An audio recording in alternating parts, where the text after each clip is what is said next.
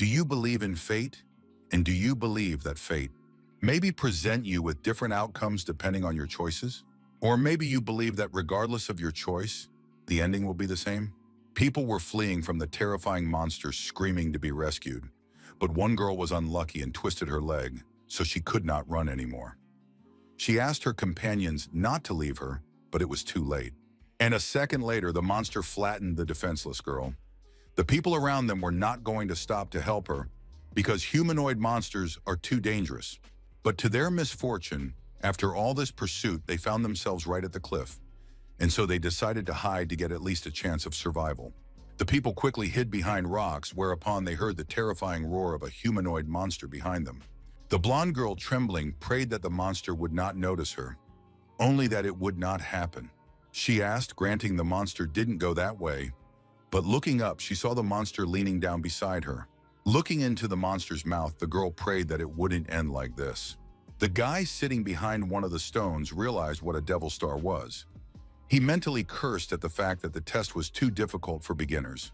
The stipulation of passing the class change task is that they need to last 5 minutes on the devil star. But for a normal person to do that, a person wouldn't be able to last even a minute here. This guy's name is Jong Kai, and he's currently on a rookie mission on the planet Devil Star. Devil Star is a huge planet near Earth that came out of nowhere 500 years ago. What is strange is that the appearance of the Devil Star did not cause any gravitational collapses and did not affect the Earth. But after her arrival, the plants and animals of the Earth, unexpectedly, they evolved into divine beasts, bringing real chaos to this world. And worst of all, modern technology is unable to counteract these creatures. And because of this, humans are on the verge of extinction. But in a moment of utter despair, many portals suddenly appeared on the ground. By going through them, people were taken to the Devil Star itself, but in the form of their digital copies. And the moment they arrived, they realized that this place is a highly realistic simulation. And most importantly, in this world, they can get a variety of professions, each with their own characteristics, equipment, and skills.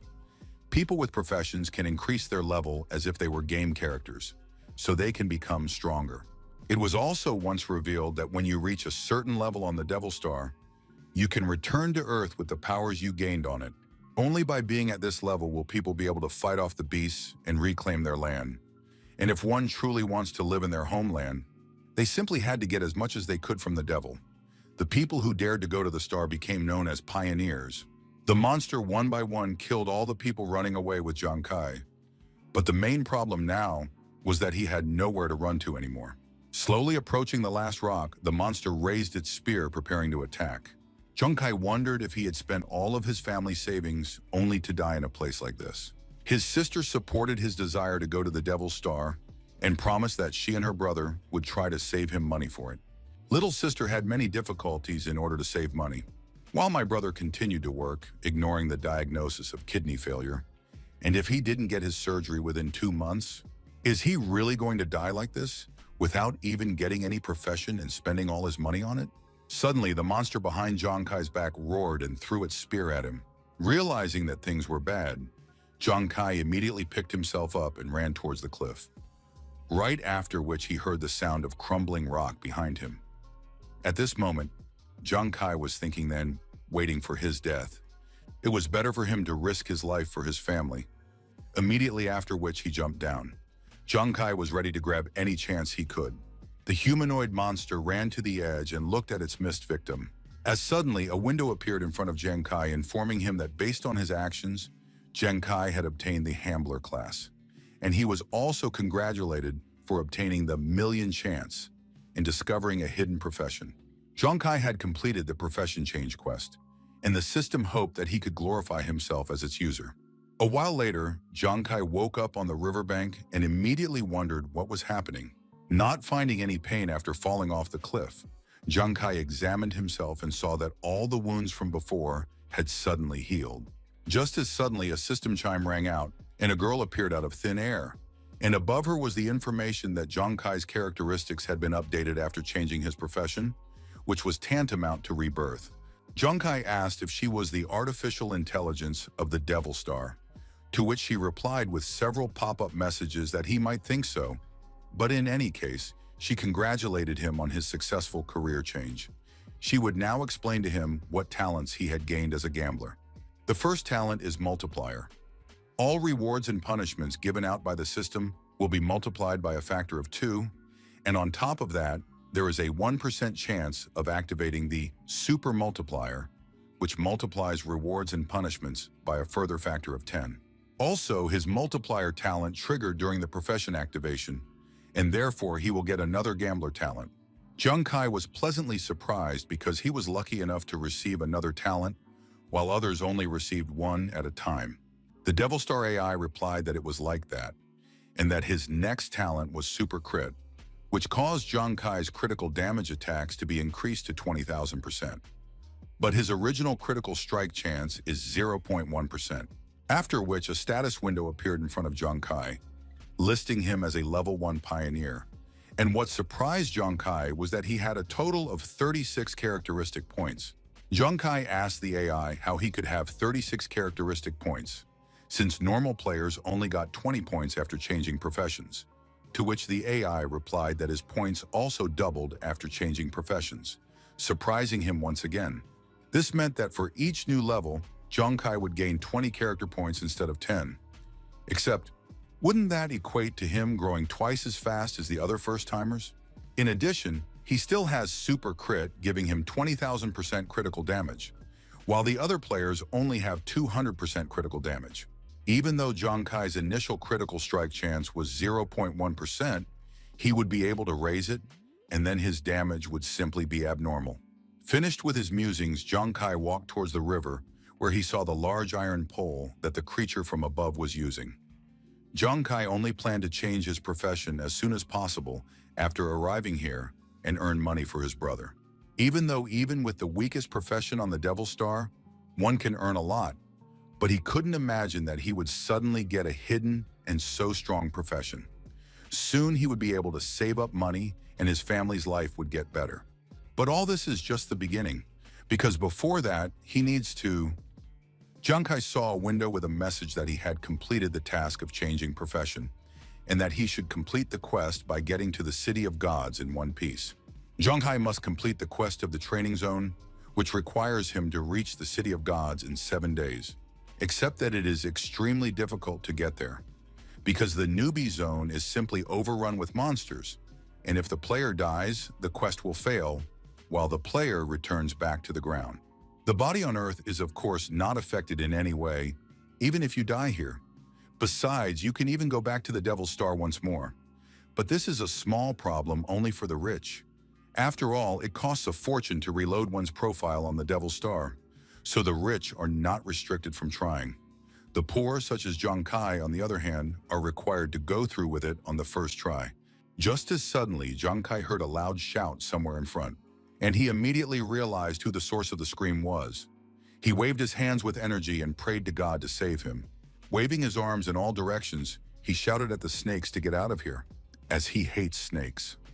This guy is Yuan Ju, Jung Kai's childhood friend. Jung Kai looked out from behind the tree and verified that the scream was indeed Jung Kai's, and he was now trapped by snakes. The venom of these snakes is extremely strong, and even humanoid beasts can die from a single bite from them. Yuan Ju is clearly in danger. Jung Kai shouted to Juji not to be afraid since he was here, and rushed towards him with his spear. Noticing his friend, Yuan Ju asked Kai why he was here. Crying because of the creepy snakes, Yuan Ju asked to leave him and leave, as these snakes have quite high characteristics, and what's worse, they are very poisonous, which means they don't stand a chance against the snakes. Jung Kai told Juji not to worry about it and threw his spear, instantly nailing the snake to the tree behind him that had just tried to bite his friend. Wenju was amazed by what he saw and asked Jung Kai if he could really kill snakes, or was he imagining it? Everything was just perfect. Juji is pretty good at distracting the snakes like this, allowing Jung Kai to attack the snakes from the blind spot. Except now things aren't so smooth, as the snakes have set their sights on Jung Kai himself. Worried about his friend, Yuanju shouted to Jung Kai to beware of snakes as their agility was too high. Jung Kai asked if that was really the case. He did a cartwheel while dodging all the snake bites and once again impressed Yuanju with his agility. For Jung Kai, it was a deal breaker since his stats were twice as high and equal to the second level. As he had previously thought, the level 1 snakes would not be able to do anything to him. Junkai asked Yuanju to keep aggroing the snakes on himself, and the latter once again created armor on his arms. But what happened next again surprised Yuanju, for he had distracted the snakes for only a moment, and Junkai had already managed to kill them all. After dealing with the snakes, Junkai realized that his profession had great dexterity, but little strength at the same time. That said, the damage was enough to kill level 1 monsters with a single strike. Thanks to killing 3 snakes, Junkai gained 3 experiences out of 100 to level 2. Thanks to this iron spear, he will be able to increase his strength for a while. And he needs strength because strength is the basic characteristic responsible for attacking on the star. Just as suddenly, Yuanju grabbed Junkai and started hugging him and shouting in his ear about how he had only heard of rookies being killed by monsters, but not the other way around. And so he asked how the latter was able to do that. After breathing after the heavy hug, Junkai said that he was lucky to get the rare profession of gambler, and he also asked that Ju not to tell anyone about it. Yuanju did not question Junkai about his unknown class, after which Yuanju flaunted his muscles and revealed his status and said that he didn't know how Junkai was doing, but his profession was not bad either. Junkai didn't expect to see the martial arts masterclass here, but he could understand how Yuanju was holding his own against these snakes, because this profession was ranked 5th in the realm of the gods. How many professions are there on the Devil Star? It's unknown to anyone, but the first thing people have to do once they get here is to get a profession. The profession will depend on the quality of the material one has before entering. The rich spend tens of millions on materials for themselves, and that's how they get very strong professions when they get here. The poor, on the other hand, cannot afford good materials to get professions, and hence they are weak. Professions are given out randomly. Junkai wondered if Juji had taken out a loan. After all, a martial artist profession cost at least 50 million. Yuanju chuckled and replied that it was a long story and that he would tell it later. Junkai thought a bit about what he had heard, but in the end he suggested collecting the scattered materials from the snakes. After all, they could be sold. The money earned here can be exchanged for the currency of the land, which will help him and his family. A variety of remains, cores, minerals, equipment, and materials are available. When it came to Devil Star items by type of remains and equipment, Junkai reached for the snake, and effects began to appear above it. After which, Junkai managed to place the snake into a card. Once obtained, the remains and equipment could turn into cards that were just transferable and sellable. Judging from the battle that happened, a gambler is actually stronger than a martial artist. While Junkai was pondering, Yuanju heard the sounds of footsteps. Suddenly, an unknown person greeted them. Yuanju immediately hid behind his friend's back and shouted. Junkai himself asked who it was. A pink-haired girl who immediately introduced herself as Su Nuanuan came out from behind the bushes and trees and said that she wouldn't be able to pass the trial by herself. Therefore, she asked if she could join their team. Junkai apologized and explained that they were having a hard time themselves, while it would only get harder with her. Yuanju wiped the sweat from his forehead, as it was only a pioneer, not a monster. Su Nuanuan asked them not to abandon her, but in return she could treat their wounds since she was a healer. With tears in her eyes, she said she could also extract poison from the snakes and improve their weapons if they found more snakes. She prayed only that they would not leave her here alone. Hearing that Su Nuanuan could both heal and buff, Yuanju was so delighted that stars shone in his eyes. Junkai, on the other hand, was pondering that healer was one of the 10 most valuable professions. Thinking back to his first encounter with the humanoid beast, Junkai thought back to the fact that it would really be good for them to have a hitman, because if he hadn't regenerated back then, he would have died. Junkai agreed to accept Su Nuanuan into their small group to reach their final destination and shook her hand, then introduced himself. Su Nuanuan thanked him for saving her. Suspecting something wrong, Yuanju approached Junkai and quietly asked him if he had changed his mind because he liked this girl. Junkai replied that he was going to punch him in the face. At the same time, the Kingdom of the Gods, Jinjiang City, Devil Star Portal, Base 18. Data Research Laboratory. Sitting in front of the monitor, the professor could not help but start praising the wristwatch in his voice, as it was really a great invention, because with its help, they could determine the location of the pioneers on the Devil Star with high accuracy. There was the sound of footsteps behind, and the girl said that it was a matter of course. And as she knew, most watches on the market easily gave off all kinds of devil's data. And the more expensive the watch, the more features it has. Su Lanlan, the rookie test inspector, asked Professor Lee if her little sister on the Devil Star was okay, to which he replied that according to the GPS data, most of the newcomers had already been eliminated, while her sister was currently on a team with 2 people. Su Lanlan was surprised to hear this. She wondered if her little sister was really that cowardly to join a team with others. After all, she had already warned her not to join teams. After all, the more newcomers gather in one place, the more monsters they will attract. While Jung Kai and the others were talking, 2 huge humanoid monsters arrived. 3 minutes later, Professor Lee confirmed that there were indeed 2 humanoid beasts near Sunuanuan. Su Lanlan began to tremble with excitement for her sister. After all, for a group of newcomers, even one humanoid was too much. And against the others, Nuan Nuan would have even less of a chance. Death on the Devil Star is the same as losing a character in the game, and the person's body will take no damage. But there can be psychological trauma from the experience that can cause serious harm. Some have seen the monster eat them piece by piece, while others have been unable to speak at all and have been talking nonsense. Su Lanlan shouted that she would pick up Li Nuanuan for psychological tests right away and headed towards her sister.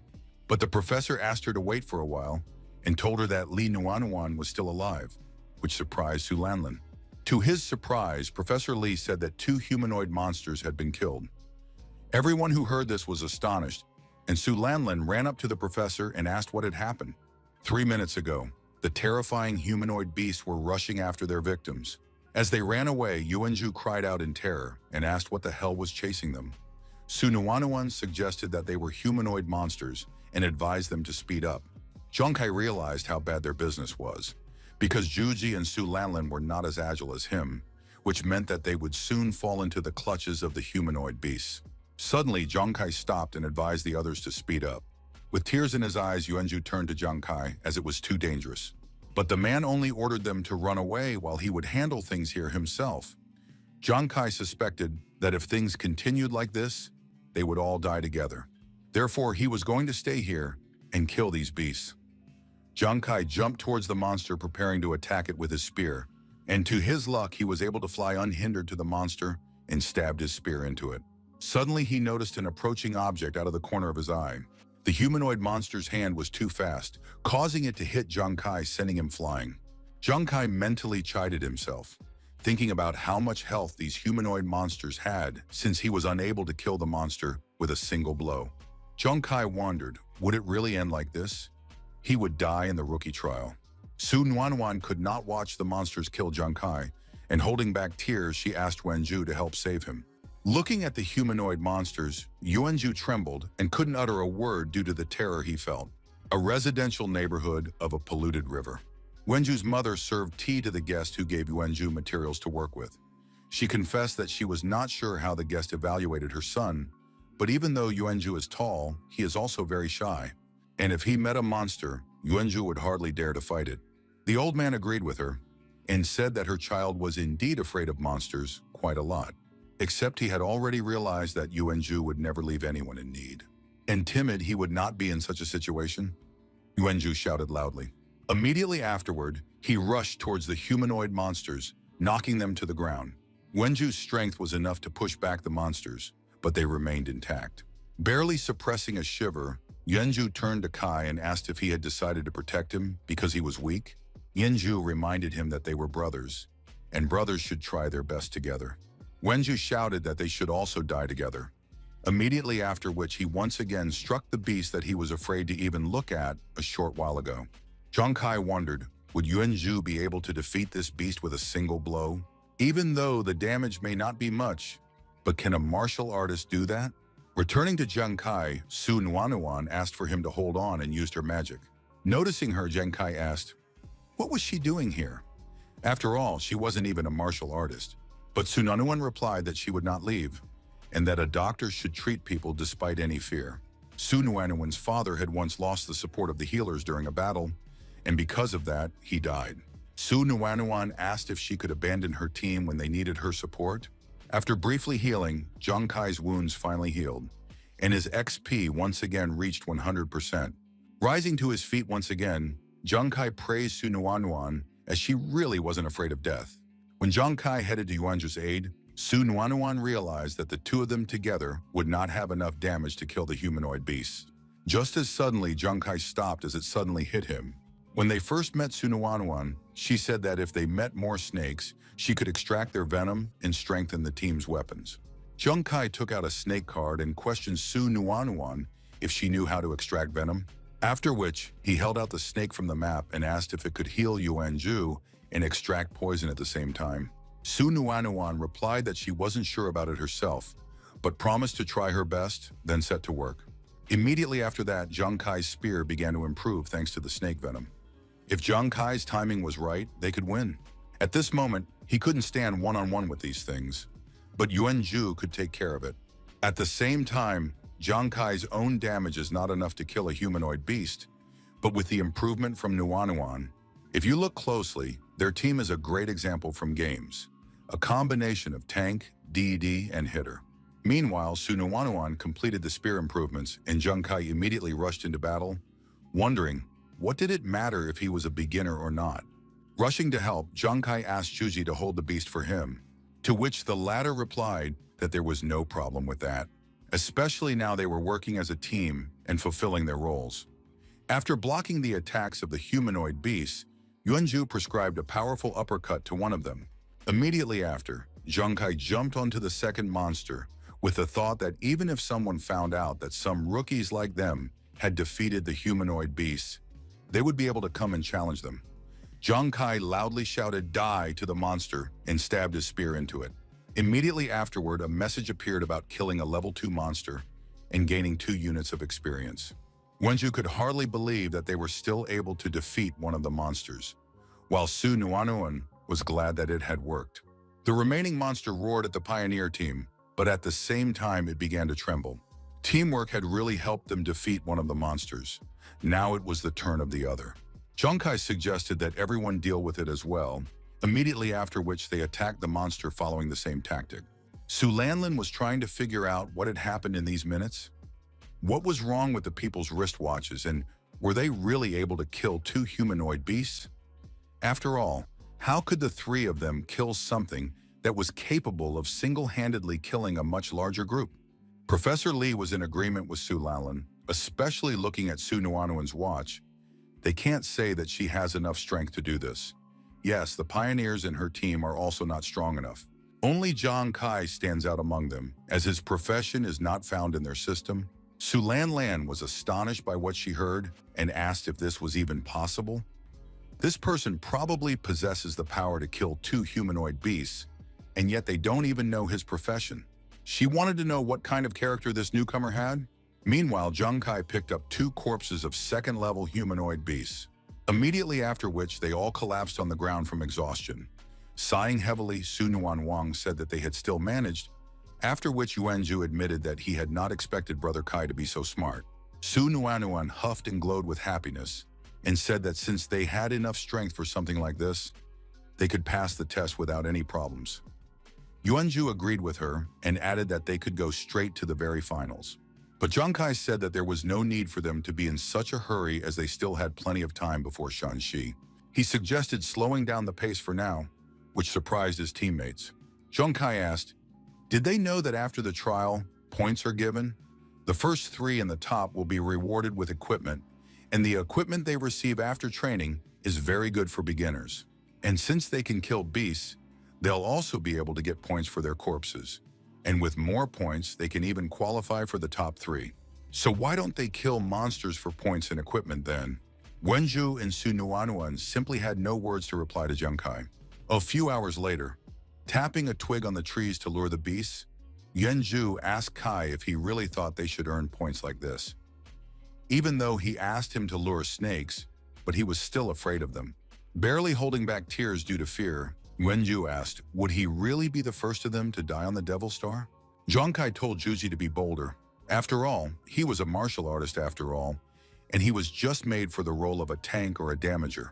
Plus, they could be healed by Nuanuan at any time.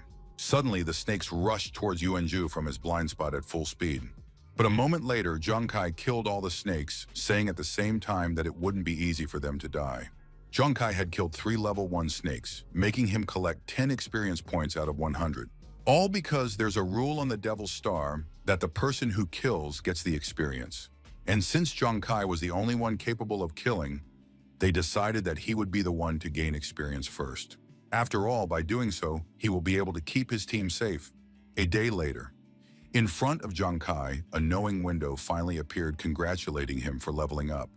And thanks to the multiplier effect, he also received double characterization points. Zhang Kai was happy with the result. After all, they were able to accomplish this with just killing level 1 snakes. Su Nuanuan immediately congratulated him on his level up, and Yuanzhu asked if he felt any changes. Zhang Kai revealed that he had added 20 characteristic points after his promotion, and now he already had 56. Hearing this, Yuanzhu and Su Nuanuan almost had a stroke of shock, for this was too much. Looking at his status, Yuanzhu saw his 26 characteristic points and said that usually only 10 points were given after leveling up. Hence, he asked from where the one who got 20. Meanwhile, Su Nuanuan was dizzy as Kai at level 2 already has 56 points, and it looks like he's no longer behind level 4 in terms of strength, which is surprising. Especially, she only has 12 characterization points. Zhang Kai explained that due to his special profession, his rewards are doubled, but at the same time his punishments are also doubled, which means he can't go bad. Su Nuanuan recognized that Zhang Kai's profession was pretty cool, and this was despite the fact that she hadn't fully figured it out. Yuanzhu reprimanded and kicked the snake, saying that it was much cooler than his master's. Suddenly, a passage opened up in the air, and the AI girl once again came out of it. Immediately after which she said that since the player had reached the 2nd level, he was entitled to 1 new skill, but since he possessed the multiplier talent, Zhang Kai's skill would be doubled. Zhang Kai was surprised at what he heard, and just in case, he asked again, is it possible that he could get an additional skill at the 2nd level as well, much less get 2 at once?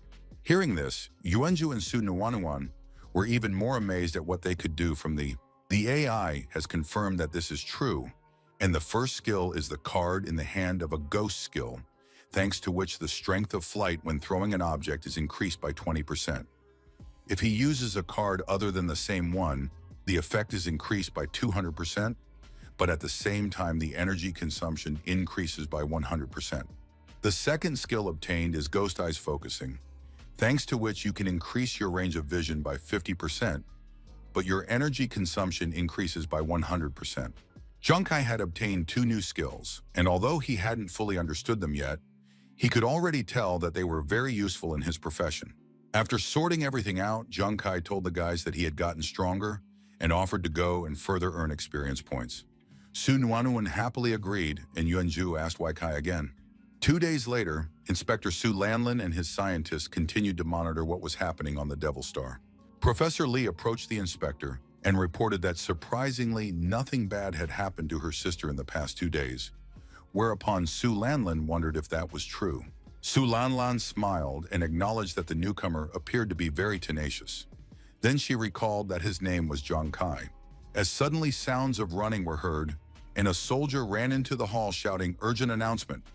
Immediately after which, he briefly reported that a danger had been detected in the newcomer's territory, and therefore all the scientists should gather. Su Lanlin and the scholars immediately became agitated because of what they heard. Immediately afterward, the commander came out to them and told them that the enemy country had sent their men to the newcomer zone and that an invasion was expected. The commander-in-chief of Zhangzhong City, Wei Ying, ordered them all to prepare. Su Lanlin asked with horror, was it true what he said about a full-scale invasion? To which Commander-in-Chief Wei Ying replied that if that were a lie, he wouldn't be here. Su Lanlin mentally cursed because this meant that they would be attacked by stowaways who were soldiers of the enemy country L, with a special profession whose role was to kill newcomers. Advanced players can't and shouldn't even enter the beginner zone so as not to hinder their development. But L country stowaways are different from other players. It's all about them having special skills that allow them to infiltrate another nation's territory. Moreover, they use very brutal killing techniques during their missions. The main goal of stowaways is to make newcomers of other countries fear the Devil's Star, increasing the chances of other players to successfully pass. Su Lanlin slammed her fist on the table and quietly said that Nuanuan was too weak And if these beasts attacked her, Commander-in-Chief Wei Ying said that they needed to train the new recruits and that the large-scale attack of the stowaway army had already begun. Therefore, they should prepare for the fact that none of their men would survive. Meanwhile, Zhang Kai and the others, unaware of the attack, continued to look for beasts for prey. Just as suddenly, Zhang Kai turned around and with his spear at the ready said that there was something there. Not understanding what the matter was, Wenju asked what he was doing and suggested that they continue on their way. Su Nuan was also surprised by Kai's words and said that there was nothing in that direction. Zhang Kai was the only one who spotted the enemy thanks to his new skill, Ghost Eye Focusing. Zhang Kai cried out that there was someone further away and threw his spear with all his might. Immediately afterward, his spear flew through the trees with great force until the sound of a hit was heard. Zhang Kai said that he was in trouble and offered to go and check everything and ran off. Yuanju and Su Nuan couldn't understand what had gotten into him. Yuanju wondered what kind of vision Kai had, because there was really nothing there. With a spear throw, Zhang Kai had almost instantly killed a level 2 wild boar, thanks to which he had already accumulated 199 experience out of 200. The guys were amazed at Zhang Kai's keen eye. Since he was able to spot a target at such a distance, he had also killed him. Pulling out his spear, Zhang Kai said that there was nothing surprising about it. After all, it was all due to his skills.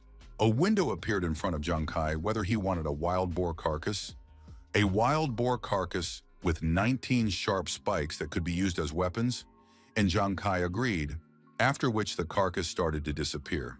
Zhang Kai's current skill card in the ghost's hand increased the damage, and due to the focusing of the ghost's eye, his vision became much better, making him able to follow attacks better. In other words, the enemy wouldn't even notice them when they were already dead. Zhang Kai decided to put his thoughts aside as he was only 1 experience point short of the 3rd level. Zhang Kai offered to kill some more monster, and Su Nuan agreed with him, while Yuanju resented the fact that he was still level 1. Not far away from Zhang Kai's squad, laughter was heard underwater, after which one of the stowaways reported to the captain that the second team had great luck. After which they all swam out of the water. It was their hour of entertainment. Zhang Kai immediately covered Su Nuan with himself and asked the strangers who they were. But one of the strangers asked Zhang Kai not to be afraid of them, as they are good people. They only want to rip out his chest and make him bleed, or else they could remove the skin and then feed it to the animals. During the conversation, the stowaways completely surrounded Zhang Kai's squad, whereupon a ripple went rippling across the water again, and the commander of the stowaways came out of it, whereupon he said that they had one object too. Captain of the second team of stowaways, Smuggler said they should not let the newcomers pass the test.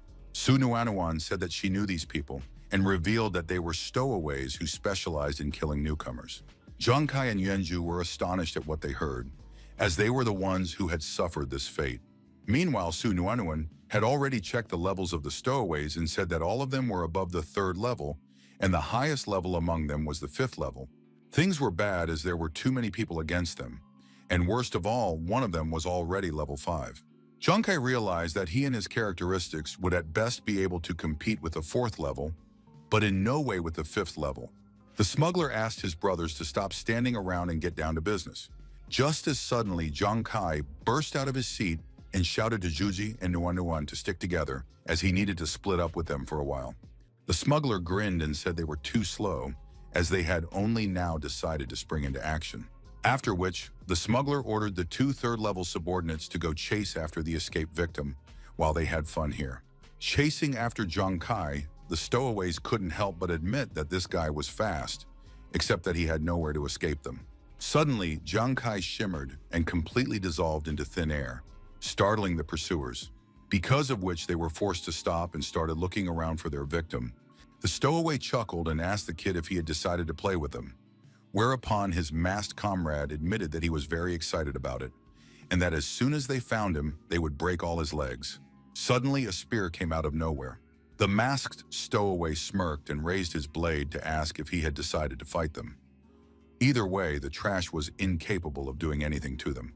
Just as suddenly, the enemy's attack was much stronger than the stowaways expected, thanks to which Zhang Kai managed to hit one of them. But even after that, the spear did not stop and continued to drag the stowaway further. The stowaway asked his comrade how he was doing, because the attack had caused him to fly up. But coming closer to him, the stowaway saw that his comrade was already dead and nailed to a tree. Junkai chuckled and asked, "Do all stowaways die so easily like this?" And walking out with the boar spikes in front of him, Junkai said that it seemed like he had nothing to envy them. Stowaway asked if that one wasn't a normal rookie and used his watch. He wanted to know how a rookie could kill his level 3 comrade. Scanning Junkai, Stowaway learned that it was a level 2 rookie with unknown crit, and for some reason the clock was giving an error. Looking at Jiankai's characteristics, the stowaway suddenly trembled and asked, "How could this be?" After all, his level 3 characteristics were only 45 units, while Jiankai's were 60. The stowaway asked, "How did that happen?" Immediately afterward, boar spikes flew into him, whereupon the stowaway screamed hoarsely in terror and a few seconds later fell completely silent. Junkai had succeeded. In terms of overall performance, he was not inferior to the 4th level, which was why he was able to deal with the 3rd level. He suggested running away to attract a small portion of the stowaways, since it was more convenient to kill them separately. He had almost reached level 3, and all he had to do to get promoted was kill a stowaway. The Devil Star AI reappeared in front of Junkai and said that he had managed to kill the stowaways, but before the victim's body dispersed, did Junkai wish to gain their experience? After which she explained that from the corpses of enemies, Junkai could get up to 100 experience points, which definitely wouldn't be unnecessary. Junkai immediately agreed, then he asked, could he get more experience just for killing stowaways? So he doesn't have to kill monsters anymore? Because in that case, he needs all their experience points. After absorbing the experience, the AI congratulated Junkai for reaching the 3rd level, after which Junkai checked his increased characteristics. His total attribute score was now 76 points, while the level 5 stowaways only had 60 attribute points. Junkai grabbed his weapons from the bodies of the stowaways. After taking the weapons, Junkai also grabbed the watch of one of the stowaways, after which he finally went back to show everyone his strength. Meanwhile, the stowaways had already beaten Yuanzhu and Su Nuanwan up considerably, but they were still holding on thanks to the treatment. The stowaway in the respirator chuckled with the combination of opponents, a martial artist, and a doctor, for earlier he hadn't even expected them to stumble into the top 2 professions. These are certainly good professions, but since the enemies are exhausted, the stowaways decided to torture them to death. Tears came to Su Nuanwan's eyes. She asked Yuanzhu if Junkai would be able to return. After all, there were 2 stowaways chasing after him. Clenching his teeth, Yuanzhu replied that he would definitely come back, because there was no way Junkai would give up so easily, especially when such a girl was around. And when his family and friends are in danger, nothing matters. The smuggler said he was done with the foreplay and invited his stowaways to finish what they had started. Immediately after which, Junkai jumped out of the forest and scattered the boar spikes. With accurate hits, Junkai pierced the heads of most of the stowaways. Su Nuanwan immediately guessed who those spikes belonged to, and Yuanzhu said that he knew that Junkai would come back to them. The smuggler asked who it was. He assumed that someone had snuck up on them and ordered him out so they could fight. The smuggler looked around trying to find his new enemy, but he couldn't even see his shadow. The smuggler wondered if it could be that there was a new profession, because if so, then, realizing the dire situation he was in, the smuggler rushed out, puzzling Yuanzhu and Su Nuanwan. Junkai raised his spear for a throw and asked the smuggler if he was trying to escape after daring to hurt his little brother. Junkai said that the smuggler's life now belonged to him and threw his spear after dealing with the last enemy. In a matter of seconds, all the stowaways were disarmed and lay dead with spikes in their heads. Stepping out of the shadows, Junkai told Nuanwan that all the stowaways were finished, after which he asked if she was all right. Hearing that Junkai had returned, tears once again came to Su Nuanwan's eyes. Su Nuanwan ran up to Junkai and said that Yuanzhu was seriously injured, and because of the severity of his wounds, even she is unable to help him. Yuanzhu coughed, after which he told Kai that he knew he would be back, but unfortunately he couldn't go any further with them. He said he couldn't take it anymore and slumped to the ground. Yuanzhu told Kai and Nuanwan that the adventures with them were his best memories, and now he wanted them to take his share. The light in Yuanzhu's eyes began to grow cloudy, and lastly he told them to work hard to pass the test. Su Nuanwan began to sob as they lost Brother Zhu. Lowering his gaze, Junkai clenched his fists and turned to Yuanzhu. Suddenly, Zhang Kai threw the body of one of the stowaways at Yuanzhu with all his might and ordered him to get down to business already. Zhang Kai explained that he purposely didn't kill the stowaways so that someone could replenish their experience and recover. Su Nuanuan recalled that on the Devil Star, one could recover by taking experience from another player, which amazed Yuanzhu as he had never even thought of such a thing. Zhang Kai admitted that he had realized from the beginning that he was just pretending. But no matter what, these stowaways were not going to let them live, and therefore Yuanzhu might as well not feel sorry for them. Positively determined to kill the stowaway squad, Su Nuanuan and Yuanzhu wished them a good subsequent reincarnation, after which all three of them turned to the injured stowaway, and Zhang Kai chuckled, then asked if he would like to be their donor. Yuanzhu reached out to him, muttering about taking advantage of the willing sacrifice.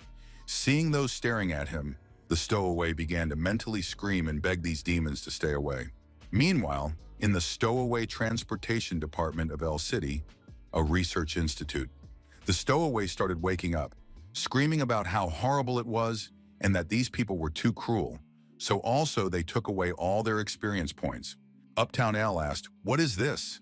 And how could these stowaways be affected like this?" The only explanation was that there was a new profession out there that could stand up to the stowaways. At the same time, but in the realm of the gods. Professor Lee said that their business was bad, because according to Su Nuanwan, her team had met with stowaways. Su Lanlan cried out because of such news, and asked if it meant that Nuan. The commander-in-chief revealed that no newcomer had ever managed to get away with a stowaway before, and so they should prepare for her demise. As suddenly Professor Lee objected to the commander-in-chief and said he didn't think so. After all, Su Nuanuan didn't die during the battle with the stowaways. Even on the contrary, she had increased her level. The commander-in-chief and the inspector were stunned by what they heard, and Su Lanlan asked, "What happened?" The commander-in-chief admitted that he didn't understand how such a thing could happen. But if they were able to raise their level while fighting the stowaways, then could those stowaways help them kill the monsters? Quickly studying all the incoming data, Professor Lee once again objected to the commander-in-chief, as Nuanuan couldn't have reached a new level so quickly by killing a stowaway. She had ascended 2 levels. Commander-in-Chief Wei Ying and Su Lanlan were astonished that Nuanuan could kill a stowaway. From surprise, the commander-in-chief let his glass of water out of his hands and jumped up and ordered that he should be shown the data of Nuanuan's team right now. Immediately afterward, Professor Lee quickly displayed Nuanuan and her team members on the screen. The commander-in-chief still had a hard time believing that they had reached level 3, except that without killing the stowaway, they simply couldn't have risen 2 levels so quickly. Su Lanlan asked, "Is it possible?" After all, Nuanuan didn't even possess combat abilities, unless Zhang Kai could deal with stowaways, but this was all too strange. The commander-in-chief gasped, after which he said that his intuition told him that it was indeed his doing. He also dared to ask why Zhang Kai's indicators were undecided. After checking the information, Professor Lee said that he found information to this effect. The fact is that all travelers are given a special watch to determine the formation. Zhang Kai's is the oldest, literally the very first model used on the Devil Star. The server of this model stopped being maintained more than 10 years ago, and they are not connected to the internet, so they can't access this information. Su Lanlan couldn't believe what she heard, after all, in their years. Someone using an antique watch. The commander-in-chief recognized that this is really interesting. He ordered to gather real information about Zhang Kai's performance for him, as he wants to see his characteristics. Having fully recovered, Yuanzhu was glowing with joy. There were also several level-ups and healings that Su Nuanuan was also happy about. Yuanzhu revealed that in addition to healing, he had obtained a professional skill called earth stomping, thanks to which he could strike nearby enemies. Su Nuanuan, on the other hand, had obtained the healer's benevolent skill, thanks to which her abilities were improving. Zhang Kai agreed that these were worthy skills for a healer and martial artist. Yuanzhu began to boast that he was now a level higher, and asked if that meant that he could now fight stowaways as an equal. Zhang Kai recognized that he too had leveled up, and pointed to his status window with a level 4, startling Yuanzhu. Yuanzhu grabbed his head and asked when he had just reached level 4. After all, he had just been level 2. Su Nuanuan glared when she saw that Kai had 96 attribute points, and after all, those numbers were equivalent to level 8. Zhang Kai said that he had reached the 3rd level when he killed 2 stowaways chasing after him. When he came back here and killed 5 more, he reached the 4th level. Wenju started to complain that it pissed him off since Zhang Kai was better than him again. Su Nuanuan walked up to Kai and asked what they would do next, thus making Zhang Kai think about it. Zhang Kai said that he had heard the stowaway captain talk about them belonging to the 2nd group of stowaways, which means there's also the 1st stowaway squad, which is exactly what they're going to kill. Half a day later, somewhere in the woods of the newcomers' neighborhood, the stowaways of the 1st group laughed at where those people could only get out of, and just how weak were the 2nd team guys that they got blown out so quickly. The stowaway with the choker said they were long overdue for a change. The captain of the 1st squad of stowaways, who also possessed the 5th level, told his subordinates to stop being so relaxed because their superiors had clearly told them that this was a serious matter, so they should behave accordingly. In any case, newbies are limited to level 5, and so they won't have much trouble straightening them out. Yenju asked Kai if he was confident that he could fight 9 5th level stowaways, and Su Nuan said with fear that if they went, they would.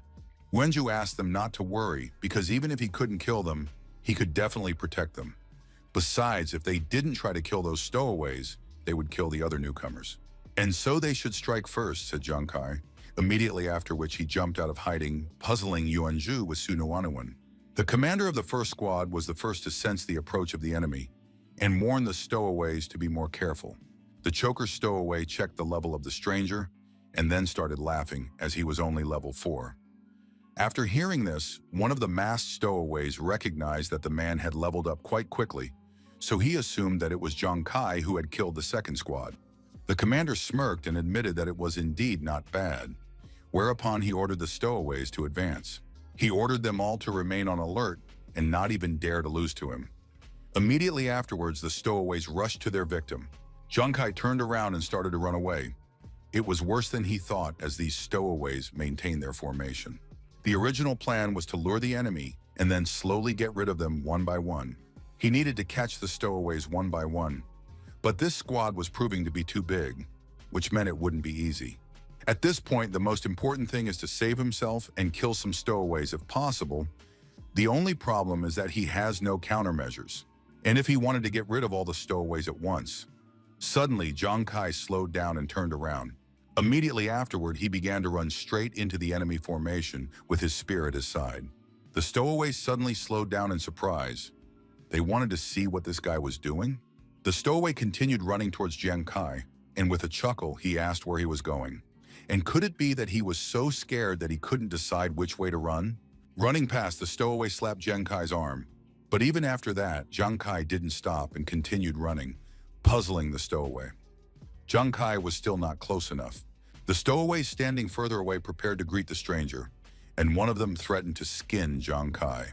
After running into the crowd of stowaways, Zhang Kai never attacked them and instead began to dodge all attacks. The stowaway commander wondered what the big deal was here. After all, they were all level 5, while this newcomer was only level 4. How could he be able to withstand their attacks? Realizing that something was obviously wrong, the masked stowaway used his watch to check everything again. Stowaway told the commander that they had too little time to determine his characteristics. But once he analyzed the newcomer with a high-tech watch, he found that they were unable to discern his attributes.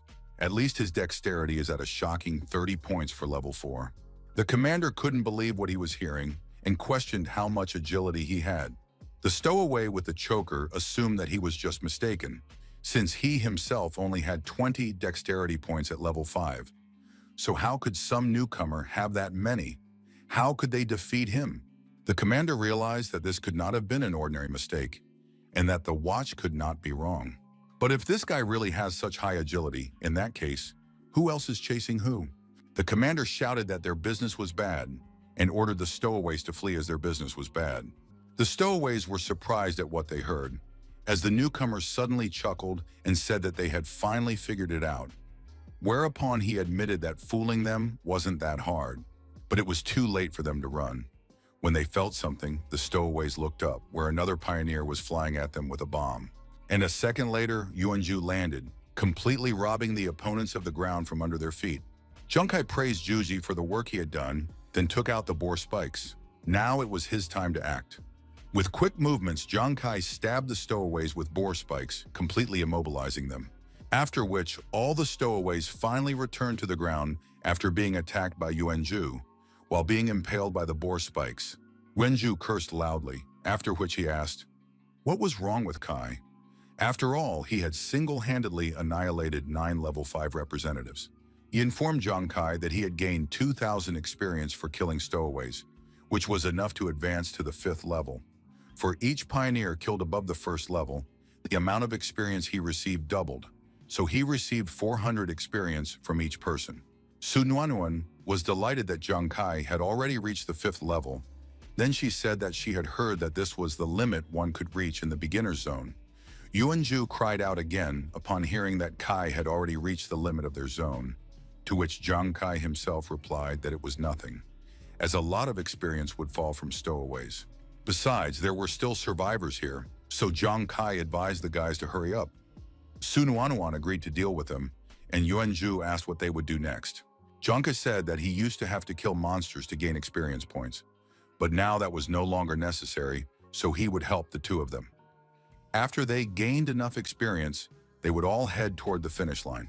Perceiving the spirit, Su Nuanuan agreed with Kai, and Yuanzhu laughed and while showing off his muscles said that it was his turn to become stronger. On the way to the finish line, Zhang Kai asked the guys to be more attentive as they need to score more points on their way to the finish line. But the closer they get to the finish line, the more ferocious the monsters become. And most importantly, even in the beginner's zone, bosses can be encountered, so they should be careful. Just as suddenly, a loud roar was heard from the front, causing Zhang Kai and his squad to come to an abrupt halt. Walking a little further, they saw 2 dead humanoid beasts. Su Nuanuan was surprised to see the corpse of a beast here, and Yuanzhu assumed that someone had bitten them to death since there were many bite marks on them. Zhang Kai used his ghost eye focusing skill. He then said that he had just seen a golden light in the distance, and asked if they thought that this golden creature was the one who had killed those monsters. Su Nuanuan was surprised when she heard about the golden creature. Meanwhile, a golden glow appeared behind them. Not noticing the threat behind him, Yuanzhu asked, what kind of creature was this? What's worse, such a creature could attack them. Just as suddenly, the golden creature attacked Su Nuanuan, causing her to scream and ask what the hell happened. Immediately after that, an unknown golden essence attacked Yuanzhu as well. He assumed that this thing was chasing them. After injuring Su Nuanuan and Yuanzhu, the golden creature immediately rushed towards Zhang Kai. Yuanzhu shouted to Kai to save himself as this thing was too dangerous for them.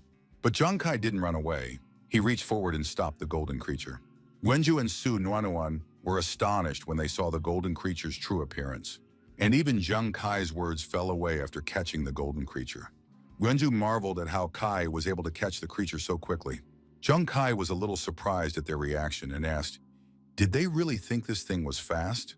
And wasn't it just an ordinary mouse? With her paws, the mouse started squeaking at Zhang Kai. She asked the bastard who he was and told him he'd be sorry for this. Zhang Kai recognized that this mouse was too bold and simply let the mouse out. But a moment later, the mouse regained its former speed and flew towards Zhang Kai again.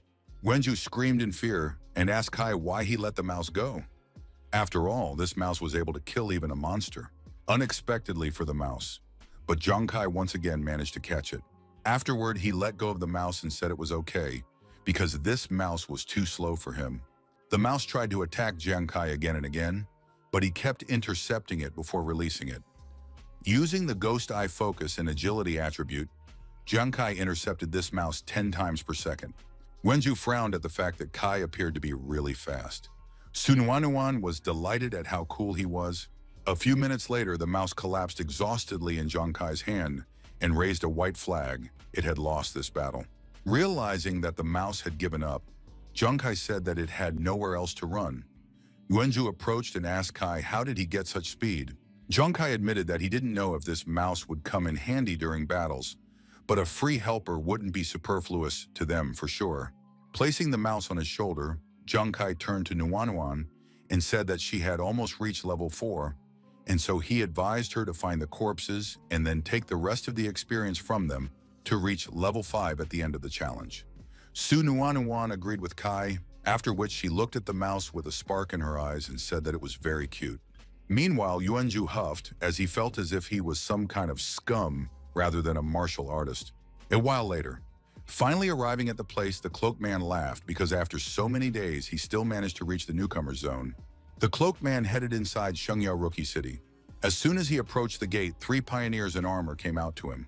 The chief among them congratulated the newcomer for passing the test and said that he could now officially become a Devil Star Pathfinder. This person was Xiao Tao, who was the rookie's escort. After which, Xiao Tao touched the newcomer's shoulder and said that it was unfortunate that he didn't come first, except that the ranking wasn't that important, it was the journey itself that was important. The newcomer in the cloak raised his hands and turned to the captain, still agreeing that he was not the first. After which, he showed Xiao Tao all the monster cards he had collected with a wide smile and asked, what made them think that he was aiming to run in first? Xiao Tao and his subordinates were astonished by what they saw. The soldier behind him said that the ranking was calculated by points, while the rookie had a lot of monsters killed. But would he be able to exchange them for points? Xiao Tao asked. How did the rookie even manage to kill so many monsters? The newcomer laughed and throwing off his hood said that it was all nonsense. After all, he is the second lord of the Huang family and the future guild leader, Huang Wei. He had undergone special training before he even got here. Xiao Tao cried out because of what he heard. After all, this was the same Huang family of the Xuanwu Guild. The soldier behind him said that Xuanwu Guild was one of the top 10 cities in Shengyao. Since that was the case, he was not surprised that this newcomer was so capable. Xiao Tao congratulated Huang Wei on his achievements and said that although he was not the first in points, he would definitely enter the top 10 of Shengyao City in terms of power. Spreading his arms to the sides, Huang Wei laughed loudly and said that Huang Wei would definitely become great, and winning first place was just the first step on his path. If he is given a little more time, the whole Star of the Devil will fall at his feet. Somewhere in the back of the rookie zone, Oh Yunsen and his squad continued on their way. The matter was strange, after all. They had already traveled half a day but still hadn't encountered a single monster along the way. So what could be the matter? Gloomily glancing back, Zhang Kai wondered if the mouse was scaring them all away. But Su Nuanuan asked, was that even possible? After all, this mouse is just incredibly cute. Suddenly, they heard a loud roar again, causing them to stop abruptly. When Zhang Kai saw who was walking towards them, his pupils narrowed due to fear. The creatures that caught up with Zhang Kai's squad are the Dusky Wolves. And worst of all, they were together with the boss of Shengyao City's rookie zone, Shadow Wolf King. Zhang Kai and the others piled up, and Zhang Kai shouted that things were bad as they had gotten right into the boss's territory. And they were already surrounded by the entire pack of wolves. Shivering with fear, Yuanju turned to Kai and said that he had heard that the Shadow Wolf King was the most powerful creature in the novice zone that no one had managed to kill yet. After which he asked, what would they do? Trying to suppress the trembling in his hands, Zhang Kai tried to think of a way out. There were too many wolves around, and he would be able to escape, except Zhuji and Nuan wouldn't. Since things were so bad, he could only stay and fight to the death. Zhang Kai turned to the boys and explained that they couldn't escape, so they could only fight their way out. Oh Yunsen said that they needed to kill the king as quickly as possible, then rushed forward. Wenju crouched down on the ground and using one of his skills, he said that now they would see him. Immediately afterward, he rocketed into the air, and a second later, he bombed and landed not far from the boss, clearing the path ahead. Zhang Kai said that this was an excellent skill, after which he shouted to Nuan to take advantage of his technique. Now it was also Zhang Kai's turn. He used the focus of the ghost's eyes and the card in the ghost's hand to throw the boar spike. But the one simply crashed into the boss mech without doing any damage. Everyone was terrified as even Zhang Kai was unable to break through the boss's defense. Not intending to tolerate this any longer, the king of the Dusky Wolves growled menacingly, ordering his pack to attack the outsiders. Immediately after which, a pack of Dusky Wolves pounced on Zhang Kai's squad. Very quickly, they began to be covered in wounds. Things were not good. Holding back the Dusky Maw, Yuanju shouted to Kai that they couldn't attack the Wolf King and that they needed to think of something else. While restraining the Dusky Wolves, Zhang Kai thought about what else he could do to the Wolf King, but he gave up on that idea rather quickly, as the Wolf King's defense is too strong and his pack doesn't give them a pass. Such a fight couldn't help but wake up the mouse in Zhang Kai's hood. The mouse ordered those who were disturbing his sleep to go away. But still not hearing silence, the mouse turned to one of the noisiest wolves.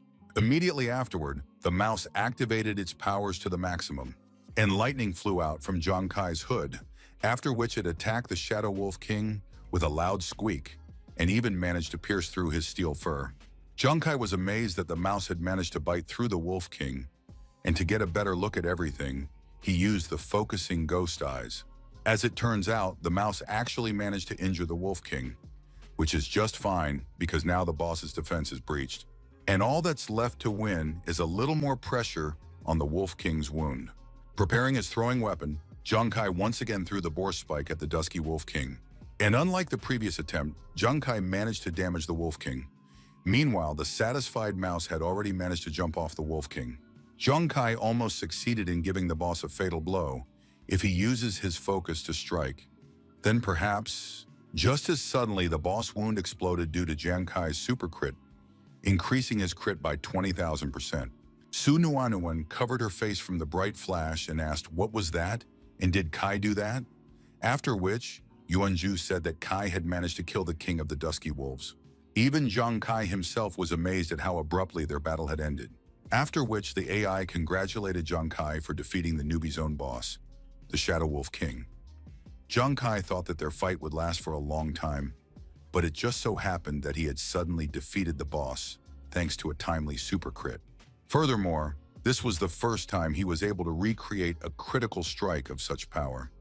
After the death of their king, the Dusky Wolves stopped and suddenly began to tremble in fear. Suddenly they began to run, scattering, hoping for rescue. Zhang Kai asked Juju and Nuanuan if they could still fight, to which they replied that they would still last. Zhang Kai said that since the king was already gone, the remaining wolves were just pathetic bugs to them. Yenja hardly agreed with Zhang Kai. After all, they had barely survived this battle. Right now, they must not let the wolves go alive. Zhang Kai and his comrades began to drive the wolves in and destroy them on the spot. And after a short time, they finally dealt with all the Dusky Wolves. Wenju admitted that there was no way he expected that Kai would be able to defeat the rookie's own boss, and Su Nuanuan said that they were very cool. Zhang Kai asked the others to get ready to earn points. Su Nuanuan agreed with him, and Yuanju asked, what would they do next? To which Zhang Kai replied that they now had quite a few points in reserve, and so they would go straight to the finish line. Several hours later, Zhang Kai and the others finally arrived at Shengyao Rookie City. Yuanju was pleasantly surprised to see what Shengyao City on the Devil Star actually was, and Su Nuanuan commented that it was very lively. Zhang Kai said that it was a matter of course since Shengyao is the largest vacation base on the entire Devil Star. Just as suddenly, Su Nuanuan noticed that the mouse started to run away and told Kai about it. But he said it's all right, because this mouse is completely free, although he wouldn't mind if fate brought them back together. After the tryout in the freshman area reception hall, the captain congratulated Zhang Kai and his comrades for passing the test and introduced himself as Xiao Tao, the guide for all newcomers. Zhang Kai asked if he could see the ranking, to which the captain replied that of course, as suddenly laughter was heard near them, after which the guy said that it was very interesting. Huang Wei asked who would have thought that his employee would also participate in the trial, but since the one was here, he wouldn't mind showing him the ranking. Zhang Kai frowned. There was no way he expected to meet this Huang Wei here. Pressing a few buttons on the clock, Huang Wei called up the list and laughingly said that he was in first place. And of course, Zhang Kai and his company were lucky, as they were also in first place, except they were first from the end. The guys next to Huang Wei started laughing at Zhang Kai and his team and called them all trash. One of them asked, how could this scum have the conscience to come here? To save up for the trip to the Devil Star, Zhang Kai's sister worked in Huang Wei's house, and that scumbag kept hitting on her. In addition, Huang Wei didn't even consider him as a human being and often beat him up. Yuanju jumped out in front of Zhang Kai and shouted threateningly to Huang Wei that he was about to wash his mouth out with soap, but Zhang Kai stopped Juju and said he was fine. Zhang Kai apologized to everyone and warned that soon the ranking would be changed, all because they would become the leaders. Huang Wei and his underlings began to mock Zhang Kai and his comrades. Huang Wei asked, what kind of insolence was this? And what else do they want since they were already first from the end? After which, Huang Wei, barely containing his laughter, told the captain that this trash seemed to have lost his mind, and his red-haired underling agreed with the boss and suggested that Zhang Kai should go to the mental hospital. As they continued to laugh, they called Zhang Kai's squad the Three Idiots. Zhang Kai turned to Zhuji and Nuanuan and asked them not to react to these taunts. Su Nuanuan agreed with Kai, and Yuanju chuckled and reached for his watch and said that things would change soon. He said it was time for things to change. The trio pressed their watches, immediately after which they turned around, and a wall of cards from the monsters they had killed lined up behind them. Huang Wei's ward opened their mouths in shock, and Huang Wei himself asked, "What is this?" And in a trembling voice, he asked how. How many monsters had the three of them killed? What was surprising was not only the number of them, but also the fact that they were also killing dusky wolves in addition to simple monsters. Checking the list, Huang Wei even came across the boss of the rookie realm, the Shadow Wolf King. Trying to contain his shock, Huang Wei said that this was ridiculous. After all, how could this trio even be able to deal with the Shadow Wolf King? And was it even possible? Zhang Kai replied, whether one wanted to believe it or not, the ranking was indicative of everything. Immediately after that, cries of "look" could be heard nearby, and the people checking the rankings wondered if this was really possible. Wanting to check everything personally, Huang Wei reached for his watch. Immediately afterward, the rankings appeared in front of him, and these three did indeed make the top three. Zhang Kai oohed as he had forgotten about something and asked if they thought that was it. Afterward, Zhang Kai and his companions threw away all the stowaway watches they had collected. Zhang Kai asked the gentleman if it could all be converted into points. Xiao Tou immediately assumed that it was the same stowaway watch from the L country, while the others were astonished upon hearing about the stowaways. Huang Wei laughed and said that they were definitely lying. After all, how could some rookies kill stowaways? Spreading his hands out to the sides, Huang Wei asked loudly, how could there be stowaways in the competition? After which he asked the people if any of them had seen these stowaways, to which he replied that none of them had. Huang Wei turned to Xiao Wei and pointed at the trio and asked him to look into it, all of them saying that they hadn't seen any stowaways, which meant that Zhang Kai and his friends were lying. So he advised to cancel their points and check them strictly. The captain tried to reply as the cries suddenly grew louder. Xiao Tao shouted for him to deal with them and take the matter more seriously, then punish the liars.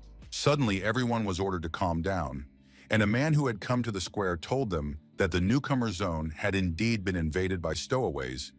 They just hadn't had time to report it. The deputy commander-in-chief of the Zhangzhong military district, Lu Jun, admitted that he too was surprised by this when he heard about them, and so he suggested that Zhang Kai and his comrades should be properly rewarded for their dedication. Huang Wei's underlings were astonished at what they heard. But what was more surprising was that the deputy commander himself had said so, which meant those three had really killed the stowaways. Lu Jun turned to Zhang Kai and said that in order to reward him in some way, it was decided to increase his equipment reward. The original award for second and third place has been upgraded from rank B to C.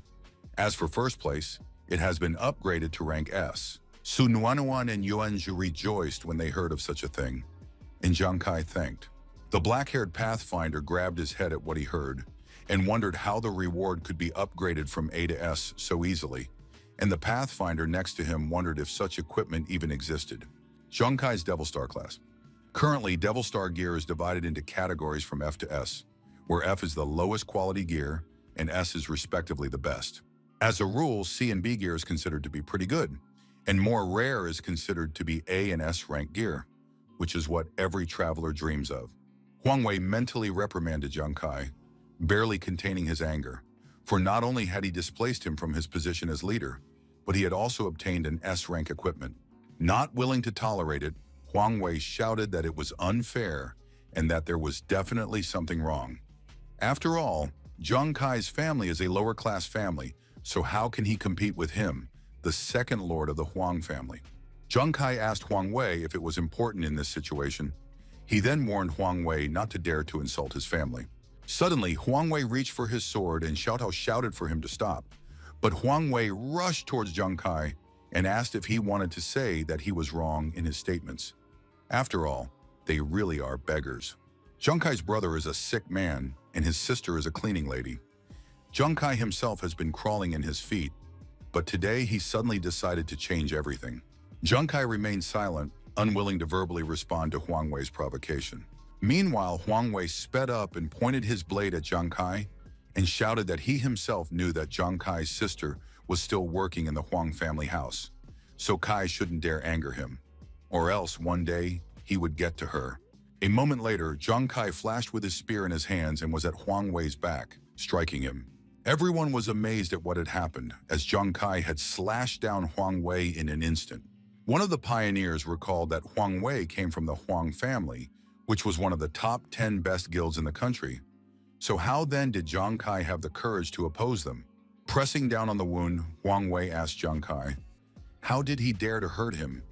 And did he know what would happen to him now? After a short chuckle, Zhang Kai reminded Huang Wei that he was the one who first insulted his family.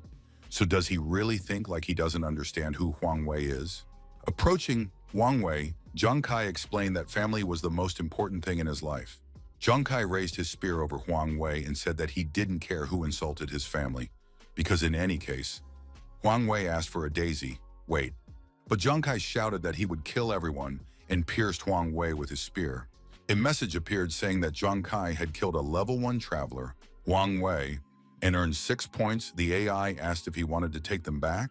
Zhang Kai didn't expect to get so little experience for killing Huang Wei, hence he asked, was the Huang family really that poor? After a brief lull, the square was filled with shouts. Everyone wanted to understand how Zhang Kai only dared to kill Huang's heir.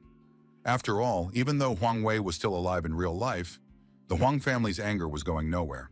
Killing Huang Wei was even too bold a decision. Lu Jun recognized Zhang Kai as an astounding person, as he did not lose his cool even in moments like this. Lu Jun coughed to attract attention and turned to the gentleman around, then revealed that Zhang Kai had killed Huang Wei in self-defense. Hence, he proposed to close the matter. After which, he turned to Zhang Kai and said that the three of them should follow him to get their point rewards. Zhang Kai thanked Lu Jun, while Yuanju and Su Nuanwan admired Zhang Kai. Leading Zhang Kai and company out of the crowd, Lu Jun led them to the awards. Lu Jun said that they could now see their equipment and asked them to hurry up and open it. The first to open the box was Su Nuanwan, where the Jade of Life was located. The Jade of Life is the equipment that all healers dream of at first. Lu Jun said that the Jade of Life adds 15 points to one's physique and spirit, which has a very positive effect on the healing process.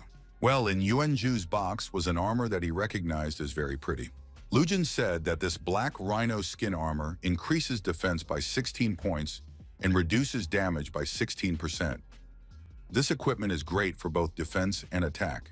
While Yuanju was admiring his armor, Su Nuanwan decided to go with Zhang Kai to see what kind of S-rank equipment was in the last box. Inside the box were 9 blades that the system could not recognize. Lu Jun was a little surprised and assumed that this equipment required a special ID. After hearing about such a thing, Yuanju thought that it must be very cool. Lu Jun agreed with him, after which he took out a card and told them that very good equipment usually required an ID. And fortunately, he could help them since he had one. Once Lu Jun attached the ID card, Zhang Kai was able to check the blades. They were 10 Calamities blades with 9 points of strength, durability, and dexterity. The special effect of the blades was that for every pursuit, the critical strike chance and critical damage dealt would increase by 10% until it reaches 90%. Once critical damage is dealt, bonus effects are doubled. Lu Jun didn't expect that these blades would be responsible for critical damage specifically, whereupon he explained that the attack power of a mere beginner was usually low, and therefore the critical damage from a rank S equipment didn't seem as good as a rank A equipment. Wenju frowned upon hearing about Kai's bad luck, and Su Nuanwan asked Mr. Lu if Kai could change his equipment. Lu Jun admitted that it was very troublesome, but since things were like this, he would try to do something. Just as Zhang Kai suddenly refused to change his equipment. To the surprise of the others, he said he didn't need to change anything, and that these blades fit him. Zhang Kai's equipment couldn't be better, because now his damage would be not twice, but 200 times more powerful. And most importantly, after such critical damage, even the Shadow Wolf King would fall in a single blow. It's just a pity that his normal critical strike isn't particularly high, so something like this wouldn't be easy to replicate. While someone capable of dealing a critical strike 10 times a minute, Zhang Kai would probably deal 1 critical strike in 10 days. Except that each use of the 9 Blades of Disaster increases his critical strike chance by at least 10%, and after a few hits, his critical strike chance and critical damage will be increased by 90%. Therefore, the 9 Calamities blades are the perfect item for the gambler. Lu Jun decided not to mind since Zhang Kai liked these blades, and since they had taken their rewards, they could finally go back to the ground. Except, Lu Jun turned to Zhang Kai and said that he wanted to warn him that someone might be looking for him, so he better be careful on his way home. Earth, Kingdom of the Gods, a poor neighborhood of Jiangzhong City. Zhang Kai had finally returned to Earth and was already riding his bike home. He didn't expect the Devil Star trial to go so smoothly, and he couldn't wait to see what his brother and the others had to say. But once he was near the house, Zhang Kai suddenly noticed expensive cars in the parking lot. Completely oblivious to Lu Jun's advice, Zhang Kai assumed that someone was just going to develop their neighborhood.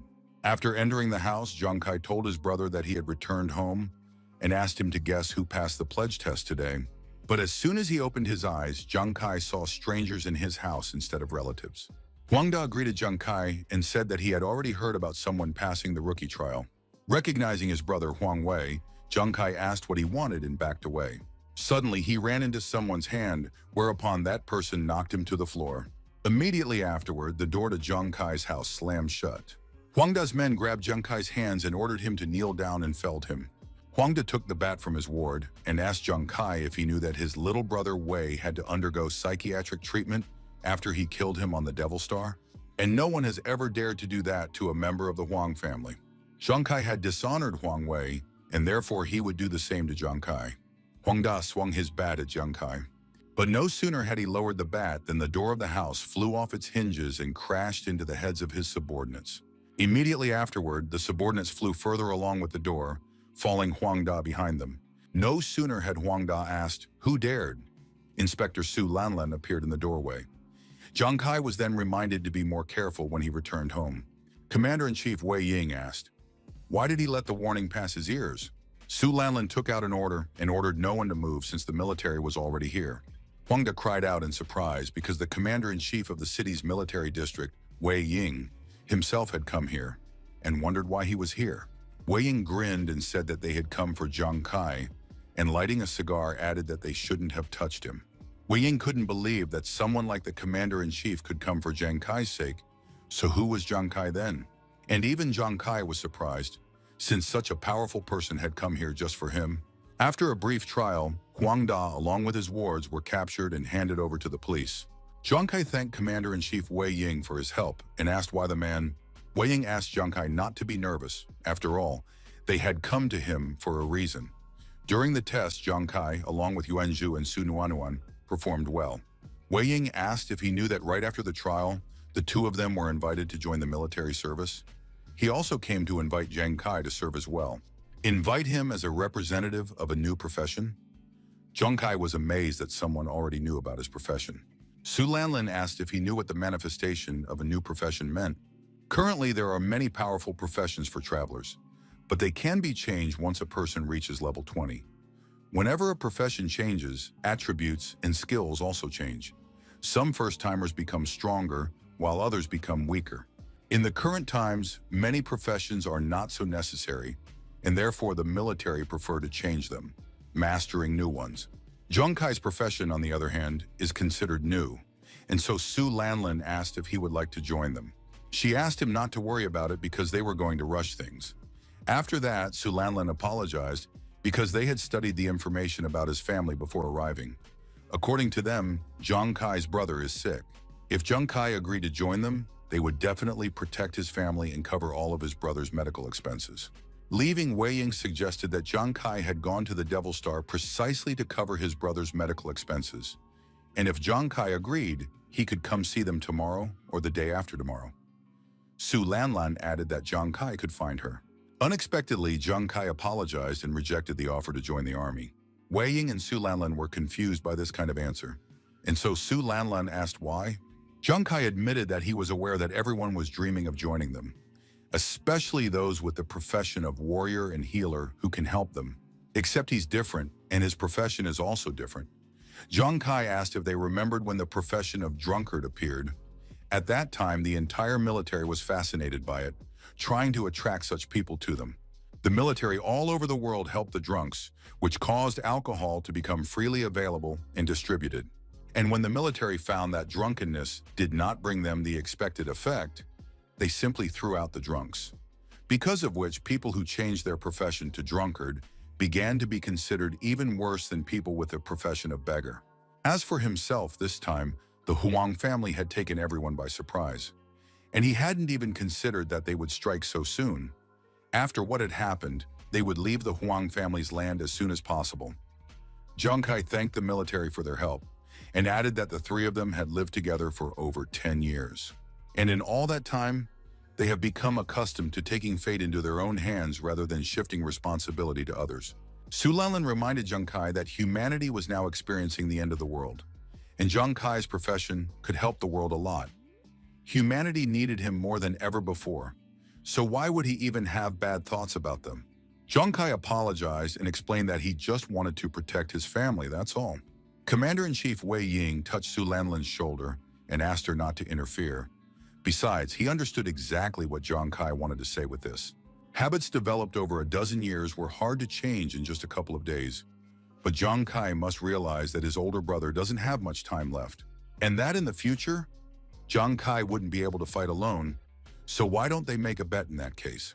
With a smile on his face, Wei Ying told him that for the next month, the military would continue to protect Zhang Kai's kin from the Huang family's attacks, and if Zhang Kai could save up for his brother's surgery within that period of time, they would accept his independence and would not interfere anymore. But if he didn't save up in time, the military would cover all the medical expenses themselves, and Zhang Kai would join them.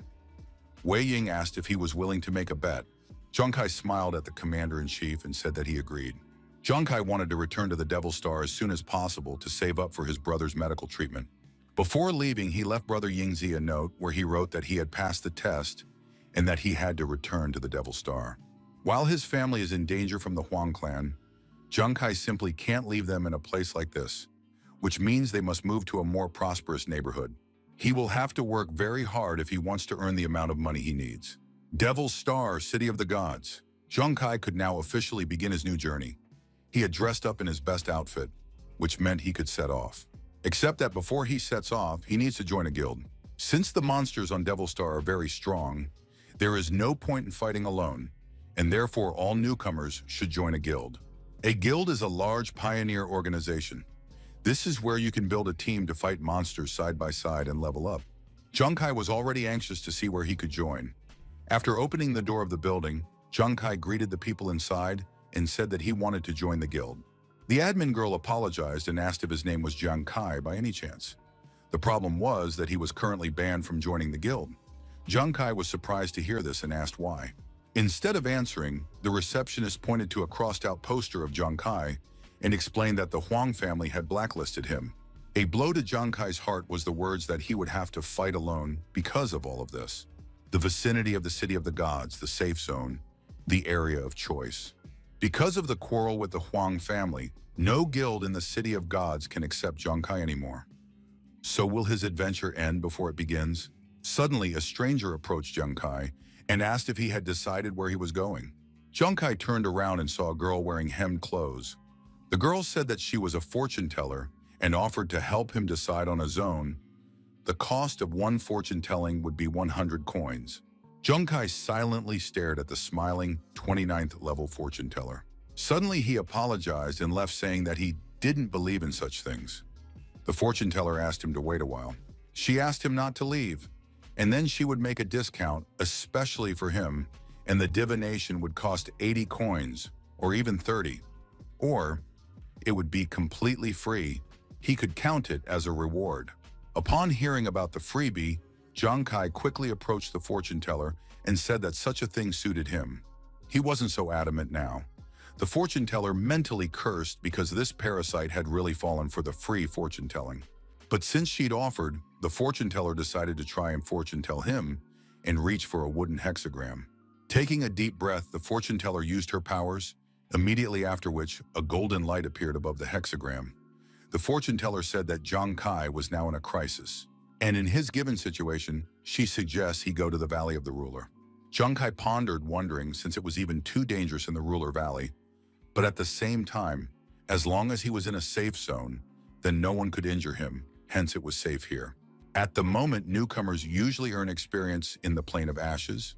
Players from the 1st to 10th levels gather here, but there's a slight chance that the Huang family will send someone here to kill him. The mountain pass is usually accessed by players from level 15 and up, and if he went there now, he would surely die. Well, as for the Ruler's Valley, it was created for level 10 travelers, and with his current strength, he would hardly be able to stand up to the monsters in those places. This could mean that Huang's family wouldn't even consider him going there. Well, since he's not allowed to join the local guilds, then so be it. He'll go alone, and the Ruler's Valley will be his starting point. Zheng Kai thanked the fortune teller and hurried to the Ruler's Valley, which caught the fortune teller by surprise. The fortune teller had not expected him to go to the Ruler's Valley alone. When she said the Valley of the Ruler, she meant that he should go there with a team. The fortune teller wondered if he even knew where he was going. In that case, this place would definitely ruin this pioneer. Quickly packing her things, the fortune teller told herself that she didn't care. After all, it was none of her business, and she needed to get out of here as quickly as possible before someone gave her a negative review. A short while later, Valley of the Ruler. Zheng Kai had studied the Ruler Valley a bit and was already curious about how strong the monsters here were. Suddenly, he heard a loud roar, which made him realize that something was wrong here. Not far away from Zheng Kai, a huge rampaging monkey was fighting against a squad of pioneers. The monkey was beginning to crowd the squad, so the commander shouted for them to hold on. He scanned the monkey and said that it was only level 11, and if they tried their best, they could probably overpower it. The commander ordered more effort, immediately after which his squad went into a second round of battle. As it turned out, that noise was from the rather lively team battle of the pioneers. Oh, and the monsters in the valley looked quite strong, and so Zheng Kai wasn't sure if he could handle them. Just as suddenly, a vile stench from the side reached Zheng Kai.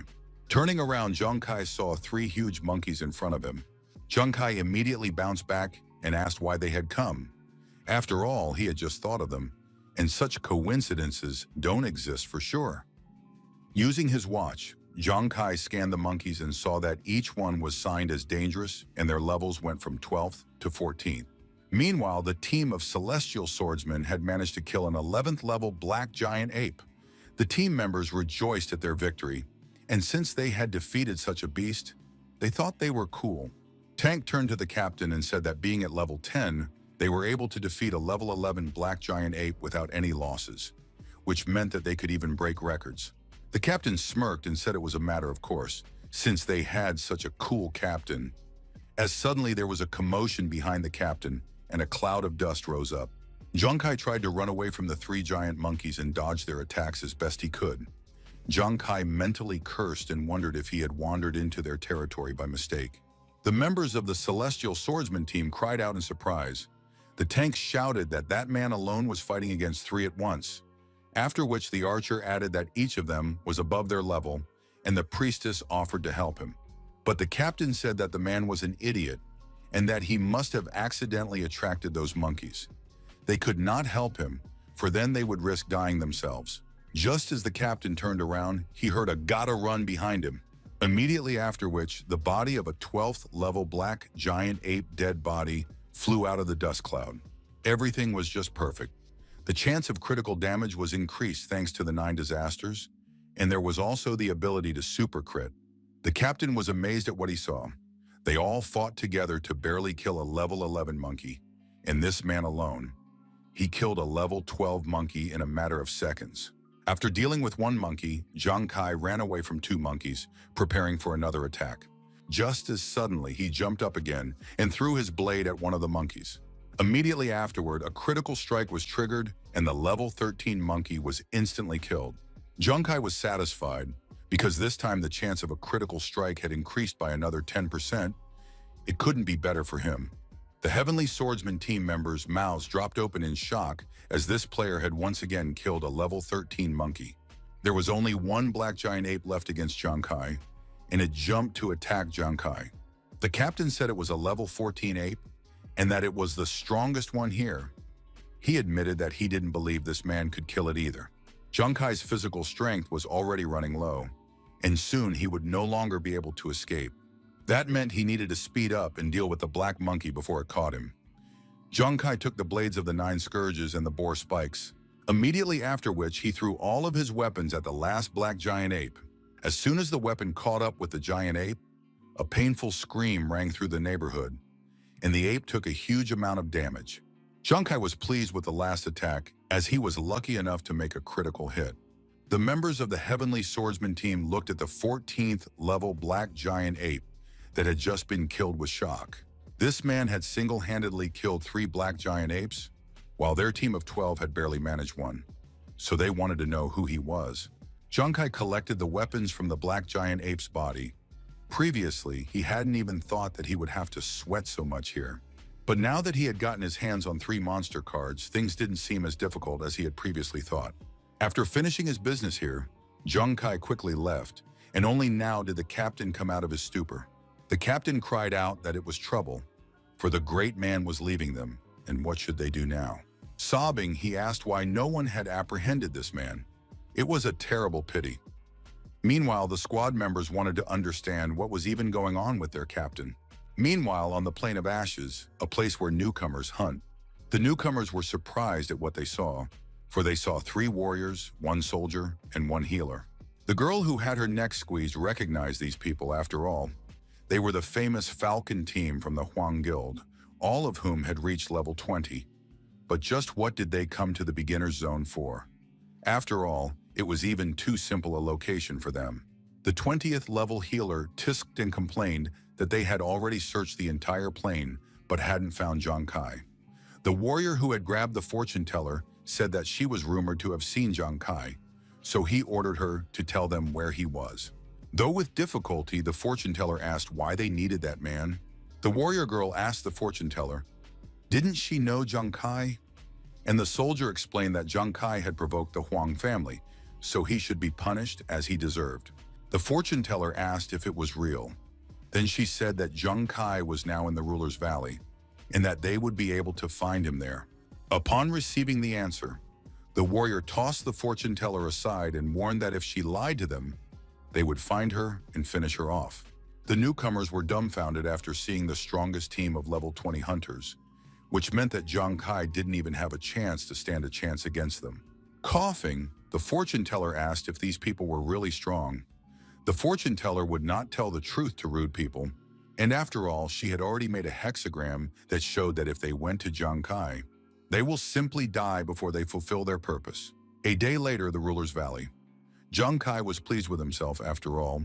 He had already killed 16 black giant monkeys and had finally broken through to the 6th level. Rumor has it that the corpse of a black giant ape can be sold for a very decent amount of money. And if he can make money, he can easily pay for his brother's treatment. Just as suddenly, Zhang Kai was approached and asked if he wanted to join them. Turning around, Zhang Kai saw a large group of players in front of him. Their commander said that they had 3 teams of people here who were hunting the black giant apes in groups. And if Zhang Kai joins them, he will be able to gain access to elite treasure chests. So will he join them? Asked the commander. Zhang Kai pondered after hearing about the team and said that he didn't have a team of his own. So would he really be alone?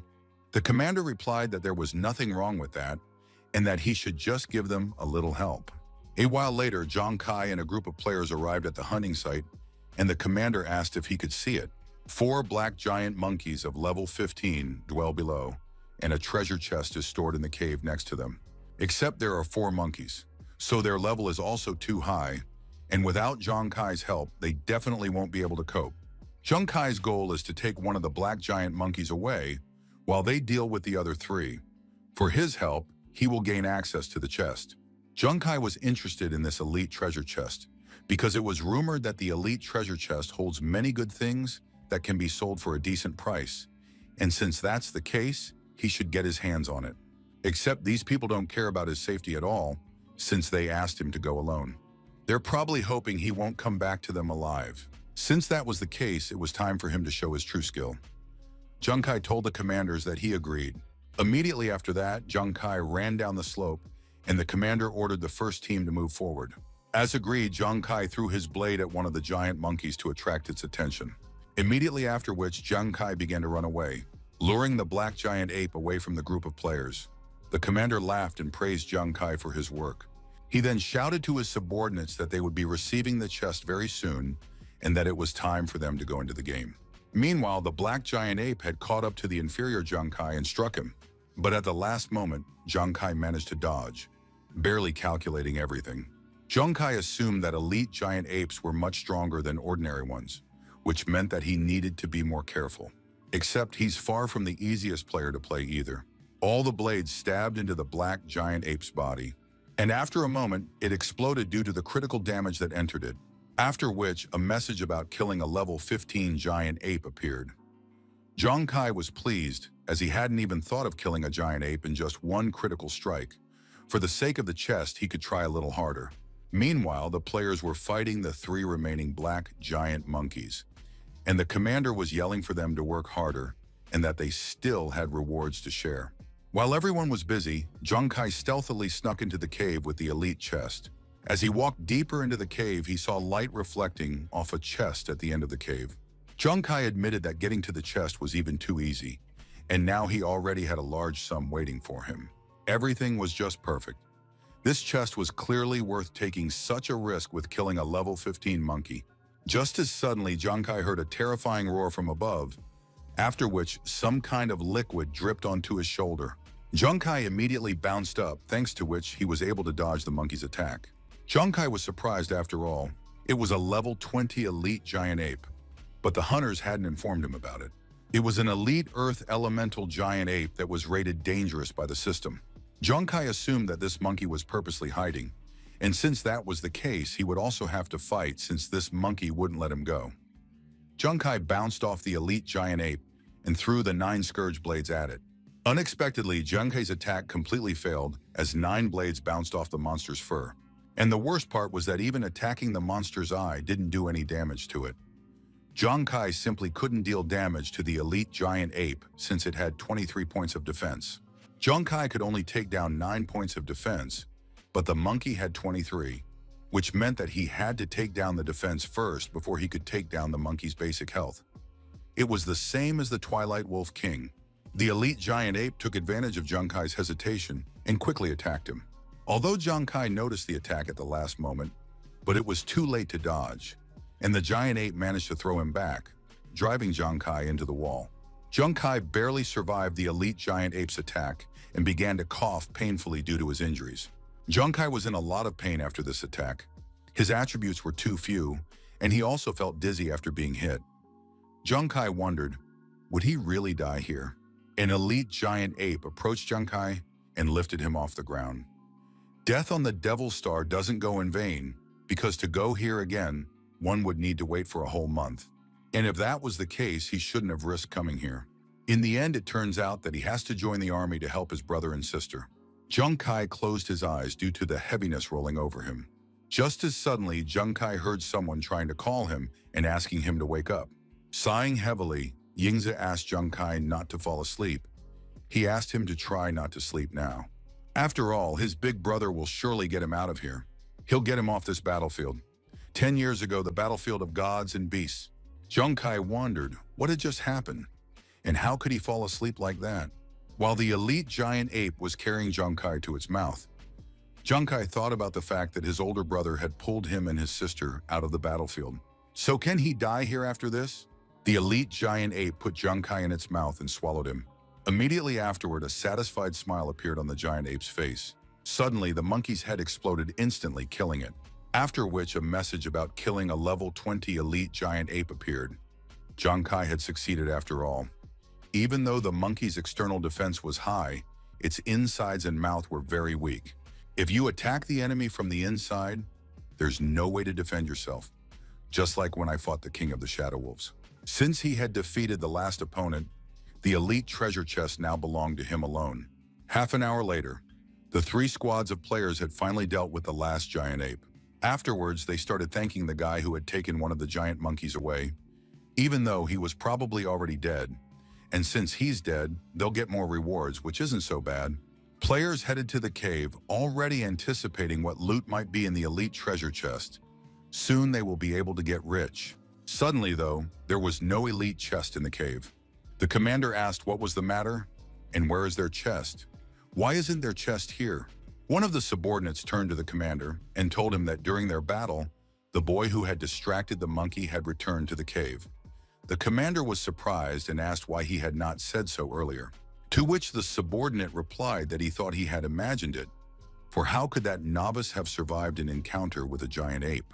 The players began to discuss that they had been laboring here in vain, fighting giant monkeys all day, and even if the chest wasn't here, they should get some kind of reward. One of the players reminded the captain that he owed him for months now. The captain cursed loudly and began to yell that they had ended up getting screwed over by some kid somewhere in the ruler's valley. Zhang Kai was a bit grateful to those people, as he wouldn't have been able to get that chest without them. Now it's time to see what's so valuable in the chest. As soon as Zhang Kai opened the chest, everything sparkled, for the chest was filled with treasures from top to bottom. Zhang Kai's eyes shone with dollars because the treasure chest turned out to have a lot of ore, so also equipment. The value of the Devil Star's equipment is quite high, which means he is now rich.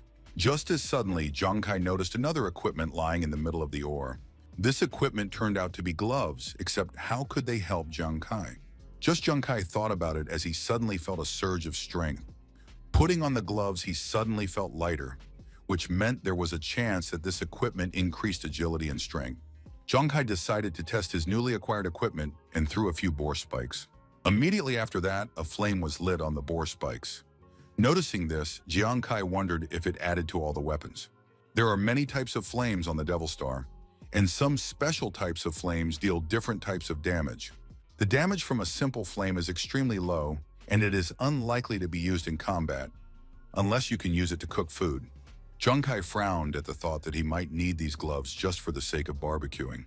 Suddenly, a loud roar was heard, and with a loud rumble, 4 elite 18th level giant monkeys walked out towards Zhang Kai, and the system trumpeted danger. Zhang Kai bounced up and threw his 9 calamity blades at the elite giant monkeys, during which he wondered, did they come because of that gauntlet attack?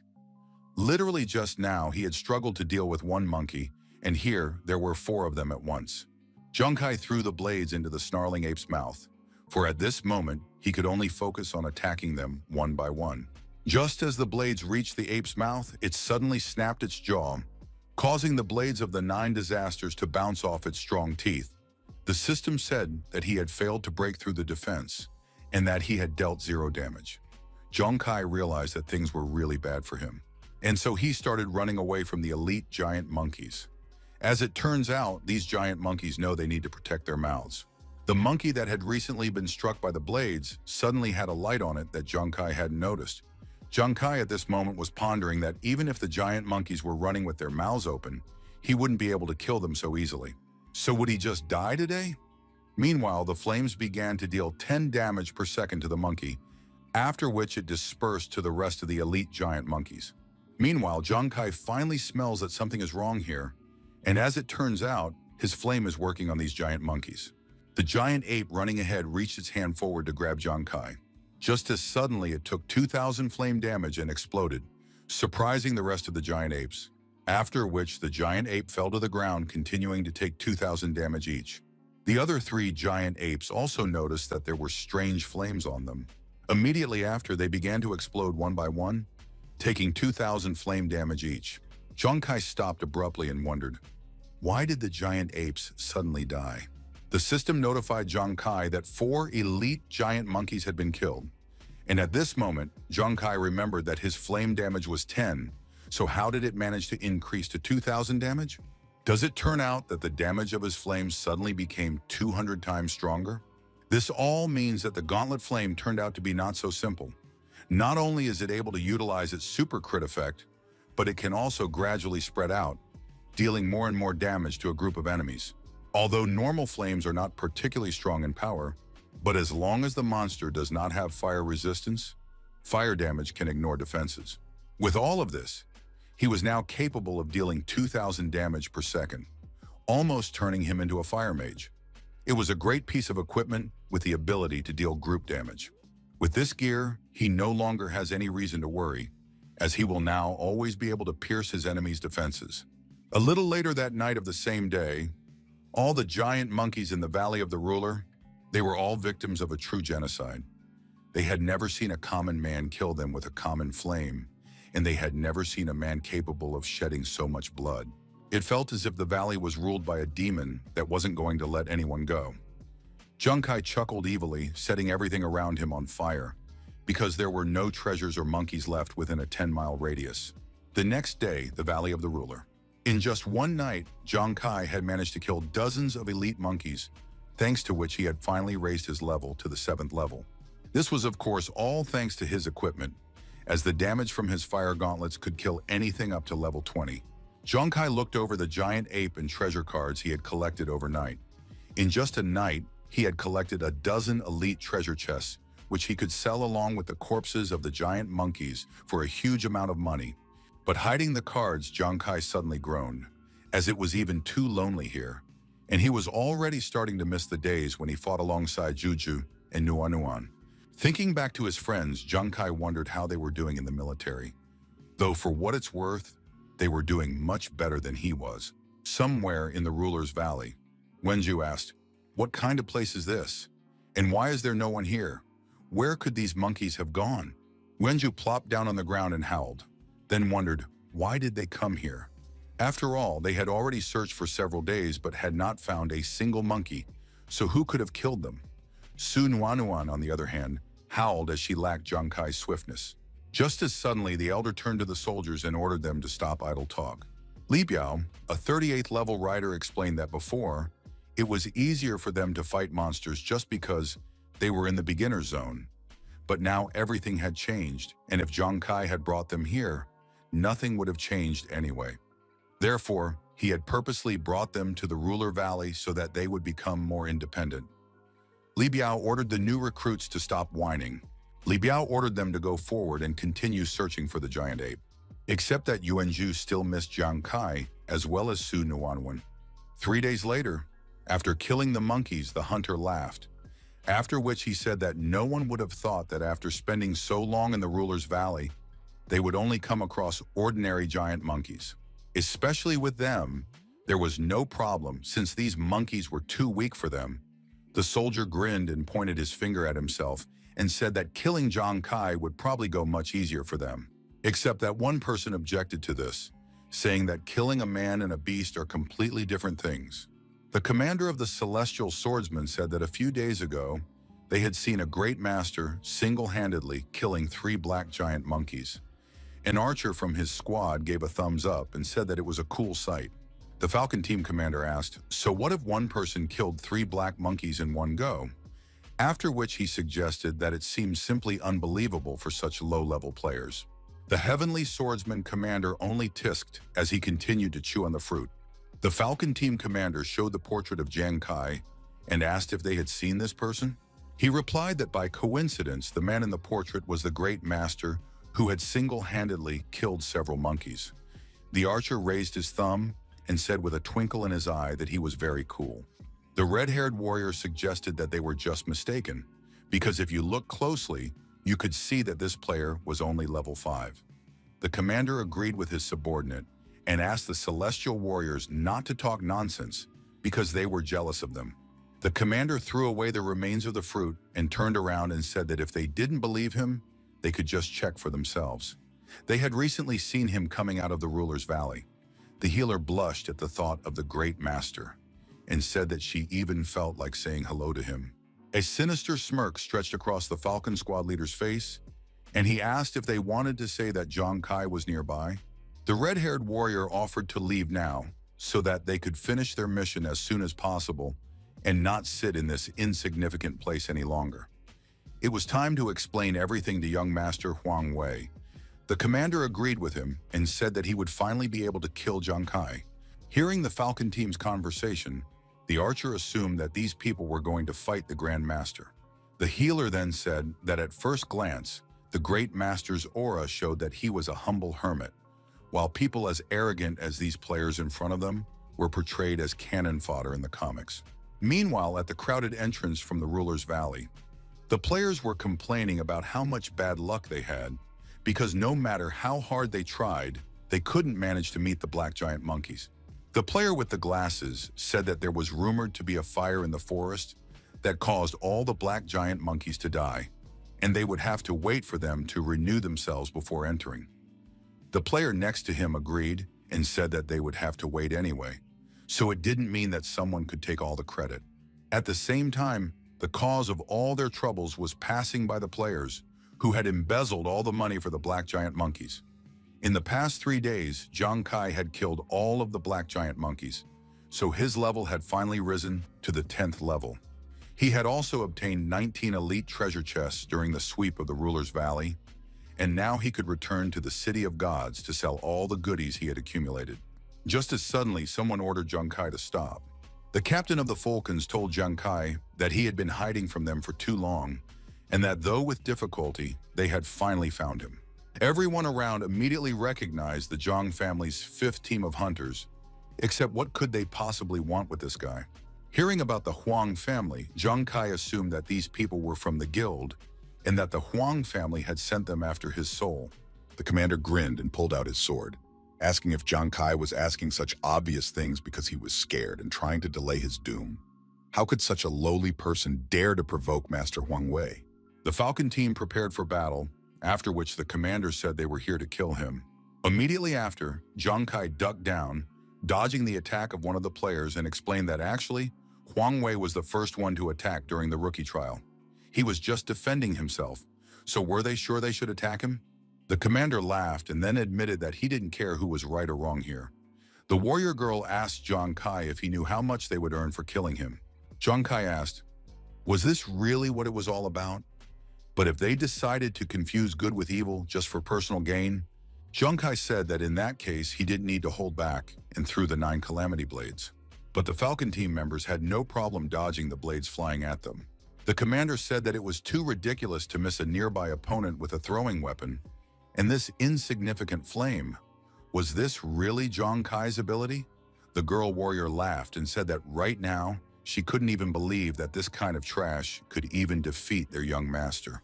The onlookers were surprised that Zhang Kai was actually using the most ordinary fire in battle, and yet he was doing so little damage that he was only embarrassing himself more.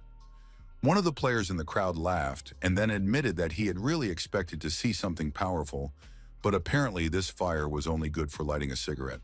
Zhang Kai oohed and asked, did his flames really have such a low damage? In that case, what would they say if the flame damage became a little high? The Falcons team commander was surprised after it suddenly took 2,000 damage after taking 10 damage per second. Suddenly, the commander exploded and ignited, causing him to start screaming loudly in pain. Screaming in pain, the commander asked what was going on. Why did this insignificant flame suddenly start doing so much damage to him? The girl warrior and the soldier took a closer look at the places that this strange flame was already clinging to.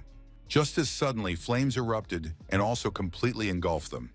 The remaining warrior and healer were just starting to take 2,000 damage each. The healer cried out in pain and asked why she felt like the same thing was about to happen to them. The warrior agreed and admitted that he had the same feeling. Next, the series of fires continued, completely wiping out the Falcon squad, after which it was reported that the pioneer Zhang Kai had destroyed the 5th Falcon squad and took their experience. The players watching were amazed at what had happened and wanted to understand what had just happened. Zhang Kai said that if they were willing to give him their heads like this, then in that case he was willing to accept this filial reverence. The players around him were screaming, "What the hell is going on here?" After all, this guy had just annihilated 5 Falcon teams, and he did it alone. This was a top-tier 20 team. It was all too impossible, and if some of them hadn't seen it with their own eyes, how someone was destroying top players with ordinary flames, they wouldn't have believed it and would have thought it was a fake. Everyone wanted to know who this impossible guy was. In the meantime, the system had started awarding experience. Some of the players started checking Zhang Kai with their wristwatches, but for unknown reasons, they couldn't see his characteristics. Suddenly, it dawned on the players what the deal was here. The person in front of them was a fire mage using a strange equipment to block detection by outsiders. Yes, after a short consideration, they realized that it was none other than a fire god. Zhang Kai was satisfied with killing the 5th Falcon team as he was able to quickly gain 2 additional levels. Zhang Kai turned to the Devil Star AI that appeared nearby and asked, why couldn't the players around him see his attributes? To which the AI replied that since his talent gambler multiplier doubles attributes, the difference in attributes between him and others of the same level became too great, making it impossible for outsiders to evaluate Zhang Kai's attributes. Zhang Kai accepted such an answer. After all, it was good since no one could see them anyway. It would only give them less reason to be jealous. Devil Star, Shengyao City, a trading house. Zhang Kai greeted the shopkeeper and said that he wanted to sell the equipment he found. The half-asleep woman welcomed Zhang Kai into their establishment. She mentally wondered what the big deal was here. Was it just one poor rookie in a day? In any case, today's results would be terrible again. Zhang Kai said that he didn't have that many people with him and asked the hostess to calculate their value. The landlady asked how much such a poor-looking man could sell her. Supposedly, it would be no more than... Just as suddenly, the girl's gaze grew wider, for in front of her was a wall of corpse cards of elite Black Earth elemental giant monkeys. Zhang Kai said that this batch of goods contained dozens of corpses that he had collected. And sure enough, with a motion of his hand, Zhang Kai pulled out more elite treasure chest cards, which amazed the hostess even more. Zhang Kai revealed that he had collected 19 treasure chests. Zhang Kai apologized and asked if she could see him behind all those cards. He also wondered how much it would all cost. The landlady began to tremble with fear. She wondered if this guy could have come from some hunting factory. Everyone else sells a little bit at a time, but why would he want to sell so much at once? The hostess quickly shook her head to get rid of all unnecessary thoughts. Immediately after that, she changed her face and suddenly laughed. She asked him not to worry, as she was the best salesperson here, so she wished he would let her do the math now. There was no way she expected that this man would turn out to be her biggest customer. She is ready to get this order even if it costs her life. Soon, the mistress finally tallied everything up and was finally able to exhale. After which, she turned to the esteemed customer and told him that his corpse cards could be sold for 10,000 Devil Star coins, while the elite treasure chests could be sold for 170,000 Devil Star coins. Zhang Kai was pleasantly surprised to hear that he could get as much as 180,000 Devil Star coins for all of this. It's because 1 coin of the Devil Star equals 10 coins of the City of Gods, which means he has 1.8 million in his pocket. That's more than enough for his brother's medical expenses. In that case, he could already consider that he had defeated Commander-in-Chief Wei in the bet. Not only would he not have to join the army, but he would be able to pay for his brother alone. Just as suddenly, someone turned to Zhang Kai and asked him to wait. The panting fortune teller asked the guy who had gotten the free fortune to stop for a while. She summarized that she had been right to advise him to go to the ruler's valley, and he had probably already accomplished a lot, as well as killed a few rude men. Zhang Kai agreed with the fortune teller and also thanked her, as her advice had helped him a lot. The fortune teller asked if he could do one thing for her. Zhang Kai agreed to listen to her since she had done him such a favor. Blushing slightly, the girl introduced herself as Hu Yan and asked Zhang Kai to take her into his group. She wanted to fight alongside him in the future. Zhang Kai immediately said goodbye to the fortune teller and went on his way. Hu Yan was indignant at what she heard and asked if he would really just leave. Hu Yan admitted that this was what was to be expected, as the military had previously rated the fortune teller class as useless, and she shouldn't have hoped for more. Hu Yan asked for him to forget about it, whereupon she remembered that Zhang Kai liked free stuff and offered to give her equipment to Zhang Kai, because from the looks of it, this would be the last time she would enter the Devil Star. Zhang Kai went back to the fortune teller and asked what she meant by the last time.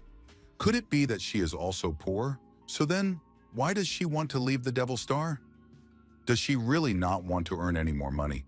Hu Yan admitted that she certainly wanted to earn money here, but unfortunately she couldn't. After all, what team needs a loser who can do nothing but guess during the battle?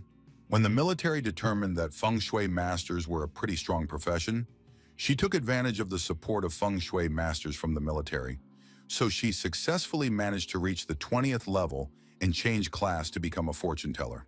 Except that the initial abilities of a feng shui master are to have a sharper perception of time, space, and people, and after changing class to fortune teller, he only gains an additional skill for divination. After a while, the military came to the conclusion that the fortune tellers had no practical skills, so they simply gave up on them.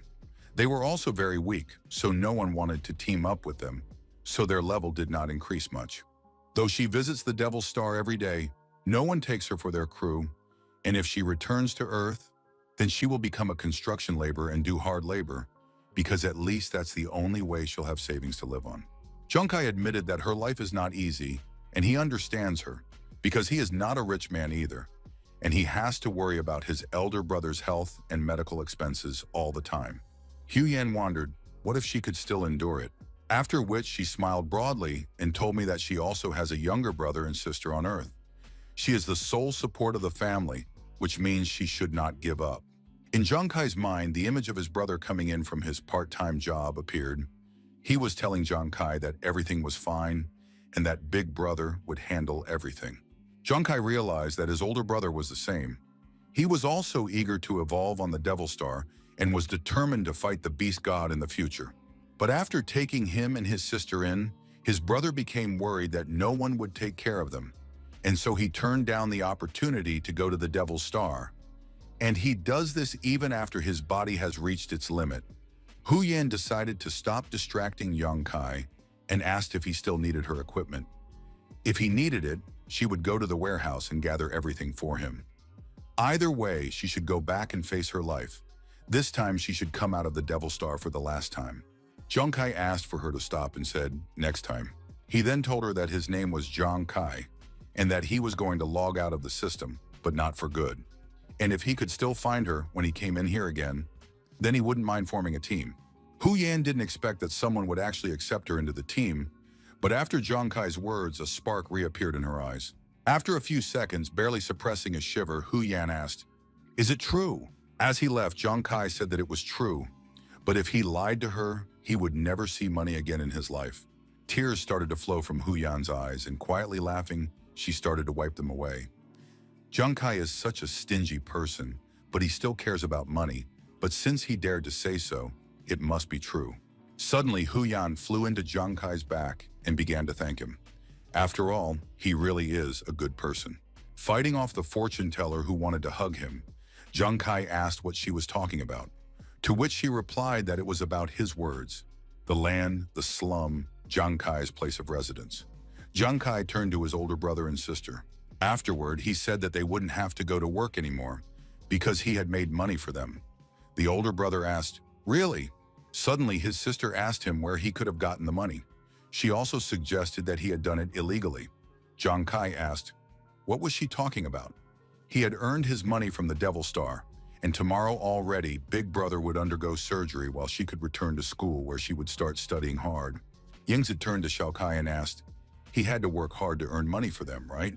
Junkai turned away and said with a bit of embarrassment that it was nothing compared to how much work his elder brother had put into raising 2 orphans. Compared to that, his days on the Devil Star were nothing. Zhang Xiaokai asked his brother not to worry about it. After all, he was the one who used to work hard before, but now that he had the opportunity, he would definitely want to provide Big Brother with a good life. After which they all clinked soda glasses to the health of their loving family. It wasn't until Junkai started drinking the soda that he suddenly received a call on his phone. The caller was Commander-in-Chief Wei Ying, and he acknowledged Junkai's victory in their bet, after which he asked if he was free right now. Wei Ying said that he would send someone later to fetch Junkai to see something, so he asked that Junkai not forget about it. Outside the safe zone of the City of Gods, the battlefield of the Beast Gods, as he walked along with the soldiers, Junkai only thought about the fact that after so many years, the city he once lived in had become like this. Junkai asked the Commander-in-Chief why the Commander-in-Chief had summoned him. Suddenly, there was a loud roar and everything around it shook. Immediately after which, Junkai saw a huge beast. But after a second, he noticed that there were also humans against this divine beast. Currently, the Devil Star Pioneers go through a division every 20 levels, which are divided into 6 stages in total. Among them, the Pioneers from the 1st to the 80th levels that can become stronger are promoted, but their strength is only of benefit on the Devil Star. Whereas the Awakened Ones are different, all because when the Pioneer goes to the 81st level and up to the 120th level, they will become transcendental, and then there will be a qualitative change. And all because at that moment, the power they could only use on the Devil Star could be withdrawn, and with it back to Earth, where it could be used. The emergence of such supernatural forces is not only making a huge difference to humanity's military might, but also helping to counter the huge divine beasts that inhabit the earth. It is currently mankind's most effective way of dealing with beasts. Zhang Kai was delighted after seeing the humans kill the divine beast and said that they were very strong. Commander-in-Chief Wei gasped upon hearing Zhang Kai's words and asked, did he really think they were strong? After all, even Zhang Kai should realize that this was an ordinary divine beast, and to get rid of this guy, they already had to part with two transcendent ones.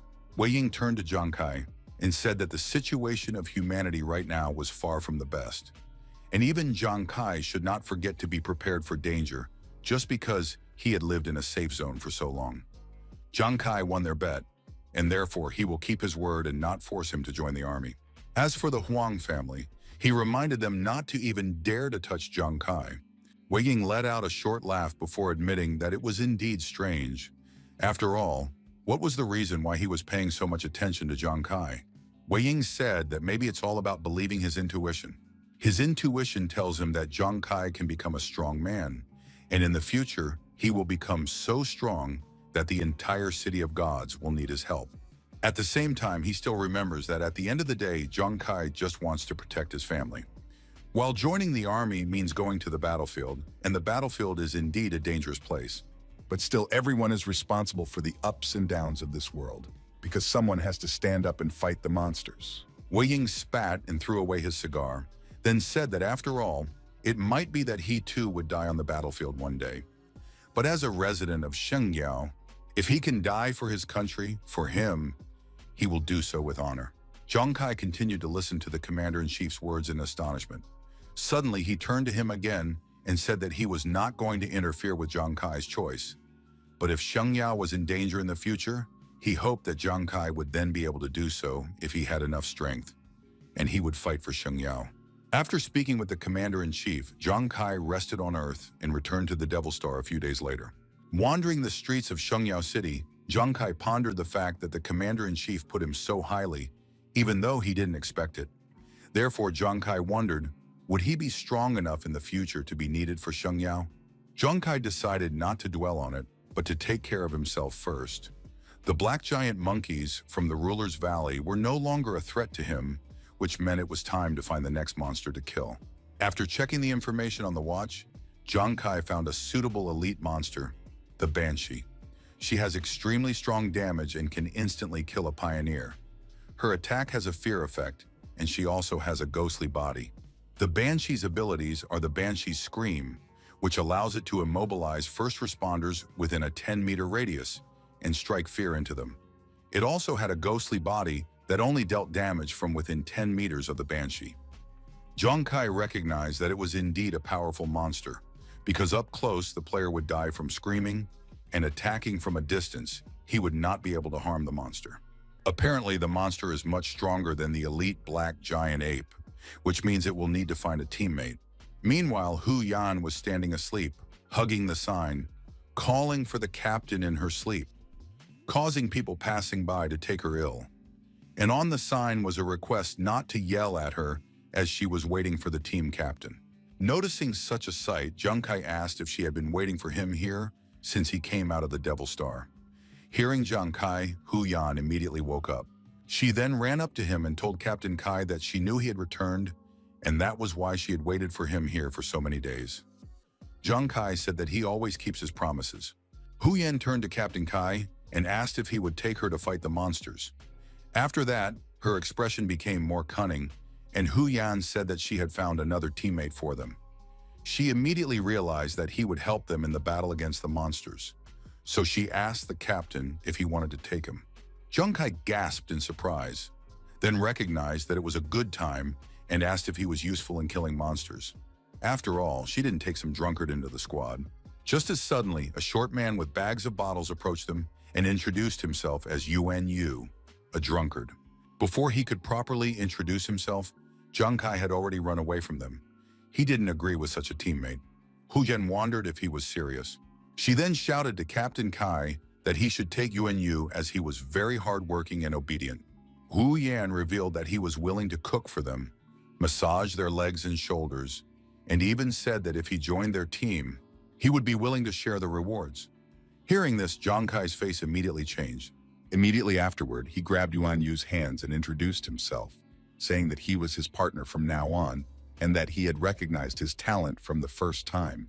Perceiving the spirit, Zhang Kai said that today, as the team captain, he had no choice but to take him to fight the Banshee. After all, they were now one family. While Zhang Kai was laughing while talking about the family, Yuan Yu asked the fortune teller if he was serious. Hu Yan replied that he was serious, but they were not a family. They were just free laborers. Their captain was always stingy. Valley of the Ruler, home of the elite Banshee monster. A ghostly hand peeked out from behind the door, after which it slowly opened the door. That was the elite monster, the Banshee they were going to hunt. Ignoring the squeals of the Banshee nearby, Zhang Kai turned to his team members and told them that the Banshee was a monster that was much stronger than the black giant apes, and if she revealed them, they would be killed instantly. Hence, they should speak as quietly as possible.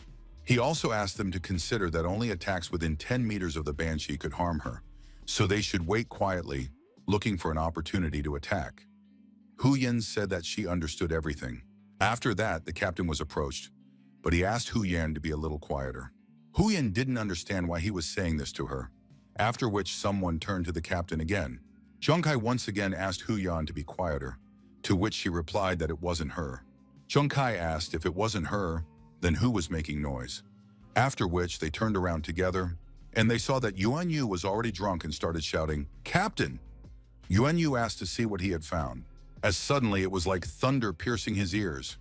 Yuan Yu shouted his thanks to the captain and shouted even louder that this toast was for him. Only upon hearing the noise, the Banshee immediately jumped up and began preparing to attack. Realizing that they were about to die, Zhang Kai asked, what the hell was Yuan Yu doing? And didn't Hu Yan tell them that him joining the team would help a lot in the monster hunt? To which Hu Yan replied that she was just talking nonsense. Meanwhile, the Banshee used her heartbreaking scream on the people below, after which a negative fear effect was imposed on Zhang Kai and Hu Yan. The Banshee slowly flew towards Zhang Kai, but he couldn't move because of fear. Zhang Kai recognized that this Banshee was more dangerous than he thought. Hu Yan said that they couldn't win and that they should prepare to die. Suddenly, Yuan Yu noticed the incredible girl and jumped towards her with his mouth open. Through his laughter, he asked if she had come to see him. Yuan Yu crashed into the Banshee with a missile and then pushed it away, thus saving Zhang Kai and Hu Yan. Placing the Banshee on the ground, Yuan Yu said that it must have been fate that brought them together. Whereupon he asked the beautiful woman if she would let him caress her well. Yuan Yu said it was perfect, that glowing skin so smooth. Banshee was just horrified by this boy. Meanwhile, the fear effect was removed from Zhang Kai and Hu Yan, making them able to move again. Zhang Kai wondered what was going on, and why couldn't the Banshee control Yuan Yu? The Banshee's scream has a cooldown time, which means he has to use it for when the Banshee attacks them with their scream again. Realizing that he had to act quickly, Zhang Kai threw the 9 Calamities blades. After that, small lights formed in the places where the blades hit. Yuan Yu asked the beautiful dyke if she wanted to kiss him, after which he curled his lips into a tube and leaned towards the Banshee. Just before the kiss, he said that from now on she would be his wife. Just as suddenly there was an explosion, taking with it an elite monster, a Banshee. The slightly charred Yuan Yu awed and asked, what happened to his wife? Meanwhile, Zhang Kai received the report of killing a Banshee, and Hu Yan, sitting on her lap, marveled at how the captain had killed a Banshee in an instant. Yuan Yu suddenly trembled, whereupon he told Zhang Kai that he was a real bastard and fell to his knees. He asked why the man had blown up his newlywed wife. Yuan Yu sobbed loudly and cried out that she was the only love of his life, and that after losing her, he wouldn't be able to love another for the rest of his life. Turning away from Yuan Yu, Zhang Kai awkwardly asked Hu Yan if Yuan Yu often got drunk and went crazy. Zhang Kai awkwardly replied that Yuan Yu was a drunkard, so he simply couldn't help but drink, and that his tastes changed to quite specific tastes when he was intoxicated. Well, since it was over here, Hu Yan volunteered to bring the captain an elite Banshee treasure chest and a corpse card, then ran away.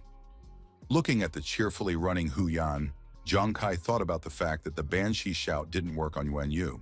Except why didn't the Banshee attack work on him, and how did he manage to fight it off? The most unpleasant thing about drunks is that when they get drunk, they completely lose control of their minds.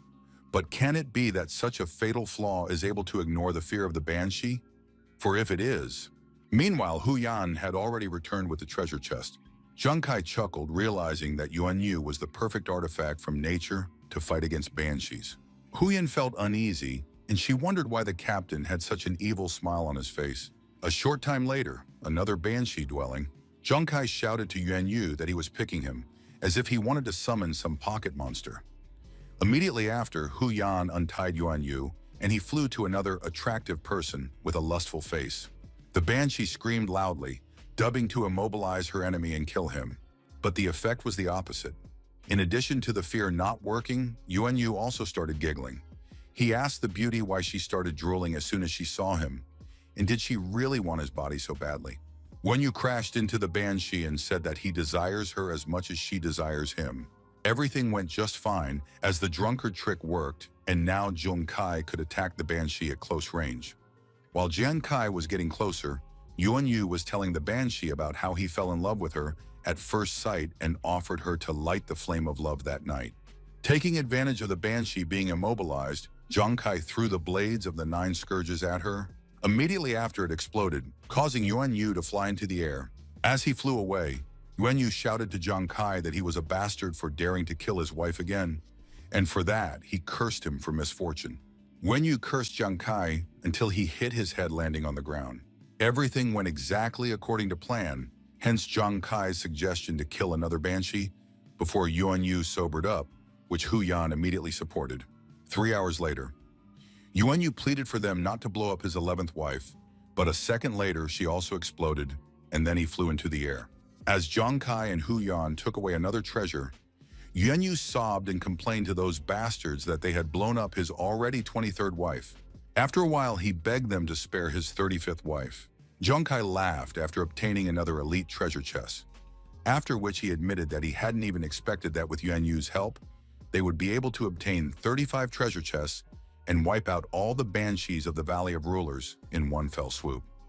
Hu Yan admitted that she hadn't even dared to dream of such efficiency. What was most important was that after killing so many banshees, Zhang Kai had already obtained the 14th level, and that was only at the cost of Yuan Yu's broken heart. Zhang Kai recognized that Hu Yan was right to call Yuan Yu useful. Hu Yan suggested to think of it as if they were helping Yuan Yu train his mental stamina after breaking up with a girl. Listening to the words of these two, Yuan Yu said that they were not humans but beasts. Hu Yan ran up to Yuan Yu and said that he was incredible, but since he heard their conversation, he called them real beasts. Meanwhile, Zhang Kai continued to smile, for this wasn't all they got. While killing the banshees, Zhang Kai collected some skill cards in the huts, so he would be able to gain additional skills. The first skill is Rain Prayer, which uses the user's spirit power to summon heavy rain. If you use this ability on the right terrain, you can even create lakes and rivers out of thin air, which can be very useful in combat. This card Zhang Kai decided to give to Hu Yan since she was level 29, and her spirit power was higher than his. Hu Yan was surprised when she was handed the skill card and asked if she really could. With tears in her eyes, Hu Yan thanked Captain Kai because now she finally had some skill other than fortune-telling, and she would no longer be a useless person who could only guess during battle. Suddenly, Hu Yan shouted to Captain Kai that he would always be her brother from now on. Then she started bowing, hitting her forehead on the ground. Zhang Kai asked her not to do that because she really deserved this skill card. A bump popped out on Hu Yan's head from the blows, but she continued to run around with the card in her hands, happy that it was no longer useless. Zhang Kai thought about the second card because it was definitely a hidden skill activation card. When using this card, he can activate an additional hidden skill of his profession, but this skill can only be used once, after which it disappears. Zhang Kai decided to try using the card because even though this skill was disposable, it could still be of use to him. A Devil Star AI appeared in front of Zhang Kai, after which it congratulated him for activating an additional skill, Casino Stealing.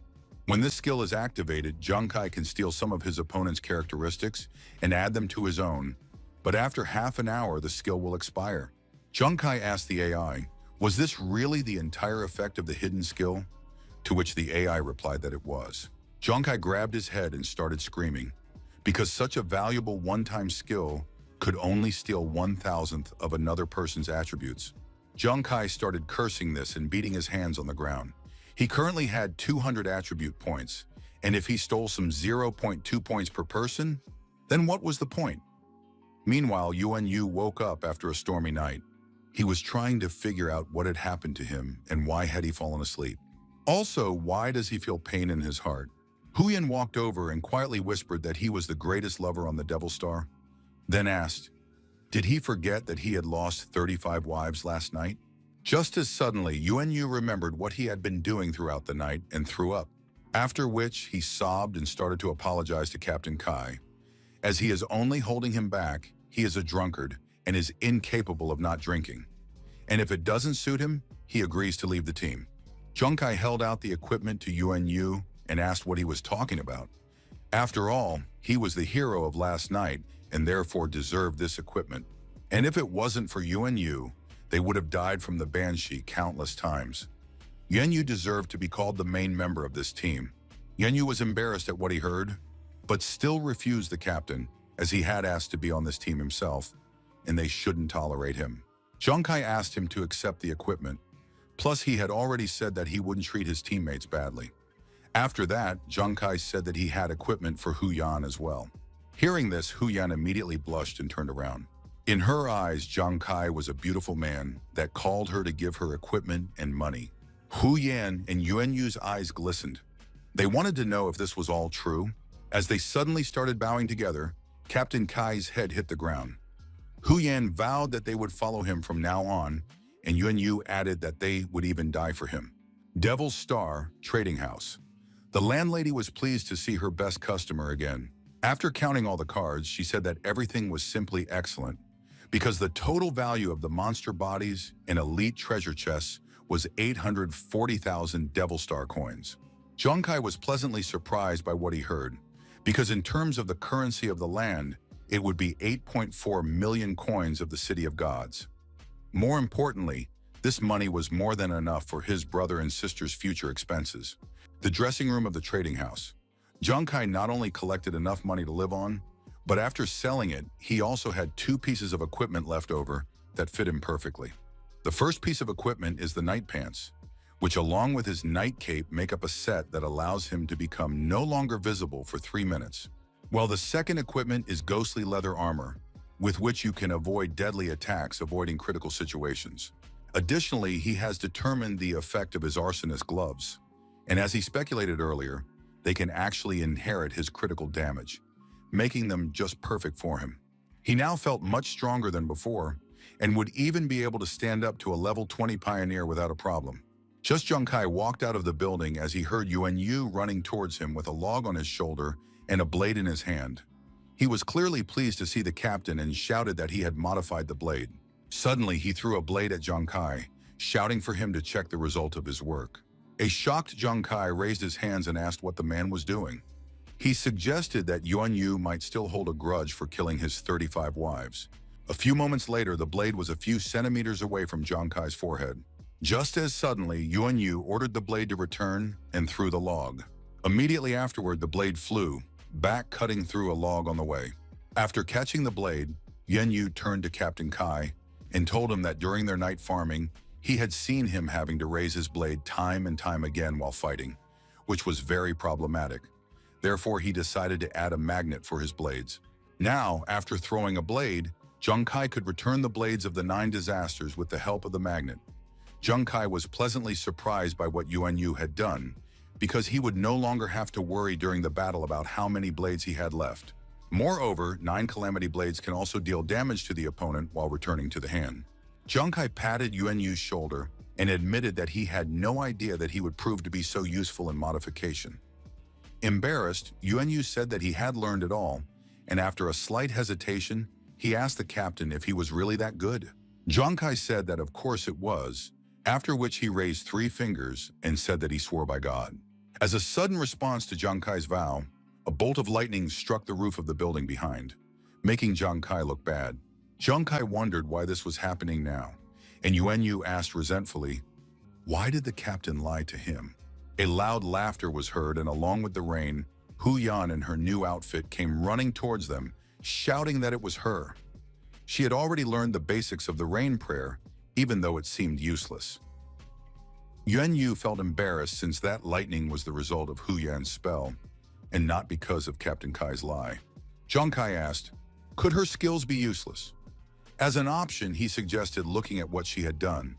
After all, these people hiding from the rain was precisely because of her. If they managed to enhance her prayer of rain, it would definitely be enough to restrict the enemy's movement. After that, they would all become live targets, and he would have no problem killing anyone he wanted. Huyan laughed haughtily, after which she wondered if this was really the case. In any case, she was not useless, and she would continue practicing hard to improve her rain prayer skill. Hearing her ambition, Zhang Kai wished Hu Yan good luck, after which he looked up at the sky, opening his face to the rain. He thought about the fact that now Yuan Yu could fight and Hu Yan possessed the rain prayer, which meant that not only him, but also his whole team would become stronger. The passing players were complaining about the rain that had come out of nowhere because it made all the equipment they were going to bring to the frozen islands soaked. And even worse, what if the Huang family started blaming them for the delay? Hearing about the family Huang, Zhang Kai pondered for a moment. He then asked the player to pause for a moment and asked if they had just said something about the Huang family. One of the players asked if it was possible that they didn't have internet at home since they didn't know. After that, the second player said that the Huang Family Guild was going to send 200,000 people to the ice island to hunt a king-level boss. Defeating the boss will help the country expand its territories on the Devil Star. Blondie added that in addition to the Huang family, there will be many pioneers who will be there to help clear the area of monsters. Everyone has their share of responsibility for the country, so how could anyone not be aware of such important news? The commander ordered them to hurry up and ignore this idiot, for if they were late, they would be punished.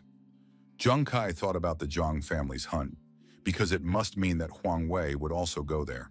Currently, while the divine beasts are sowing destruction on Earth, the only way for every nation to fight them is to obtain the resources of the Devil Star, which is not possible for everyone, except that the resources of the Devil Star are in the possession of various bosses. And only by defeating these bosses, a country can open new territories and get its resources. The monsters on Devil Star are categorized into normal level, elite level, warrior level, commander level, king level boss, map boss, and guardian lord. Among them, the king level boss is a terrifying monster that requires hundreds of thousands of players to kill. And of course, the Huang family is going to lead the Xuanwu Guild to contribute to the country's war. Zhang Kai wondered if there was a chance that Huang Wei's family had turned upside down and they had become the kind of people who cared about the world. Just like Commander-in-Chief Wei had said, every man in this world has his share of responsibility for the fate of his country. There must be someone in this world who will stand up and fight all these monsters. If Huang Wei really does, then he too should go to the frozen island to contribute to the development of their country. The Devil's Star, the land of permafrost. Shivering from the cold, Hu Yan struggled to remind Captain Kai that he was the one who said they were going to the frozen island. So why hadn't he bought clothes for the weather here? Zhang Kai admitted that he hadn't even expected it to be this cold. Suddenly, someone called out to them. The man at the top of the cliff asked which team these idiots came from. And don't they know about the fact that it is better not to walk on the lake until it is time to go to war? Zhang Kai said that it was their first time here, after which he asked, why can't they walk here? The player was surprised that they knew nothing, then asked the newcomers from below where they came from, because everyone knows that under the frozen island is the lair of the monster. And if they continued to walk on the ice like this, as they were talking behind Zhang Kai's group, the ice began to crack. Suddenly, a monster with a trident emerged from under the ice. Just when the player asked if they thought it would alarm the large fish under the ice, that monster was a bipedal fishman. Pulling Yuan Yu back, Zhang Kai asked what was that, and Hu Yan recognized the monster as a fishman. One of the players at the top grinned because of how idiotic those newbies at the bottom were. After that, the group commander said that a level 20 different level fishman required a group of people in which every person would be above level 20. Besides, everyone knows that fishmen are good at close combat, and if you're caught off guard by a level 22 fishman, in that case your best fate would be death. The fishman pierced Zhang Kai with his trident, but the latter took advantage of his ghost armor's evasion. And by the end of the dodge, he was just behind the back of the fish man with his knives at the ready. He thought it was going to be something really strong, but in fact the monster turned out to be a small fish. Junkai ordered the fishman to get lost and threw all his blades at him, immediately after which that one exploded due to Junkai's super crits and flames. The eyes of the players above were rounded with shock, for some rookie had defeated a 22nd level fishman. None of them could understand how this newcomer was able to dodge the fishman's melee attack so well, and yet they were able to defeat the fishman without having a level 20 team. How on earth could a person with this level kill a fishman instantly? Junkai chuckled and said that after warming up a bit, he hardly felt so cold anymore. Junkai waved his hand, calling the blades back to him, and ordered them to return. Junkai's strength was now at 76 points, and while his critical strike was working, his attack will deal at least 15,200 damage, and that's without taking into account the critical damage of the 9 Calamity Blades. Even if he makes a conservative estimate based on his current minimum critical strike damage, his damage is in the realm of the 20th levels, be it monsters or first-timers. That's why they won't be able to withstand his critical hit. Junkai's team caught up with him, after which Hu Yan waved a card at him and said that she had already picked up the fishman's corpse for him. Junkai thanked Hu Yan and offered to go further to the shore. Suddenly, Junkai turned to the elders, which startled them, and said that he wanted to ask them something. Do they know where Huang Wei might be now? The first player asked the master what he was talking about. After all, they are not his older brothers, but his younger brothers. And then the second player said that it just so happens that they know where Master Huang Wei is now. The third player said that the 3 younger ones, would be happy to show him the way. Somewhere on a frozen island. Junkai didn't want Hu Yan or Yuan Yu to interfere in his and Huang Wei's affairs, and so he went alone. The 3 brothers told him that Huang Wei was around here somewhere, and he wanted to talk to him alone, but he was unable to find Huang Wei. Just as suddenly, Junkai heard a familiar voice as Huang Wei addressed him. Junkai admitted that he was impressed that Huang Wei was going to fight the boss for the sake of his country, and so he thought about them putting aside their former grudges, because he too was willing to contribute to the development of the country on the ice island. Suddenly, Junkai saw a flash in front of him, simultaneously sensing danger. Immediately after, he dodged Huang Wei's sword that struck him stealthily. Junkai asked what he was doing. After all, he had come here to make peace between them. But Huang Wei asked, what kind of peacemaking is he talking about? After all, it was Junkai who killed him first, which caused him to take so long to heal. And after all this, Junkai is talking about a truce. Huang Wei asked if the man knew how much he wanted to kill him after Junkai killed him in public that time. So right after that, the military ordered him to leave Junkai alone. And of course, he's not going to do that. After which, Huang Wei shouted that he had decided to take part in this battle to defeat the king-level boss, hoping to use this achievement to force the army to stop protecting Junkai and his family. Junkai was stunned by what he heard and asked, was Huang Wei really going to deal with a king-level boss just for the sake of it? To which Huang Wei replied that it was exactly like that, and immediately rushed towards Junkai, preparing to behead him. Huang Wei admitted that he had in no way expected Junkai to personally come to him. However, the war would soon begin, and he would kill Junkai first.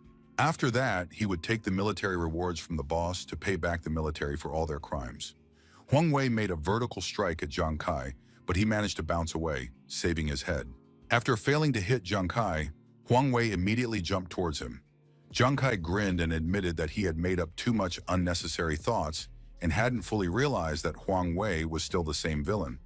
But if Huang Wei really wanted to kill him, he would advise attacking together. After all, he had already destroyed their 5 falcons.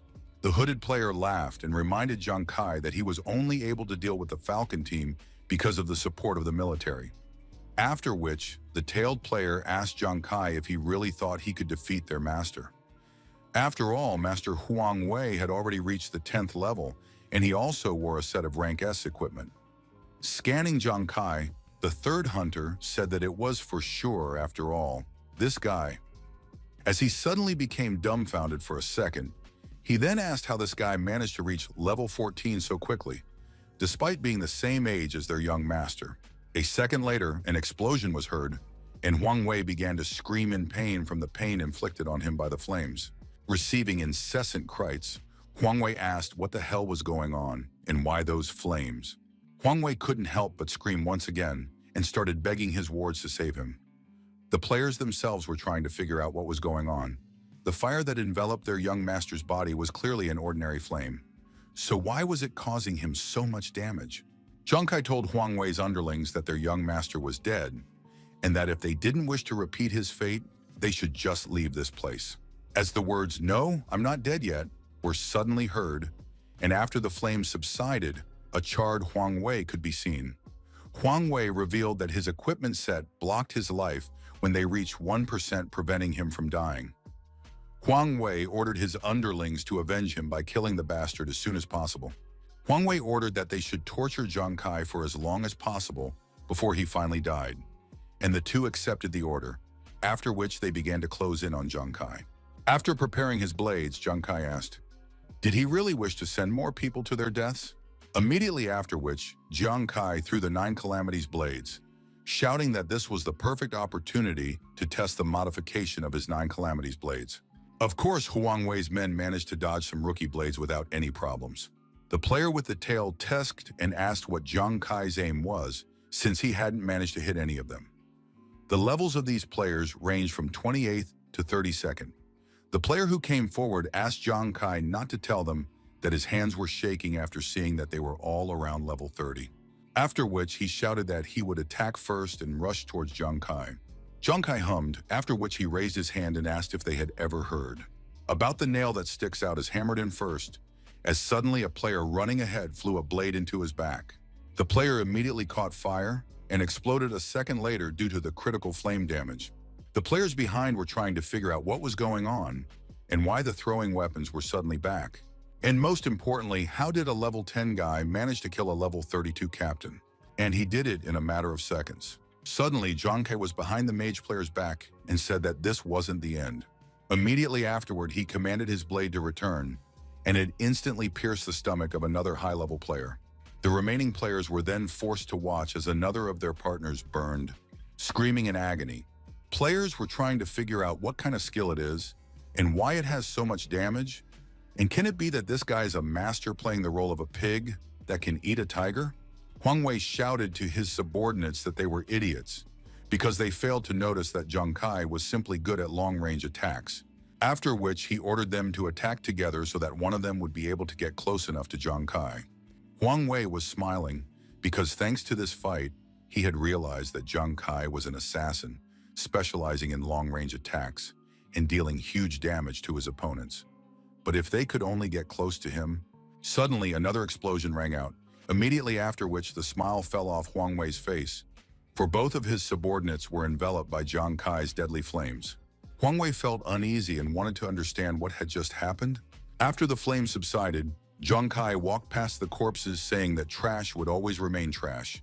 It doesn't matter if he's the only one, or if there's a whole bunch of them. Falling back to the ground, Huang Wei cried out in panic that it was simply impossible. After all, their level gap was too high.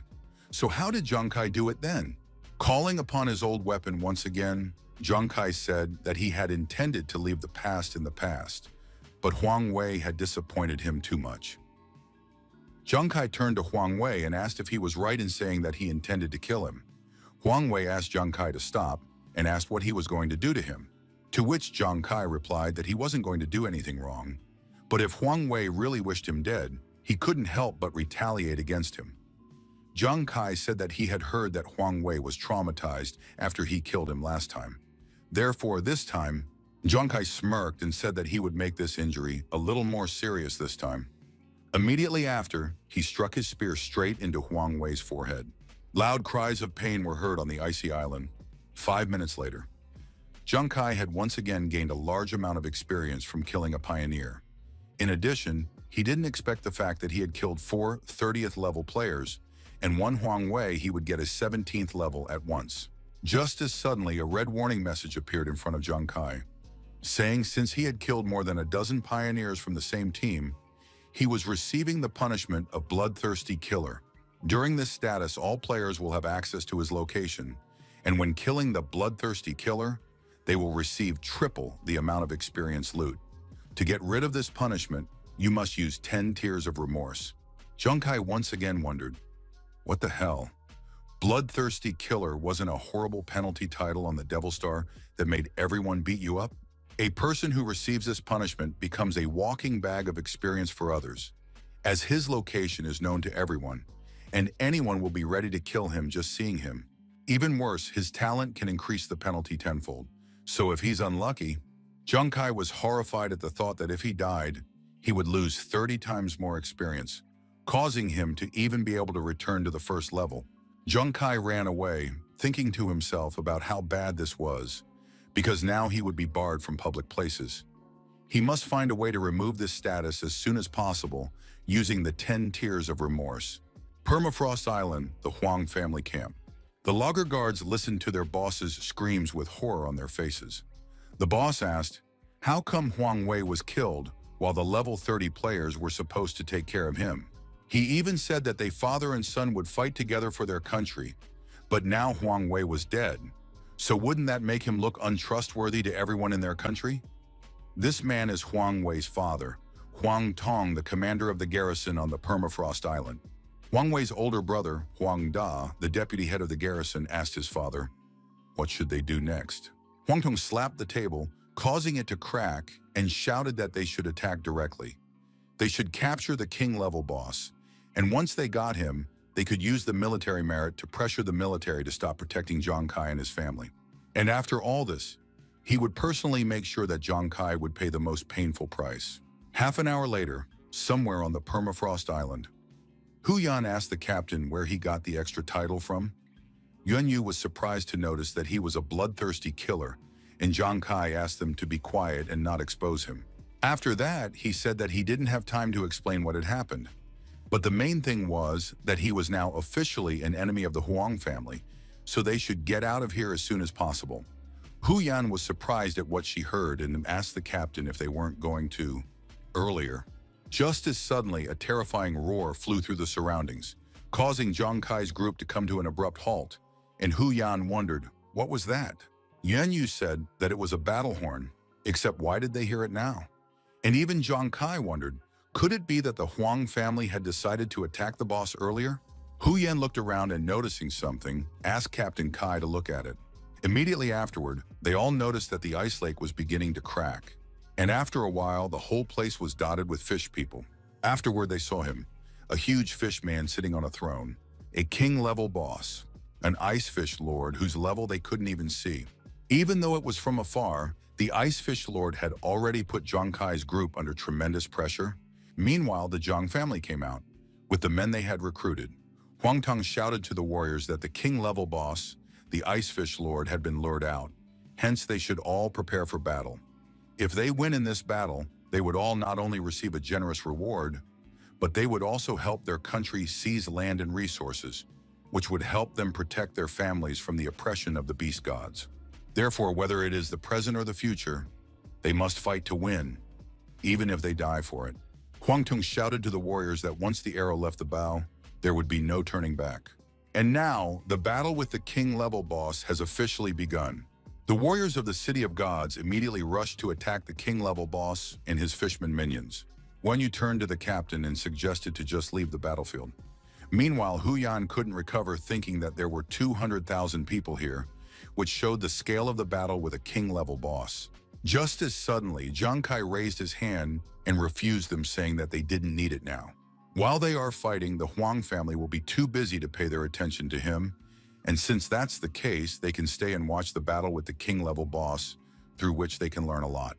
The warriors rushed toward the mountain as suddenly the ice ahead cracked, and a huge head emerged from underneath. It was an ordinary level 25 fishman. The warriors were frightened when they saw this monster, but through fear, the commander ordered the warriors not to be afraid. After all, this is just a stinking fish, while there are many of them, which means they can easily deal with this. Suddenly, everything in front of the commander's eyes swirled. Immediately afterward, the fishman grabbed the captain and threw him into his mouth while he begged for rescue. After that, everyone saw the fishman chewing on their captain, who was screaming in pain, begging and pleading to be saved, after which the screams began to subside. The warriors were terrified, for this fishman just grabbed and ate a human. It was simply terrifying. Hu Yan wondered, Are these ordinary fish people really that much stronger than the pioneers?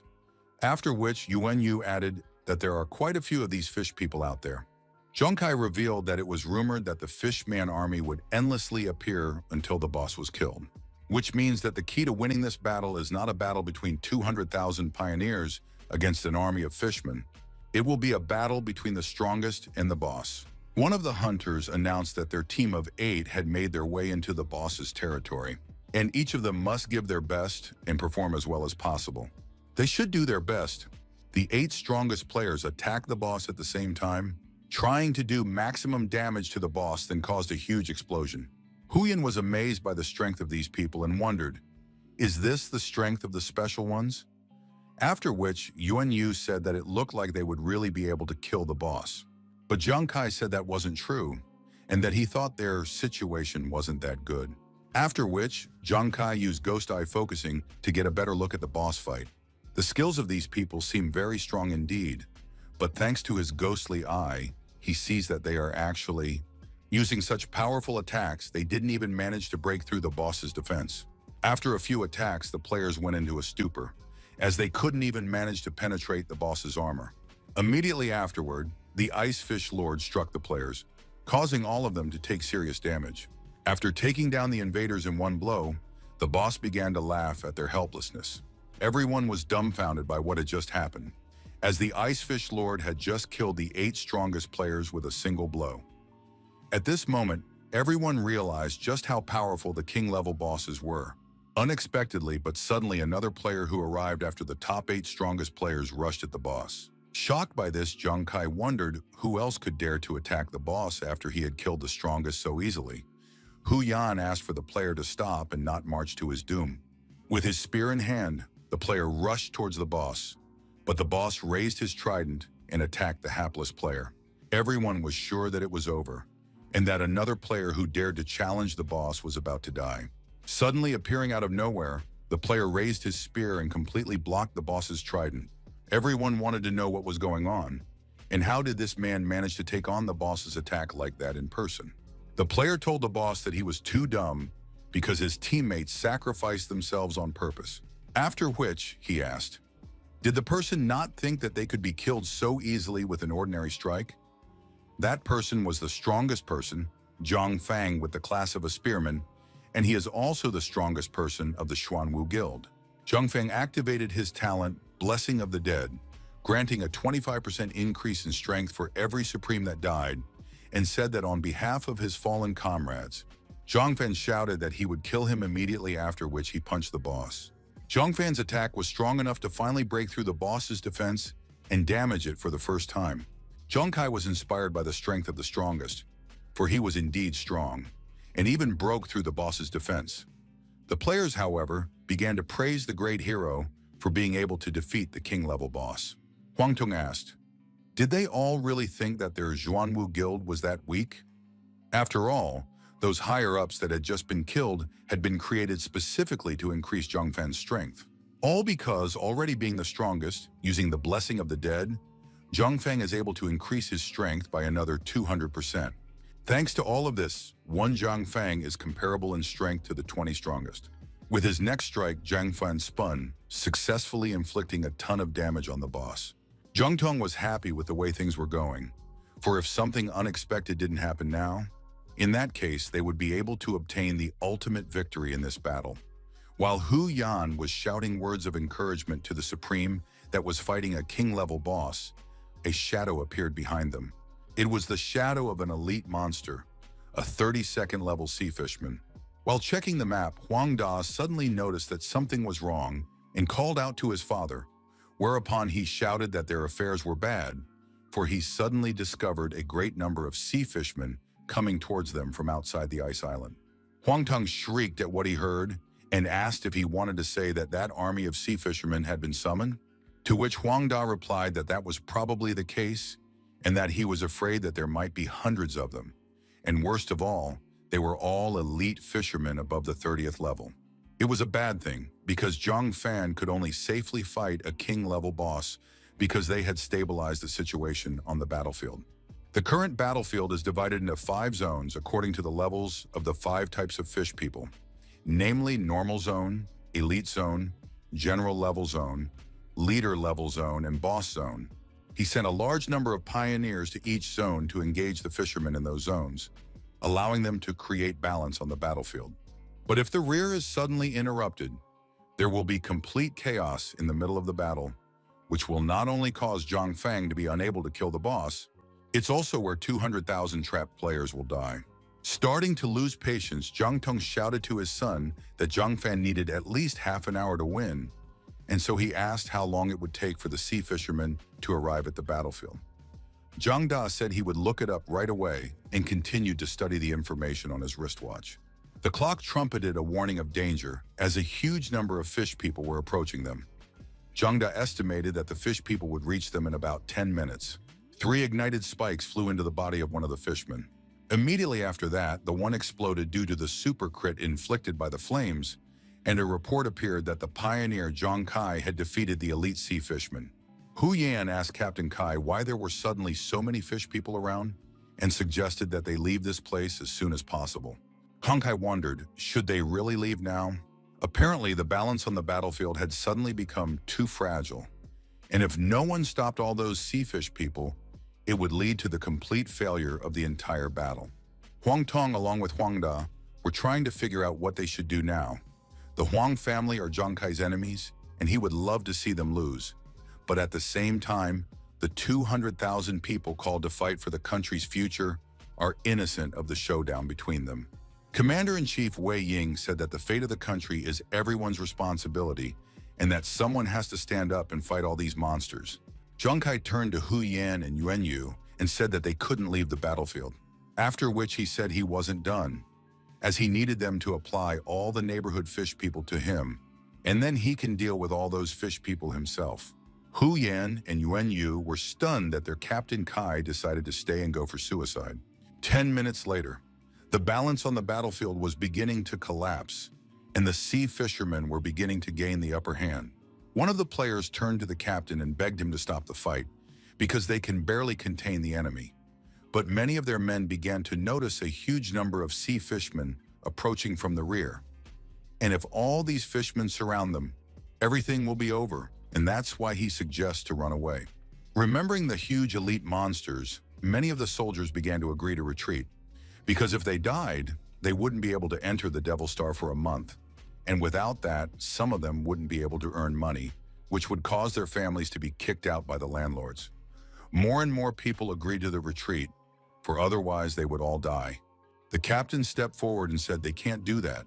They can't run away. After which he asked, hadn't they still noticed it? It had been over 10 minutes since they had first discovered all those sea fishermen, even though it had been said earlier that they would get to the front just in that time. But after all this time, none of the enemies still arrived. So what does that mean? The soldiers were surprised at what they heard. And indeed, why didn't anyone show up? Could it be that there was a strong man behind the scenes? Except that the Huang family hadn't sent any troops there. After thinking about it for a bit, the captain assumed that there was a powerful figure behind the scenes. But for someone to be able to contain such a huge number of fish people, this should be a group of powerful elite pioneers fighting ceaselessly. Meanwhile, Zhang Kai was running away from the huge elite fishermen. How suddenly he stopped, and after a chuckle said that the last person who dared to open his mouth like that in front of him was... In the next instant, Zhang Kai flew past the fishermen while throwing flaming blades into their mouths. And a moment later, several elite fishermen were modeled by Zhang Kai, during which he said that the grass on that person's grave had grown as far as meters. Looking at the report that he had killed a few elite fishermen, Zhang Kai said that he had already killed over 20 fishermen, but those kept on coming one after another, making his exertions rather slow. As Zhang Kai suddenly heard cries for help, it was Hu Yan, who was tearfully running away from the crowd of elite fishermen to bring them to the captain. Immediately after, a similar thing happened on the other side, where Yuan Yu shouted out that he had also brought the fish people. Zhang Kai praised his comrades for doing an incredible job attracting so many elite fishermen, after which he told them to leave the rest to him, while they themselves ran and hid as quickly as possible. Hu Yan tearfully turned to Captain Kai and said that there were too many, then asked if he was really sure he could handle them all. Yuan Yu Yi agreed with Hu Yan's worries and recalled that not too long ago, he was struggling to kill at least one or two.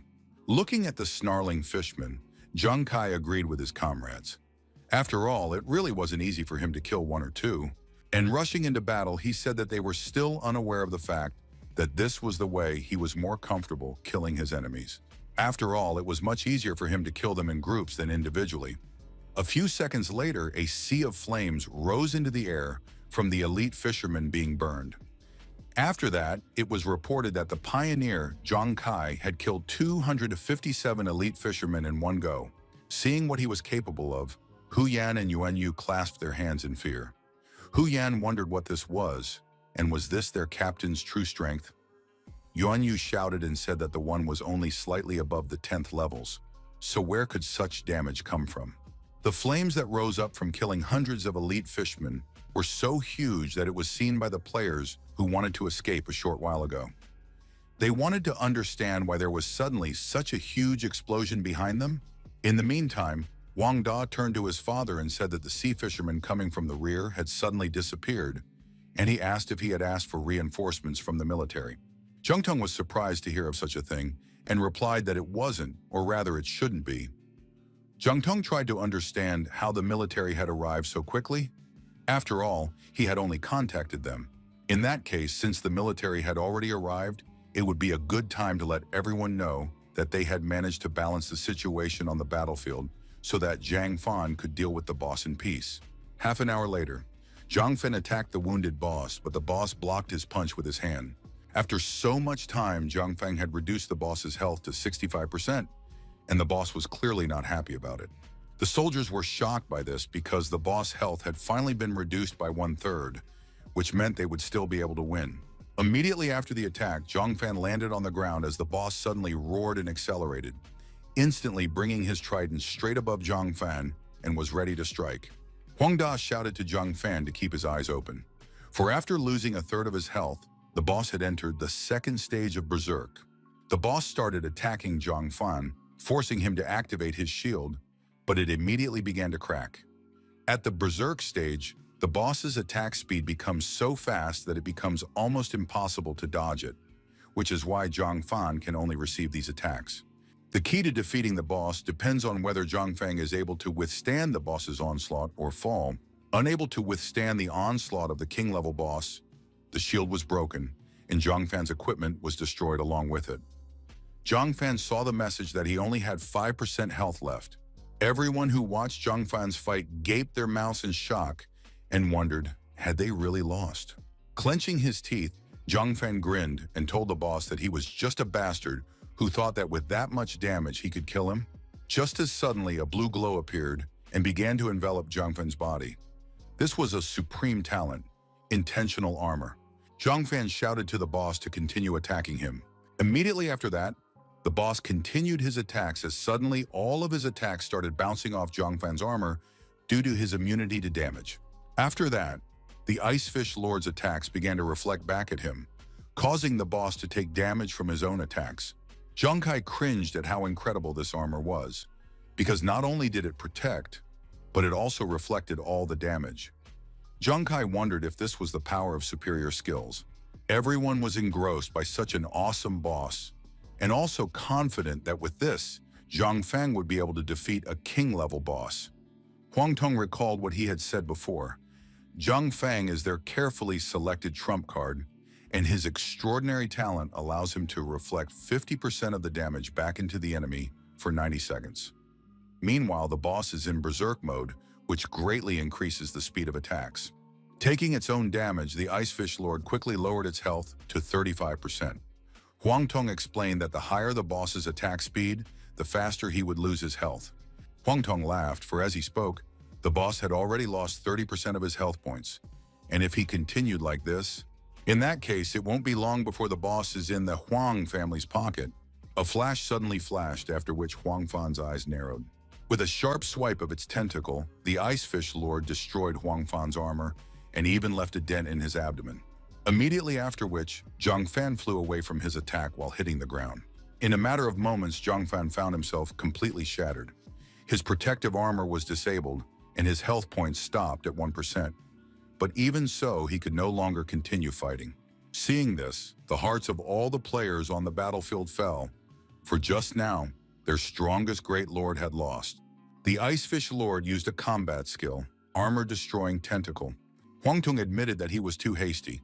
He didn't even think about the fact that this boss might have an unknown battle skill to destroy armor. While he blamed himself, Huang Da tried to bring his father to his senses. This was the end, for in this battle against the king-level boss, Zhang Fang had the most important role. And since Zhang Fang had fallen, then it meant that they had been defeated in this battle. Losing all their morale, the soldiers began to give up their positions, and losing begged for help, for they could not continue to fight after losing all their aces. Li Biao had a hard time blocking the fishman's strike, and cracks went down his shield.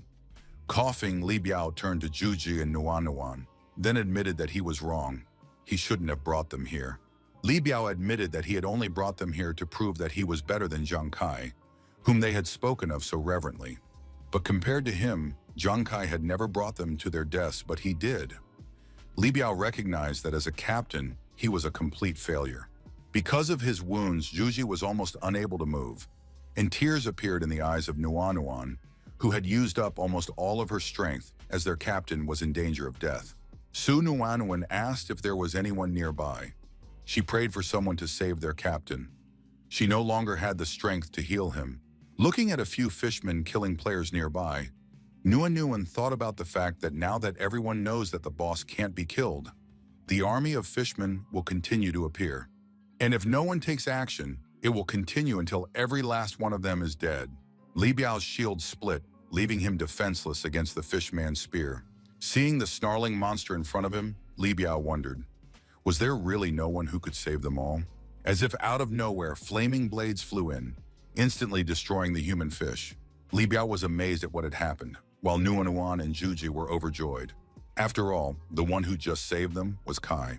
Without wasting too much time, Zhang Kai ran onward, shouting to Juji and Nuan that they hadn't seen each other in a long time, and that he was now running to fight the boss, and he asked them to protect themselves. Barely holding on, Yuanzhu asked if he heard correctly that Kai wanted to fight the boss? And how is it that he has such a clear sense of Kai's location? Not understanding what was going on, Nuan admitted that she was also feeling it. The soldiers on the battlefield suddenly felt something strange and began to wonder why they felt someone near them. Some of them remembered that something like this had happened before, because it was the bloodthirsty killer effect. Hu Yan asked the captain what he was doing, and hadn't he forgotten his status? After all, he still has that title. In front of Zhang Kai, a message appeared that he had been discovered by 200,000 players.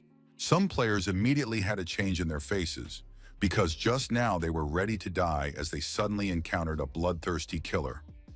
Killing the bloodthirsty killers would give them a lot of experience, so why don't they take the chance before they were killed by the bloody fish people? Players ruthlessly attacked the bloody assassin, playing a race to see who could pick up the experience first. But they couldn't escape Zhang Kai's gaze, and a moment later everything around them was covered in flames, covering the entire view. Juji wondered what was going on and if Zhang Kai had been killed by these people. But in reality, it was only his critical strike. Without slowing down, Zhang Kai asked if they could handle it. Barely alive players were trying to figure out why this player was dealing so much damage, and how could he do such a thing as a level 10 rookie? Su Nuan and Yuanzhu took heart. After all, Zhang Kai was fine. Nuan wondered if it was Kai who had dealt with those people. After all, in that case, he had become much stronger. Meanwhile, Li Biao almost lost the ground from under his feet because of what had happened. He finally realized who Zhang Kai was, which amazed him, because he had managed to escape unharmed, even after being attacked by so many people above the 20th level, which was simply impossible. Huang Da turned to his father and told him that he suddenly sensed Zhang Kai killing Huang Wei, and that he was running straight to the boss. Hearing this, Huang Tong asked, why was Huang Da still worried about Zhang Kai? And would he even be able to kill a king-level boss? At this moment, they should only think about how to reduce their losses in this battle. Huang Da couldn't agree with his father's words. For some reason, he felt in his heart that something bad was going to happen. Somehow, he had a vague feeling that Zhang Kai would still be able to defeat the boss. Zhang Kai mentally laughed. After all, he hadn't even thought of joining the battle, helping the Huang family fight the boss. In the past, he definitely wouldn't have done this. Commander-in-Chief Wei's voice echoed in his head once again. The latter hoped that in the future, when the country was in danger, Zhang Kai could fight for it as long as he had the strength. Zhang Kai promised that he would do this. Now that the country is in danger and needs new territories to extract resources, and he has the power to do it. Zhang Kai turned to the Devil Star artificial intelligence and said that he was going to activate that one-time skill he had acquired earlier.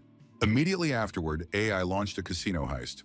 Zhang Fan had originally thought that it was a useless skill that could only steal 0.1% of the target's attributes, but he was wrong, and he didn't even expect it to come in handy at a time like this. He was currently in the state of a bloodthirsty killer, making all the players' attention focused on him. Unbeknownst to them, they had lost a grain of their attributes. Even though he can only steal 1,000th of each person's attributes, it's a very small percentage. But if you take 200,000 players, if one were to combine the attribute points of all these 200,000 players, the number would be extremely huge. Because of this, being at the 20th level, Zhang Kai had obtained more than 150,000 attribute points. Huang Da shouted at his father again, and overcoming his shock, said that Zhang Kai was running to the boss, and that he could probably take the boss out of their hands, after which he asked his father to look at it. For his watch suddenly began to show that Zhang Kai's attributes had become terrifyingly high, and that his overall attributes had surpassed even Zhang Fan's. Huang Tong was startled by what he heard, causing him to suddenly shriek, forgetting to ignore Zhang Kai. Meanwhile, Zhang Kai had already reached the warrior level, where there were fishermen above the 50th level. With a loud growl, the level 51 fishman reached for its victim. Huang Da was confident that Zhang Kai wouldn't even be able to dodge the strike, and Huang Tong laughed, after which he admitted that although he didn't know if Zhang Kai's attributes were true, but the bite of the shark-headed fishman is a skill that even level 60 players should be wary of. And from the looks of it, that's where Zhang Kai's journey will end. Without stopping, Zhang Kai ordered the fishman out of his way and struck with all his might. Everyone was amazed by this because he had attacked a high-level fishman without even using a weapon, and even managed to kill a sharkman warrior. This means that Zhang Kai's attributes are real.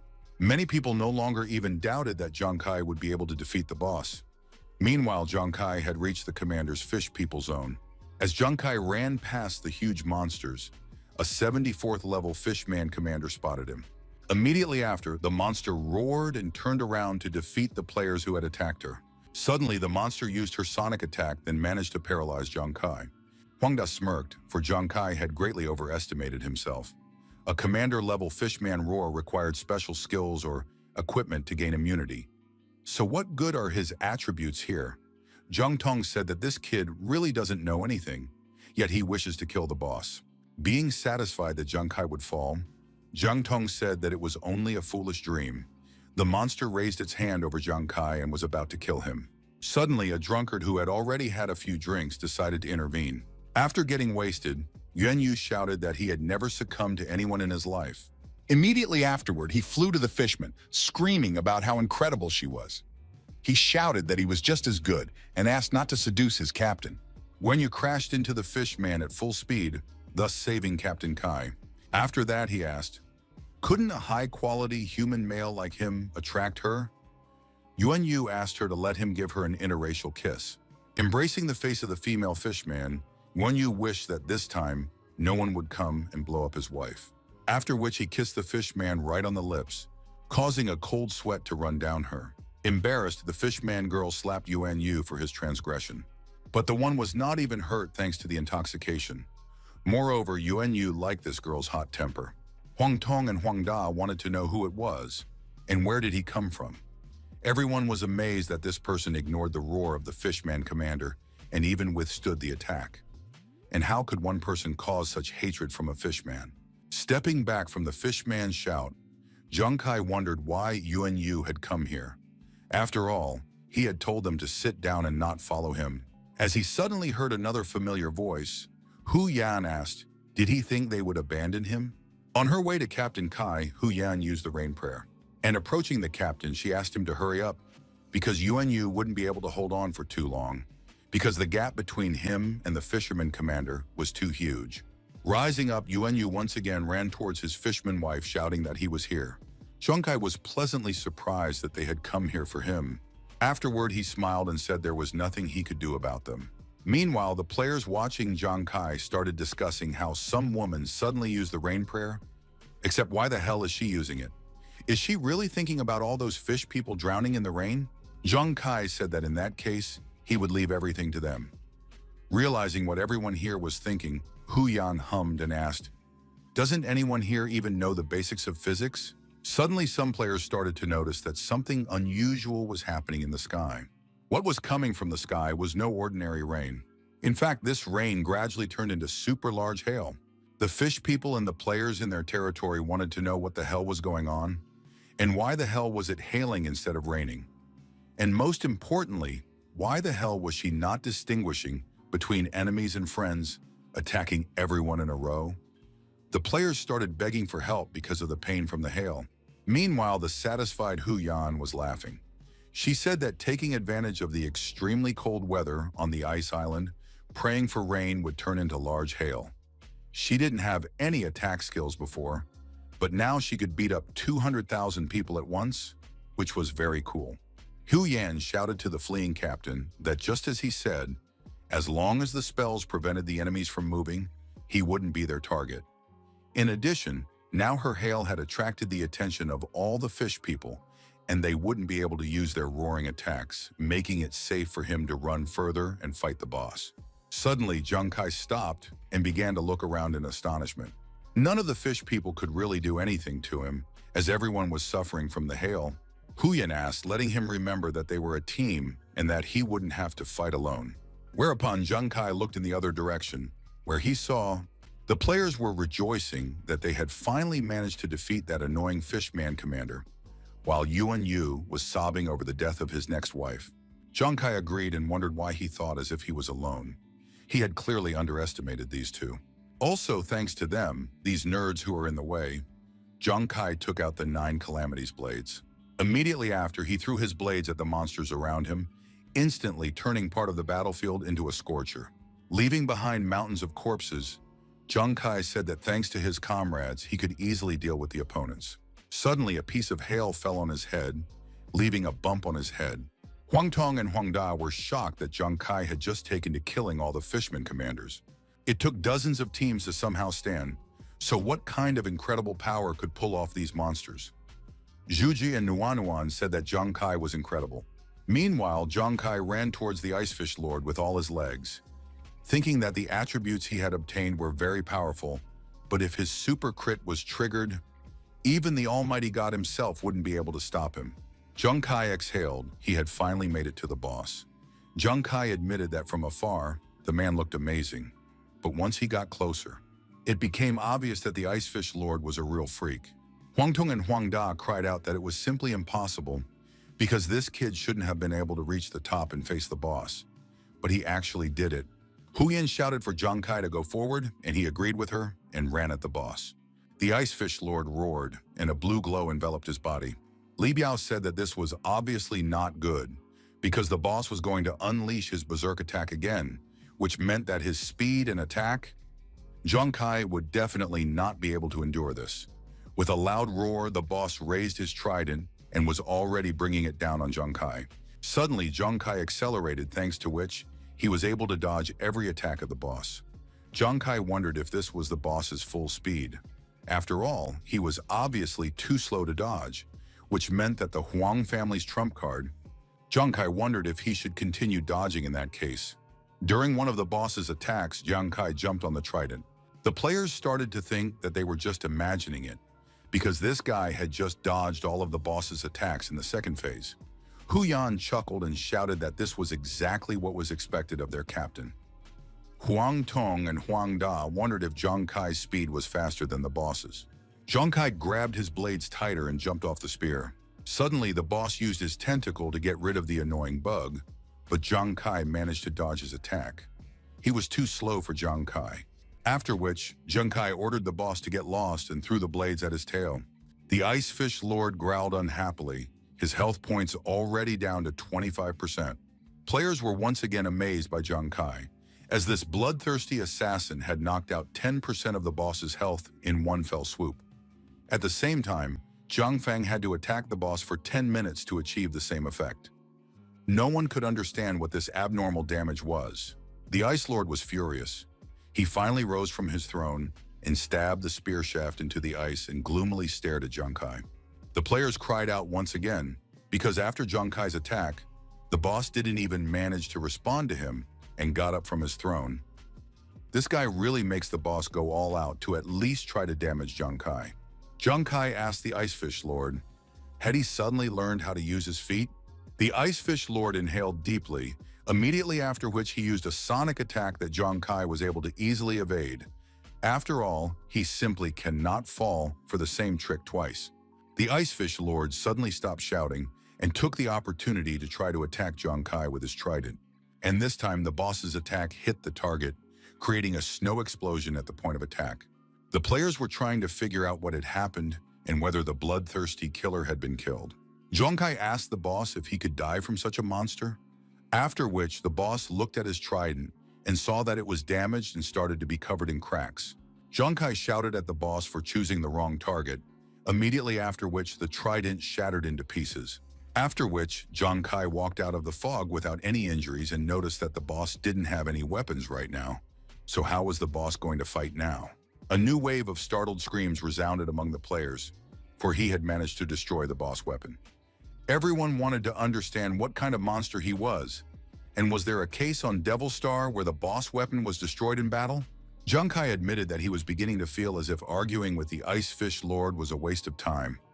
If that was the case, then we could finish everything quickly. Zhang Kai threw the blades at the boss's knees, immediately after which they exploded at the point of impact. After the explosion, the boss dropped to his knees and his health dropped to 15%. Zhang Kai motioned for the boss to continue and threw daggers at the boss's surviving knee that he was standing on. Immediately afterward, there was another explosion and the boss lost his other leg. The exhausted boss roared loudly in pain due to the loss of his legs. He only had 5% health left. Zhang Kai gestured for the blades to be called back, and with that, he asked the boss if he wanted to say that he wasn't respectful enough to him. After all, the Ice Fish Lord still dared to show him his arrogant face. Zhang Kai said that he had long since had enough of his arrogant physiology and threw his blades at the Ice Fish Lord's hands that he was holding on to. Immediately afterward, a final explosion rang out, stripping the Ice Fish Lord of his remaining limbs. Everyone watched with shock on their faces as the Ice Fish Lord fell to the ground. And Hu Yan said that he was a corpse. The massive carcass of the Ice Fish Lord landed right beside Zhang Kai, bowing his head in front of him. The king-level boss has only 1% health points left. A few seconds later, shouts spread throughout the area that Zhang Kai had indeed killed the boss, and he had done so without even taking any damage. Wei Ying's second deputy commander-in-chief, He Sheng, turned to Liu Jun and recalled that the latter had told him that Huang Tong was alarmed by the situation and asked for help from them, the military, but once they arrived on the scene, He Sheng asked, wasn't there any need for them to intervene? Liu Jin agreed and admitted that there was no way he had expected such a turning point in this battle. In fact, this young man that Commander-in-Chief Wei thought so highly of, Zhang Kai noticed that the hailstorm had finally stopped, which meant it was time to finish off the boss. Just as suddenly, Huang Tong shouted, "No!" Zeranya, whereupon he explained to the soldiers that the boss had very little health left and that they shouldn't let Zhang Kai kill him. Huang Tong turned to all the members of the Xuanwu Guild and ordered them to listen to his order. They must all stop fighting the fish people immediately. They must kill the bloodthirsty killer at any cost. Whoever kills the bloodthirsty assassin will receive a reward of 150 million Shengyo coins. But if they let this bloodthirsty assassin take their boss, none of them will get a penny of the field at the end of this battle. One of the players said he wasn't expecting 50 million, but if he didn't get paid for this mission, how would his family survive next month? Someone agreed with him and said his child still needs money for treatment. Things were bad because now no one has any use for the fish people. Players must hurry up and kill the bloodthirsty killer, otherwise they will all be finished. Players rushed forward to kill the bloodthirsty killer as soon as possible, not wanting to give in to others. At the same time, they completely ignored the remaining fish people, and they took advantage of the opportunity to reduce the number of enemies little by little. Zhang Kai grinned as he watched all these players run over to him. The Huang family wouldn't have been able to overpower the boss as it was, but now that they saw that he was capable of it, they were threatening to kill him. That's just disgusting of them. Zhang Kai picked up Zhang Fan and, addressing him as his older brother Huang, asked if he was still alive. This surprised Zhang Fan. Zhang Fang didn't expect to see a bloodthirsty assassin here and asked if he had come to kill him. He had already crippled the boss, so why not just kill him? Zhang Kai chuckled and said that he was good at bringing monsters to low health, but no one said that he was going to steal the boss from him, right? If he does kill the boss, the Huang family with their deep pockets won't suffer that much. But in that case, those 200,000 players with their families will suffer, as they have become hostages to the bounty. Zhang Kai asked if he understood correctly that Zhang Fang was a representative of the Huang family. In that case, he wants the ace of the family Huan to give the boss the final blow. Zhang Fan couldn't believe what he heard. After all, this guy is just giving him the kill of a king-level boss. Zhang Kai asked him to hurry up, because if he didn't move, the players would come and chop him up. Zhang Kai asked for Zhang Kai to do him a favor. Zhang Feng agreed with Zhang Kai and said that he understood, after which he summoned his spear. Zhang Feng thanked Zhang Kai, immediately after which he gave the boss a final blow. As he was dying, the Ice Fish Lord roared to the entire area, after which his shouting gradually subsided. The Ice Fish Lord's health points dropped to 0%. A system alert appeared in the sky. Zhang Fang of the Xuanwu Guild had killed the king-level boss of the Ice Fish Lord. The players were amazed when they saw the alert, because the boss killer was not a bloodthirsty assassin. It was Master Zhang Fang who had killed the boss. The Ice Fish Lord's body began to scatter in the wind, and at the same moment, the army of fishmen began to escape, jumping into the water through gaps in the ice. Players were trying to figure out if it was true that Master Zhang Fang had killed the boss. After all, it would mean that the bloodthirsty assassin had decided not to steal the boss for unknown reasons. So would they get the reward after that? Huang Tong asked, what happened? Why did they suddenly win? And does it turn out that their Zhang Fang killed the boss? Zhang De wondered, could it be that Zhang Kai had willingly given up killing the boss? Players rejoiced in their victory. In addition, it turned out that this bloodthirsty killer is actually a nice guy. He really became the boss thanks to what became their great hero. And now, if anyone dares to touch their benefactor, they will be ready to dare to go to war with him. Wenju bellowed as this move from Zhang Kai was really awesome and showed the people around him his magnanimity.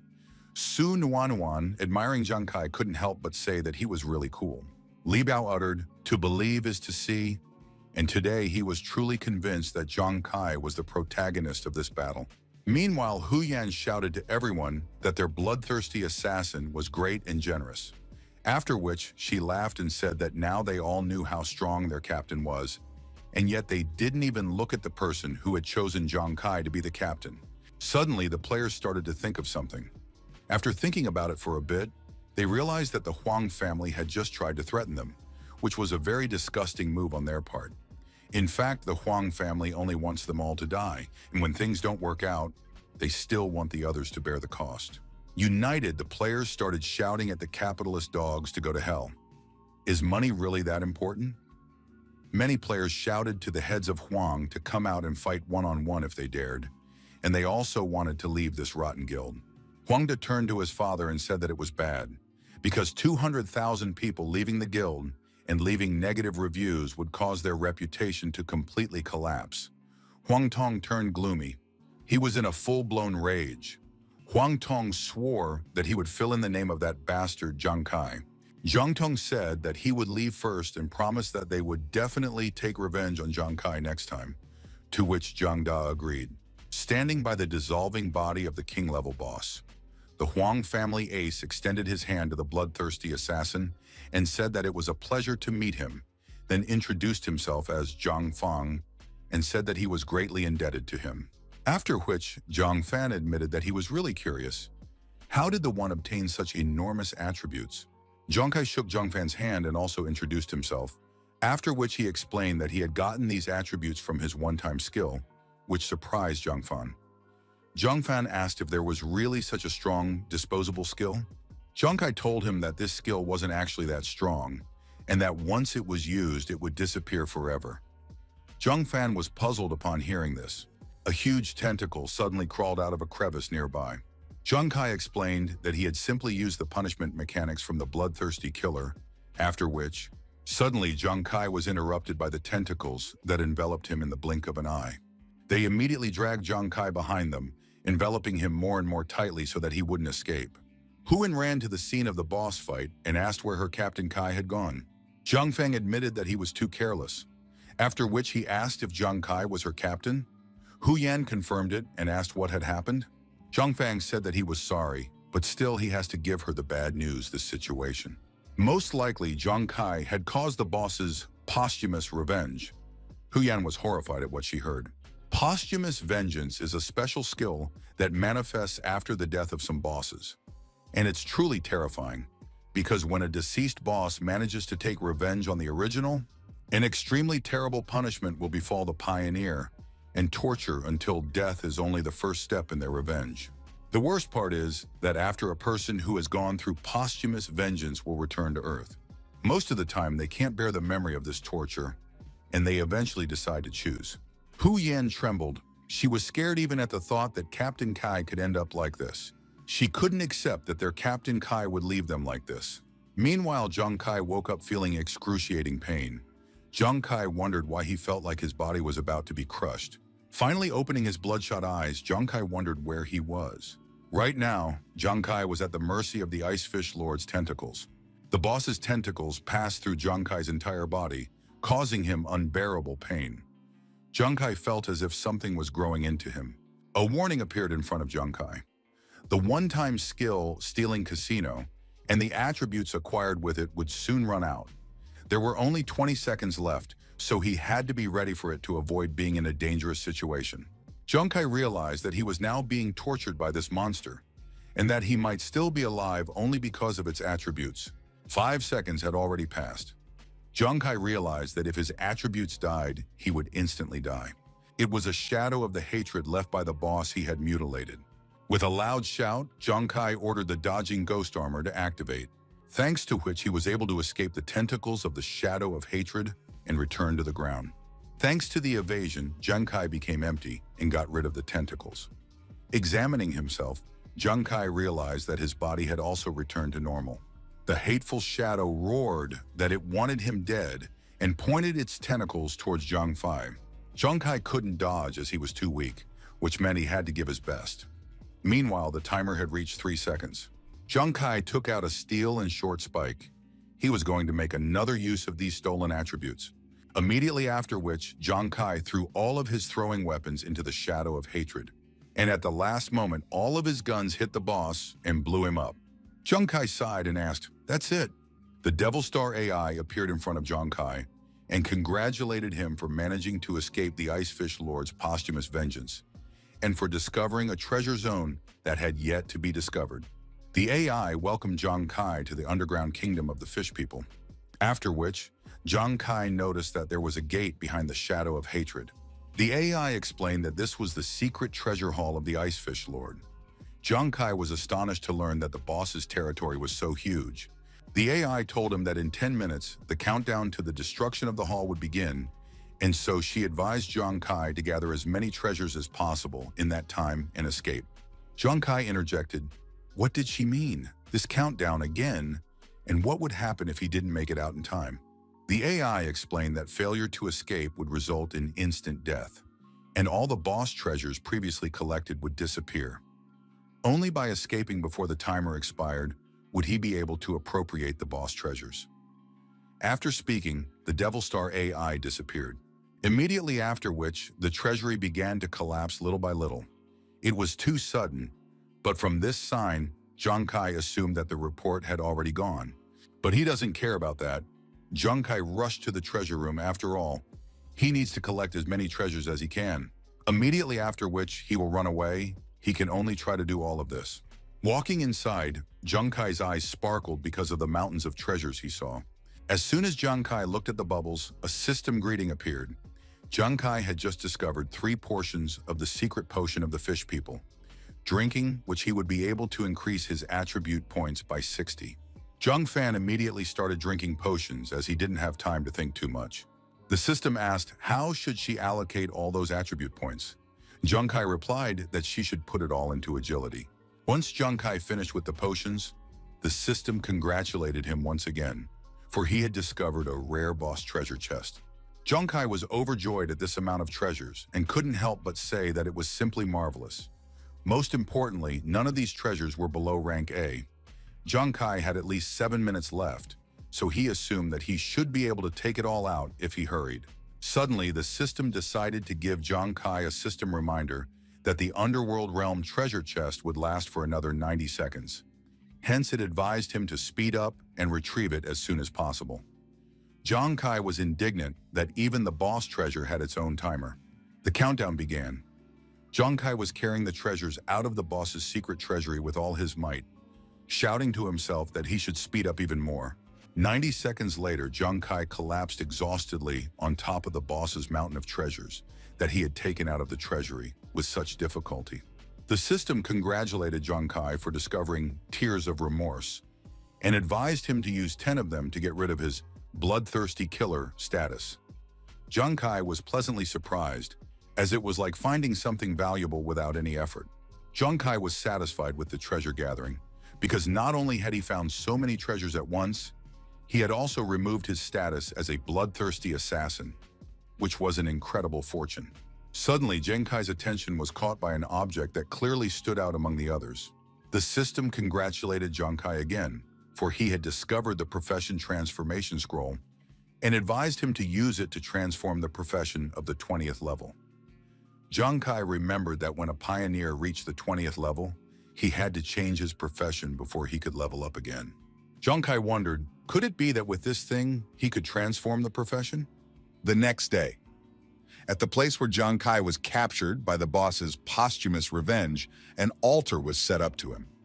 Hu Yan and Yuan Yu sobbed because their captain had not appeared for so long, and he certainly couldn't do what Zhang Fang had said. Zhang Fang said that people usually killed themselves after something like this. Hu Yan and Yuan Yu believed that it was because the god was really jealous of their captain's talent. Their captain died an even too horrible death. Meanwhile, Zhang Kai was already almost out of the crevice in the mountain. Hearing something from below, Hu Yan asked Yuan Yu to be more careful as another fish man was climbing out towards them, whereupon she grabbed an ice block.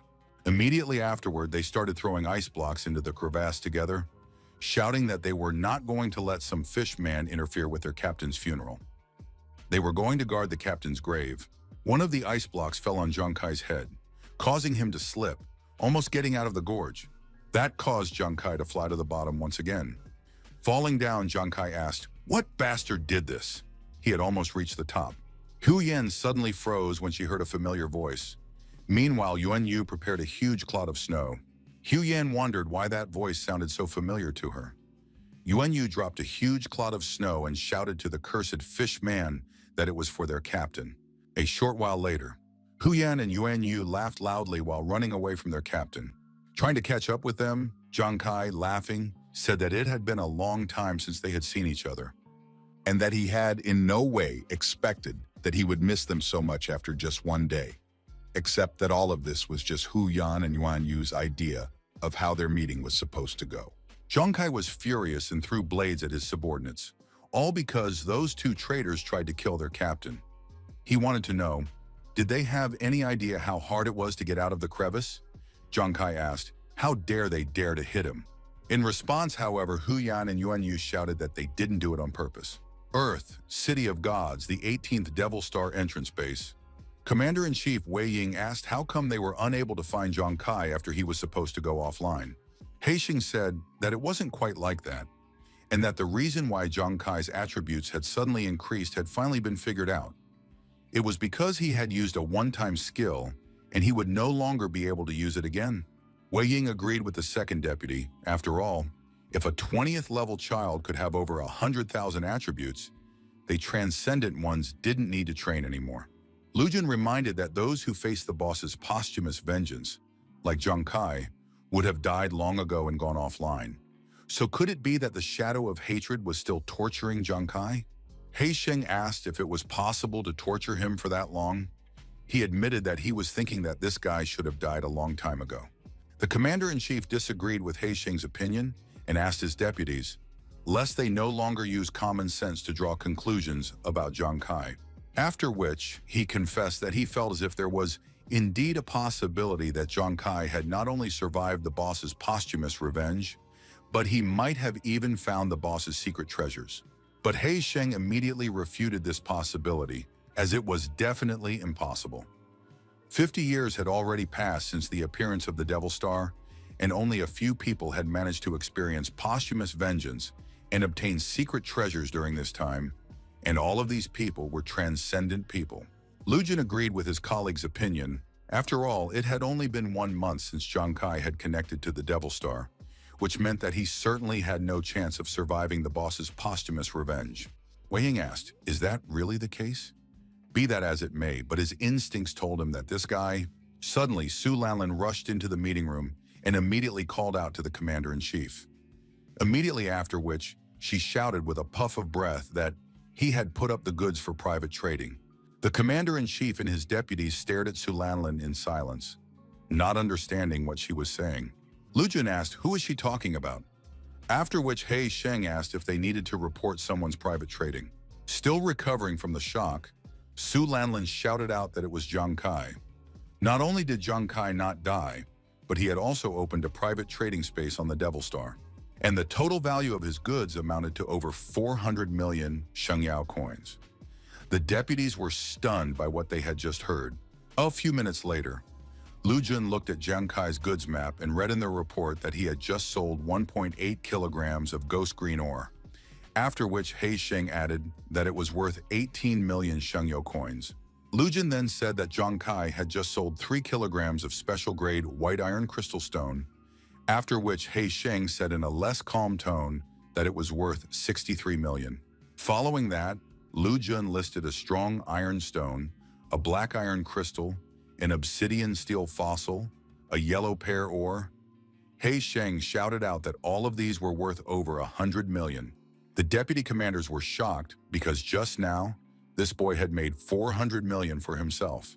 And since he had sold so many goods at once, it could only mean one thing. After listening to the deputies, Wei Ying laughed out loud, after which he recalled that he had just said that Zhang Kai would be able to find the boss's secret treasures, and this guy didn't disappoint him after all.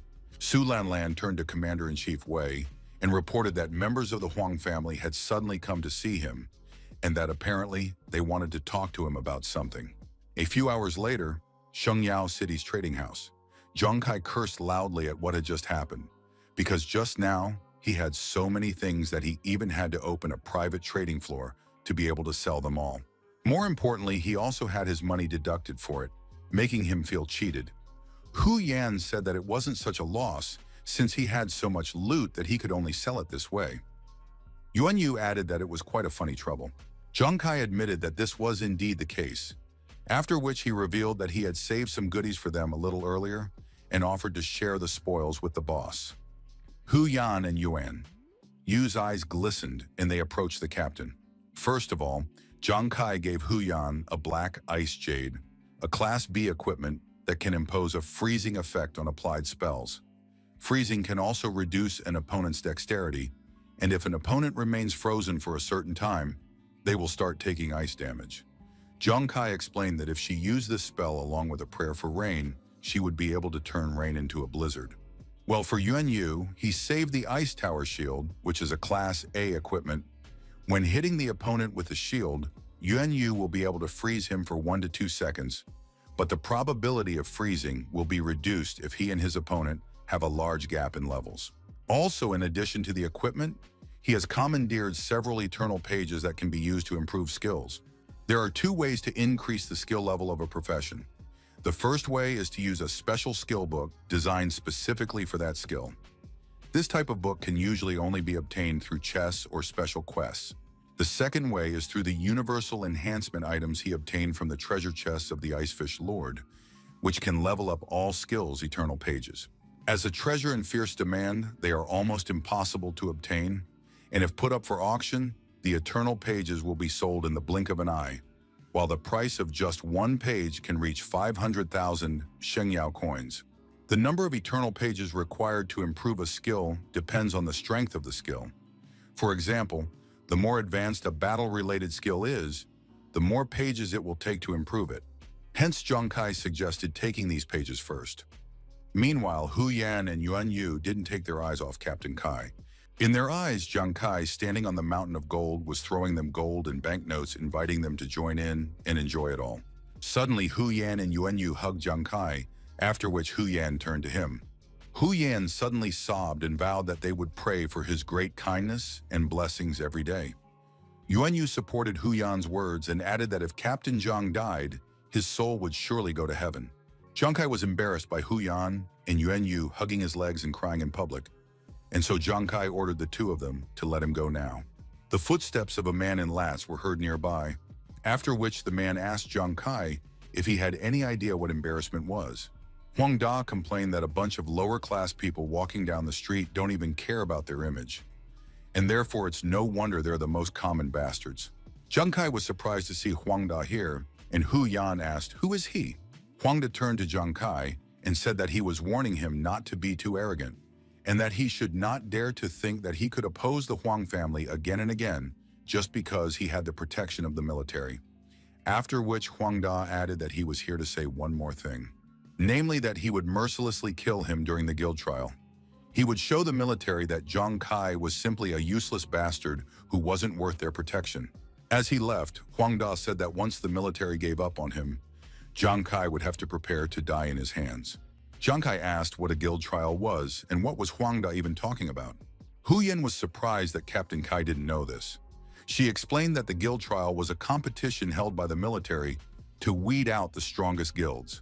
The minimum level to join a guild is 21st level, and this is divided into 4 more levels every 20 levels, up to the highest 20th level. Each guild sends a team of 5 to compete, who will battle other teams of the same level in pairs until the top 3 at that level are determined. Since the military generously rewards the top 3 at each level, there are many guilds with great powers participating in the trials each time. Zhang Kai recalled that he hadn't participated in the guild trials, so why then was Huang Da? Zhang Kai decided not to think about nonsense and reminded them that they had a big harvest this time. He then said that he had to go off the grid for a while to visit his family, to which the two agreed. Land, Shengyao Kingdom, Zhangzhuang City. The elder asked his younger brother why he had bought so much and how much did it all cost. Zhang Kai asked, "Didn't the one just have surgery?" That was why he was worried about big brother not getting enough nutrition. The elder smiled awkwardly. After all, even if Zhang Kai was worried about him, he had bought way too much stuff, and the delivery guy kept bringing new gifts. Zhang Kai asked if it could really be called a lot, to which his older brother replied that this place was like a grain warehouse right now. After which, he turned to his brother and said that he had already put him in the most expensive hospital, and if he continued to waste money like this, the elder brother sighed, then said that as soon as he was discharged, he would immediately go back to work to help Zhang Kai relieve the financial pressure. But Zhang Kai said that there was no problem with that. Yes, and besides, he remembered his dream. The elder dreamed of becoming a transcendent to fight divine beasts for humanity. And after he's released from the hospital, then he could finally be a trailblazer. Big brother asked, how can he be a pioneer when he is in such a state? Besides, it cost too much to go to the Devil Star, and it was enough for him that at least Zhang Kai was able to do it. Zhang Kai touched the watch, and it showed a 9-digit sum, which shocked the older man. Zhang Kai turned to his brother and reminded him that he had already said that he would no longer have to worry about money and that he would no longer have to ruin his health with hard work. Trying to get away from the shock, the older brother asked with hesitation, where did he get so much money from? After all, it was really hundreds of millions. Zhang Kai replied that he had earned all this money honestly from the Devil Star. He had worked hard for him and Yingzi for many years, and now that there was an opportunity, they could live as they wished. He still remembered how his brother with his mortal body was able to save him and Yingzi from the battlefield of the beast gods. And if the latter can become a pioneer, he believes that his older brother will be able to save more people. Brother asked if someone like him could become transcendent with his current body. Zhang Kai broke the apple in two and told his brother that he too could do the same. Leaving the hospital, Zhang Kai was happy that his brother had finally found his dream again, which meant they should celebrate as soon as Yingzi returned from school. Suddenly, Zhang Kai heard someone calling him. Looking out of the window, Lu Jun shouted to Jiang Kai to come over to him. Jiang Kai asked if he had come to meet him. After all, he didn't have time right now since he still had to pick up his sister from school. Lu Jun explained that he had come here just because of Jiang Kai's younger sister. After all, his younger sister Jiang Ying had been in a car accident. A short time later, at the scene of the accident, upon arriving at the place, Jiang Kai immediately ran to the cars calling for his sister in a panic. Just as suddenly, he heard her call him away from behind. Yingzi raised her hand from the crowd and told her brother that she was here. Jiang Kai ran up to his sister and asked if she was okay and what happened, to which she replied that she was fine, but her school bus had an accident. Fortunately, Big Brother saved her, after which he said that he even knew Jiang Kai. When Jiang Kai looked towards his savior, Jiang Fan said hello to him. Jiang Kai remembered the strongest of the Huang family, Jiang Fan, and asked how did the latter end up here. Lu Jun turned to Jiang Kai and asked him to listen to him. The most important thing he has to say is that his little sister's accident was not an accident, because this accident was secretly arranged by the Huang family. Lu Jun reminded Jiang Kai that he had already embarrassed the Huang family several times, causing their hatred for him to grow each time. Now they had used a military favor for killing the Ice Island boss to force the military to stop protecting his family. The military merit for the Ice Island boss was too great, and so Commander-in-Chief Wei had to compromise under pressure from above. But he still left a chance for Jiang Kai. During the negotiations, the Commander-in-Chief talked about the upcoming guild trials. He said that if the Huang family was able to defeat Jiang Kai in a duel, proving that his new profession wasn't that strong, the military would agree to his request. Wei Ying hopes that this time this child will soften up. Otherwise, he will no longer have any excuses to defend him directly. This is the limit of what they can do for Jiang Kai at this moment. As for today's matter, the Huang family is willing to force him to participate if Jiang Kai dares to ignore them. The Huang family are willing to make Jiang Kai's family suffer for him. Lu Jun apologized to Jiang Kai because the Huang family is extremely powerful, and the military merits from the Ice Island made some people at the top tremble. So as long as the Huang family doesn't directly attack them like they did today, they, the military, can only turn a blind eye. Therefore, Jiang Kai only had two options right now. The first option was to agree to a bet with the Huang family and fight them during the guild trials. The second option, however, is to join the army as soon as possible and get official protection from them. Peeking out from behind Jiang Kai, Yingzi asked, would the military really be able to protect them? Lu Jun reminded that at present, Jiang Kai's new profession was still very valuable. And as long as he was in the army, Commander-in-Chief Wei would have more opportunities to protect Jiang Kai and his family. At least now, they could avoid a lot of trouble. Jiang Kai wondered if this meant that he had to join the army first. A scene flashed through Jiang Kai's mind where he was being held by the Huang family people and forced to watch what they were doing to his older brother and Yingzi. Wan's family members asked him if he really thought he could relax after joining the army. To them, he is just a worthless gambler, a real waste of space. Jiang Kai was not willing to rely on the military because if he joined them one day and relied on their protection, he would one day become just like the current drunkards and feng shui masters. Eventually, he would be rejected by the military because of the poor development of their profession, and at that moment, his family will be even more oppressed by the Huang family. The Huang family has a big business, and in terms of resources, wealth, and power, he's absolutely no match for them right now. But his profession, Hambler, has a multiplier talent that makes his attribute points almost twice as high as people of the same level, which means that when fighting opponents of the same level, his total attribute points and critical damage can give him a huge advantage over the rest of the professions. Even if he faces higher level opponents, if he had the right strategy, he would be able to win in certain situations. Precisely because Hambler is a new profession, the Huang family has no idea about his strength. Except, are these the only advantages he has? In that case, instead of seeking refuge and waiting to die, it would be better to take the risk. He will take this opportunity to make the military witnesses. He would make this wager with the Huang family perfectly explicit and publicize it so that everyone in the city of the gods would know about it. And as long as he can defeat the Huang family, the military will pay more attention to his new profession and continue to provide them with protection. At the same time, in such a well-known situation, if the Huang family suddenly tried to make a move against him, they would have to consider the double pressure from the public and the military. Lu Jun touched Jiang Kai's shoulder and said that it was fine, and if Jiang Kai had no other option, he would help him prepare his enlistment materials. Suddenly, Jiang Kai turned to his brother Lu Jun and asked if it was true that the team for the trials should consist of 5 people.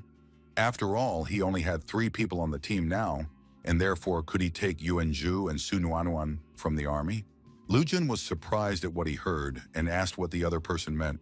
Jiang Kai replied that he had made up his mind. Would he participate? Lu Jun asked him not to be so impulsive, because Jiang Kai should definitely realize that if he accepted the challenge, he would be facing the giant that was the Huang family. Jiang Kai turned to brother Lu Jun and asked him not to worry so much, then said that he was very clear and grateful for their plans for him, but everyone has their own way, and he chooses the path that will allow him to take fate into his own hands. Clenching his hand into a fist, Jiang Kai said that he had to defeat the Huang family during the guild trials. Lu Jun told Jiang Kai that the latter was too impulsive and that he should. Just as suddenly, He Sheng clapped his hands and said, "This is good. Jiang Kai has courage and therefore he is willing to support him." He Sheng recognized that Jiang Kai was starting to like him. Lu Jun asked He Sheng what he was trying to do, but He Sheng ignored him and introduced himself to Jiang Kai, then told him that even the Huang family dared not mess with him and that he promised to help Jiang Kai by lending him people. After which, Zhang Feng said that he was still inspired by Jiang Kai's courage and reminded him that he was still indebted to him. He would keep an eye on the Huang family, and if they tried to ruin the relationship with the Zhang family again, he would definitely let Jiang Kai know about it. Zhang Yingzi jumped up and told her brother that she would also support him. Lu Jun reminded everyone that they were no longer children, so why did they suddenly decide to follow Jiang Kai and act so impulsively? He Sheng said that they are both like this. So what about Lu Jun? Lu Jun sighed, after which he still agreed. Be that as it may, Commander-in-Chief Wei ordered him to help Jiang Kai. And since that was the case, he would take care of the Zhang family's safety, while Jiang Kai should just focus on preparing for the trial. Jiang Kai was very happy about this. Lu Jun, Jiang Fang, He Sheng, the 3 older brothers and Commander-in-Chief Wei, Jiang Kai would like to thank them all for their concern, and if they needed help in the future, he would definitely help. A while later, Yingzi asked her brother if he was sure he wanted to come and see the house at such a late hour. Jiang Kai said that the Huang family had fully revealed their true colors, and that he and his older brother could no longer live in a slum with poor security. After reaching the gate, Yingzi turned to her brother and asked if they had the wrong address. After all, these villas cost hundreds of millions, and they certainly couldn't afford such villas. To which Jiang Kai replied that they were actually in the right place, after which he took out a VIP card and attached it to the scanner. Jiang Kai said that this would now be their new home. Yingzi cried out in surprise upon seeing this house, and still not fully believing it asked, "Is this really it?" Afterwards, she looked at the pool and said it was incredible. Walking inside, Yingzi was surprised by the huge living room. After all, it was already bigger than their old house. Walking into the kitchen, she wondered if this was a restaurant, and how many dishes could be put on such a long table. And finding the room with exercise machines, she said that their big brother was still weak, and that he could exercise here in the future. Upon reaching the last room, Yingzi's breath caught. She asked if this was her new room, to which Jiang Kai replied that of course it was her room, and asked if she liked this new house. When Yingzi turned to him, Jiang Kai saw tears protruding in her eyes. Yingzi said that she liked it, except is it really not a dream? This place is really very beautiful, but is this really their new home? Jiang Kai replied that this is indeed their new home, except that everything she sees now is just the beginning. From now on, when he's here, she and Big Brother won't have to worry about life anymore, and the 3 of them will live better and better lives. After finishing, Jiang Kai stroked his contented little sister. The next day, Juji asked Nuan if she thought the military had abandoned them because of their poor performance. Captain Li Biao said that they would now be led by a new captain and asked them to wait here, but it was too unexpected. Nuan admitted that she also thought as if it was possible. Suddenly, someone familiar said from behind that he would take care of them, after which he asked why they were crying. Juji and Nuan shrieked with joy when they saw Jiang Kai. Nuan Wang asked if he was their new captain. Jiang Kai replied that he was. Juji's face instantly changed and he asked what had happened. Nuanuan agreed with him and asked if he had joined the army, to which Zhang Kai replied that he had not joined the army and that he had simply asked the military to temporarily loan the two of them to cooperate with him after a month. Zhang Kai revealed that the Huang family used the military merit from the frozen island to pressure the military, even wanted to take action against him, after which they even threatened his younger sister's safety. Commander-in-Chief Wei made a bet with the Huang family through the guild trial in order to help, and if he could win, the Huang family would stop bothering him. Therefore, he must get an absolute victory this time and completely shut the mouths of the Huang family. Zhang Kai turned to Zhuji and Nuanuan and asked if they would help him. Clenching his fists, Zhuji shouted that of course they would help him. And how did these dog family dare to touch Yingzi anyway? He had personally seen Yingzi grow up, and Nuanuan shouted that the Huang family were bad people. Except that Zhuji decided to ask Kai a question. Was he sure he wanted to team up with them? Zhang Kai wondered what was wrong with that. Wenju explained that the military has a complex evaluation system, and upon joining the military, new recruits undergo an initial assessment, after which they are divided into levels from weak to strong based on their fighting ability. The military then regularly evaluates its personnel for 2 months. If for 6 consecutive months the rookie's rating was an E, the military would reject him. Though embarrassed, Yuanzhu revealed that during the initial evaluation, Nuan received a C grade and he was too easily intimidated, causing his grade to be the worst, an E. Wenju sighed, after which he admitted to Kai that he was afraid that he would start to hold him back, after which Nuan admitted that she was thinking the same thing. Zhang Kai said that it was fine, after all. They would be teammates for a whole month, and they would return to the army after the guild trials were over, and he would also make sure that their grade would not be lower than A when it was time to retake the exam. Zhuji asked Kai, is he sure about this? After all, the two of them had not long ago left the rookie zone, so was he sure he could lead them? Nuan recalled that team captains usually had to be level 15, then she asked if Kai had reached level 15, to which they were immediately answered that level 15 was nothing. Huyan revealed that Captain Kai had already reached the 20th level and that he was already trying to change his profession. This was immediately confirmed by Yuanzhu. Zhang Kai remembered that he still hadn't introduced them and said that they were their new teammates. The first to introduce herself was the owner of the fortune-telling profession, Hu Yan, after which she giggled and said that she had heard about them from the captain. Next, the drunkard Yuan Yu introduced himself to them. He said he was glad to meet them. Zhang Kai's old and new teams shook hands in honor of their acquaintance. Just as suddenly, Yuanzhu and Su Nuanuan realized that they had missed something, from which they suddenly screamed. For while they were only at level 9, Kai had already reached level 20. Zhang Kai said that there was nothing wrong with that. After all, his goal was to get them to the 20th level before the guild trials began. Only then would they be able to deal with those Huang family dogs. Wenju asked if he had misheard when Zhang Kai said that he would raise their levels to the 20th level, after which Nuan added that if he could really do that, then he was truly a god of levels. Hu Yan walked over to Nuan and admitted that although she didn't know how the others were doing, she believed that Captain Kai could do it. Afterward, Nuan suggested that they come up with a name for their new team. Zhang Kai agreed that it made sense and asked what the others thought. Yuanyu asked why don't they call themselves the Volcano Team. This name would show that the 5 of them are full of fire and strength. In the end, no one was against the name.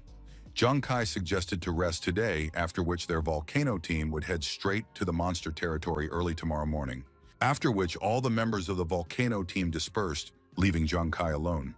Zhang Kai remembered what had happened during the rookie trial, deep within the rookie zone. That was when Zhang Kai noticed that there was something wrong with Shuji. Zhang Kai put his hand on his shoulder and told him that, in a few hours, they would already reach Shengyao City, and when they entered the Devil Star, the real test would be waiting for them. After which, Kai asked if he was nervous about it. Juji admitted that he wasn't nervous, and that he was just wondering if he would ever be able to activate his profession's talent, Warrior Heart. Kai asked why the latter thought that, since he had been very well behaved the past 2 days. He had even defended him and Nuanwan during the battle. Juji admitted that even though he was trying his best to fight and protect them both, deep down he was still afraid. All this time, he was just suppressing his fear because he was worried that they'd get hurt. But to truly activate the warrior heart, he must be fearless from the bottom of his heart and believe that he is an invincible warrior. Except he can't do it. As far as Zhang Kai understood correctly, Zhuji's talent, Warrior's Heart, could give an additional bonus to all attributes when changing jobs or leveling up.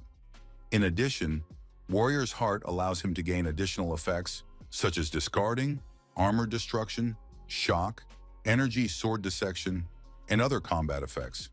This is the truest talent from the top. But the additional effects of these attacks vary depending on the strength of his courage and confidence. Zhu's confidence and strength aren't very strong right now, so he can only knock enemies down using Earthquake Stomp. The purpose of this pumping is to further boost Zhuji's courage and activate his professional talent. Before that, he would take the opportunity to increase his strength. Earlier, Zhang Kai had distributed 55 eternal fragments each to Hu Yan and Yuan Yu, and he could use the remaining 50 to improve the card in the Ghost's Hand and Ghost's Eye Focus.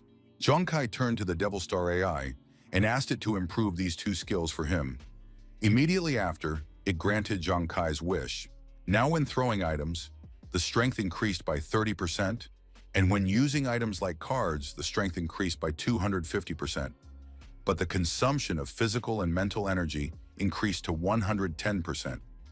Zhang Kai thought the improvement was great, as the piercing power increased by 10%, and when using cards it increased by 50%. He was only disappointed that the energy consumption had increased by 110%, but it was still within the acceptable range. The AI revealed that gamblers often became addicted to gambling, and that after practicing for a long time, their hands became increasingly flexible. The AI then congratulated Zhang Kai for discovering the additional state of flying ghost cards. As Zhang Kai wondered, what was this additional state Gambler's Time? When entering Gambler's Time, attack speed is increased by 100%, but Gambler's Time lasts only 10 seconds without external delay. In this state, physical and mental power consumption increases by 220%. The recharge time is 60 minutes. Zhang Kai was amazed at the 100% increase in attack speed. After all, it was equivalent to doubling the attack speed. The Ghost's Level 2 Eye Focus improved to the highest level of visual range, and tracking ability increased by 60%, while energy consumption increased by 120%. As Zhang Kai expected, the visual range and tracking ability improved, along with the energy consumption. Zhang Kai asked the AI if its Ghost Eye Focus had an additional condition, to which he replied that in the game of Gambler, you not only need to have flexible hands, but also need to be able to confuse your opponent so that he can't read the cards in his hand by eye. The AI congratulated Zhang Kai for unlocking the additional status of Deception State for Ghost Eye Focus. Deception Condition affects an opponent's eye evaluation abilities. The effect depends on the difference in mental strength between the two sides. If the opponent's mental power is much higher than the player's, the effect will be close to zero, but cannot be negative. The duration is 10 seconds, during which the mental power consumption increases by 240%, and the recharge time is 60 minutes. The AI revealed that no matter how great the opponent's mental strength was, Zhang Kai was able to influence him, but in that case, the effect would be so small that it could be ignored. But no matter how big the gap with the opponent was, there was no risk of a reverse effect. Zhang Kai recognized that this effect was really good, even though its effect would be reduced in inner-level combat, and that he already couldn't wait to try out the two new abilities. 2 days later, Zhang Kai said, "This is here. This is the intersection of the Ruler's Valley and the Taiping Mountain Road, as well as, this place is Armored Lizard territory." Zhu was surprised to hear about the territory and asked, "Didn't that mean that there would be a lot of armored lizards here?" After all, he had previously thought that armored lizards were level 25 and above. Huyan added that there weren't just a lot of them, and said that the thing was that armored lizards were social beasts, and that there were at least 100 armored lizards in this area. Also, if she remembered correctly, there were rumors that there were warrior-level armored lizards here that were above level 50. Before Huyan could finish, Zhuji cried out in shock. Warrior-level warriors are relatively rare. Generally, every 20 monsters had a high chance of getting 1 or 2 elite-level monsters, while every 100 had a certain chance of getting warrior-level monsters. Zhuji was trying to figure out how they were going to fight a warrior-level monster if their team was almost completely below level 20. Su Nuanuan admitted that they believe in Kai's abilities. After all, he had managed to defeat a king-level monster on the frozen island single-handedly, except this time he is taking them with him, while there are at least 25 ordinary lizards and 35 elite lizards under the lizard warrior. So isn't that too dangerous? After all, the gap between them is quite large. Zhang Kai explained that in addition to gaining experience, the most important thing for them would be to practice teamwork, and killing without labor could not improve their teamwork in any way, and only in a dangerous situation could he bring out the potential in each of them, because only true struggle could make them progress quickly. In addition, profession change materials usually appear in the special territories of monsters of warrior level and above. After all, the treasure chests of the white and purple armored lizard of the warrior level have a chance of dropping either the priest level 20 change material, holy water, or the priest level 20 change material, brain core of devastated dreams. The treasure chest of a black lizard warrior can contain warrior's blood, a warrior profession change material. Zhuzhe, Huyan, and Wenju were amazed about the 20th level change materials. Huyan told Captain Kai that he looked pretty confident and asked if he had any trump card, to which Zhang Kai replied that it was a secret. At the same moment, he mentally chuckled as she said it herself. After which Zhang Kai asked what were they waiting for, and suggested to go ahead. As the group walked deeper into the forest, they noticed cut marks on the trees. Zhang Kai said that it looked like the activity marks of armored lizards, and asked the team members to be careful. Suddenly, Yuji decided to turn to Brother Yuan, whereupon he said that he had heard that the latter was not afraid of even an elite banshee ghost. Holding back his excitement, Yuanju asked how the latter managed to overcome his fear. Yuanju thought about overcoming fear for a moment, after which he replied that at that moment, there really wasn't an ounce of fear in him. Yuanju was surprised by this and asked, how did he do that? And would he be able to teach him such a thing? Just as suddenly, Wanyu threw an armful of flasks to Zhuji, then told him that everyone should be aware of the fact that the wine brewed by drunkards had special effects. The second level wine that he brewed after he upgraded his skill level with the help of eternal fragments has better effects and might even be beneficial to him. Except that Yuanju was the martial arts master of their team, and so he better not drink during the fight. Zhuji promised that he would remember this and thank Brother Yuanyu.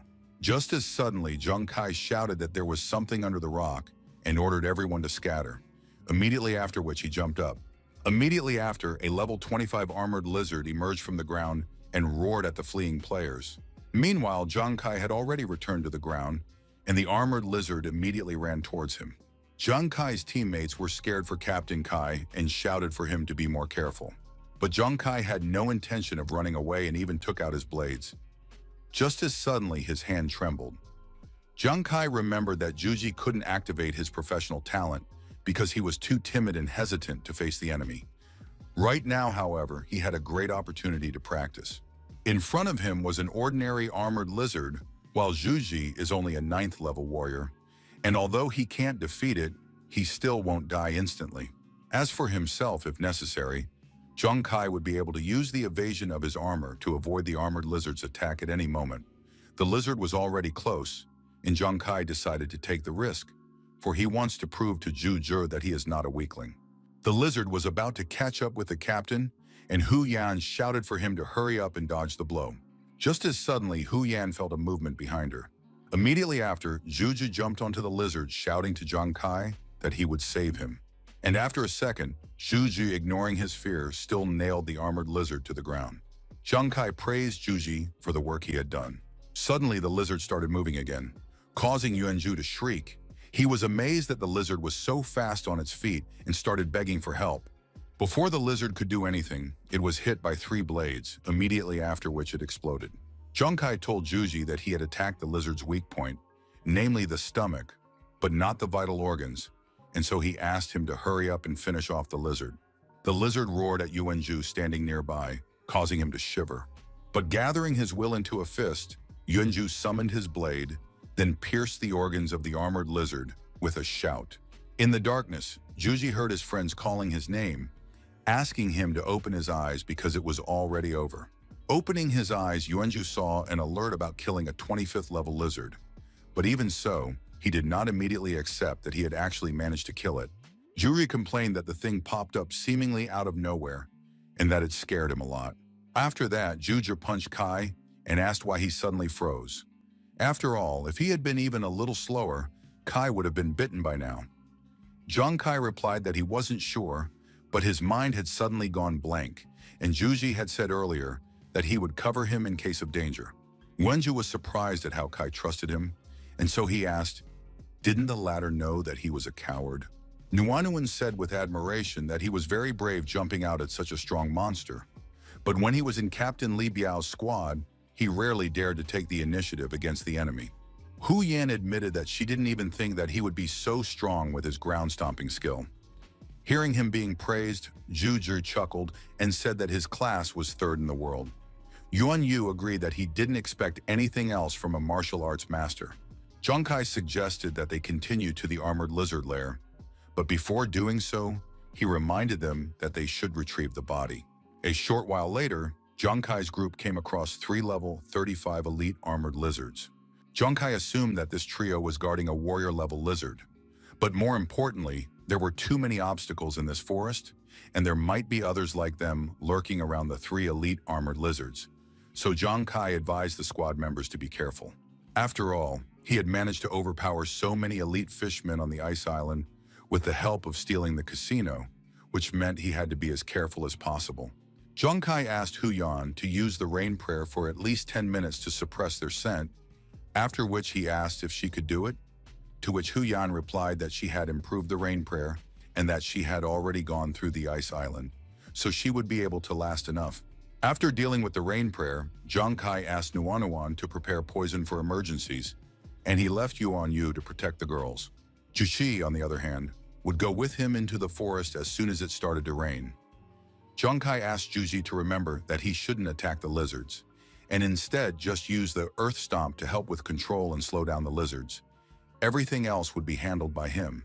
After a while it started to rain, which prevented the lizards from recognizing smells properly. And under the cover of rain, Zhang Kai along with Juji ran out to the lizard territory. Suddenly a multitude of red eyes shone in the darkness not far from them. Immediately after, a multitude of armored lizards ran out of the shadows of the trees. As Zhang Kai expected, there were many lizards here, so he shouted to Juji to cover him, to which he replied that these monsters were just disgusting and started charging with the stomp of the earth.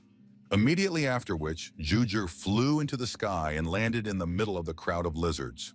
Zhang Kai drew his blades while remembering that he could increase his attack speed by 100%, and since that was the case, this was the perfect moment to try out the gambler's timing. Zhang Kai used a special state of gambler's time, causing his eyes to glow. And with a few movements, Zhang Kai threw his blades at each lizard, after which they exploded.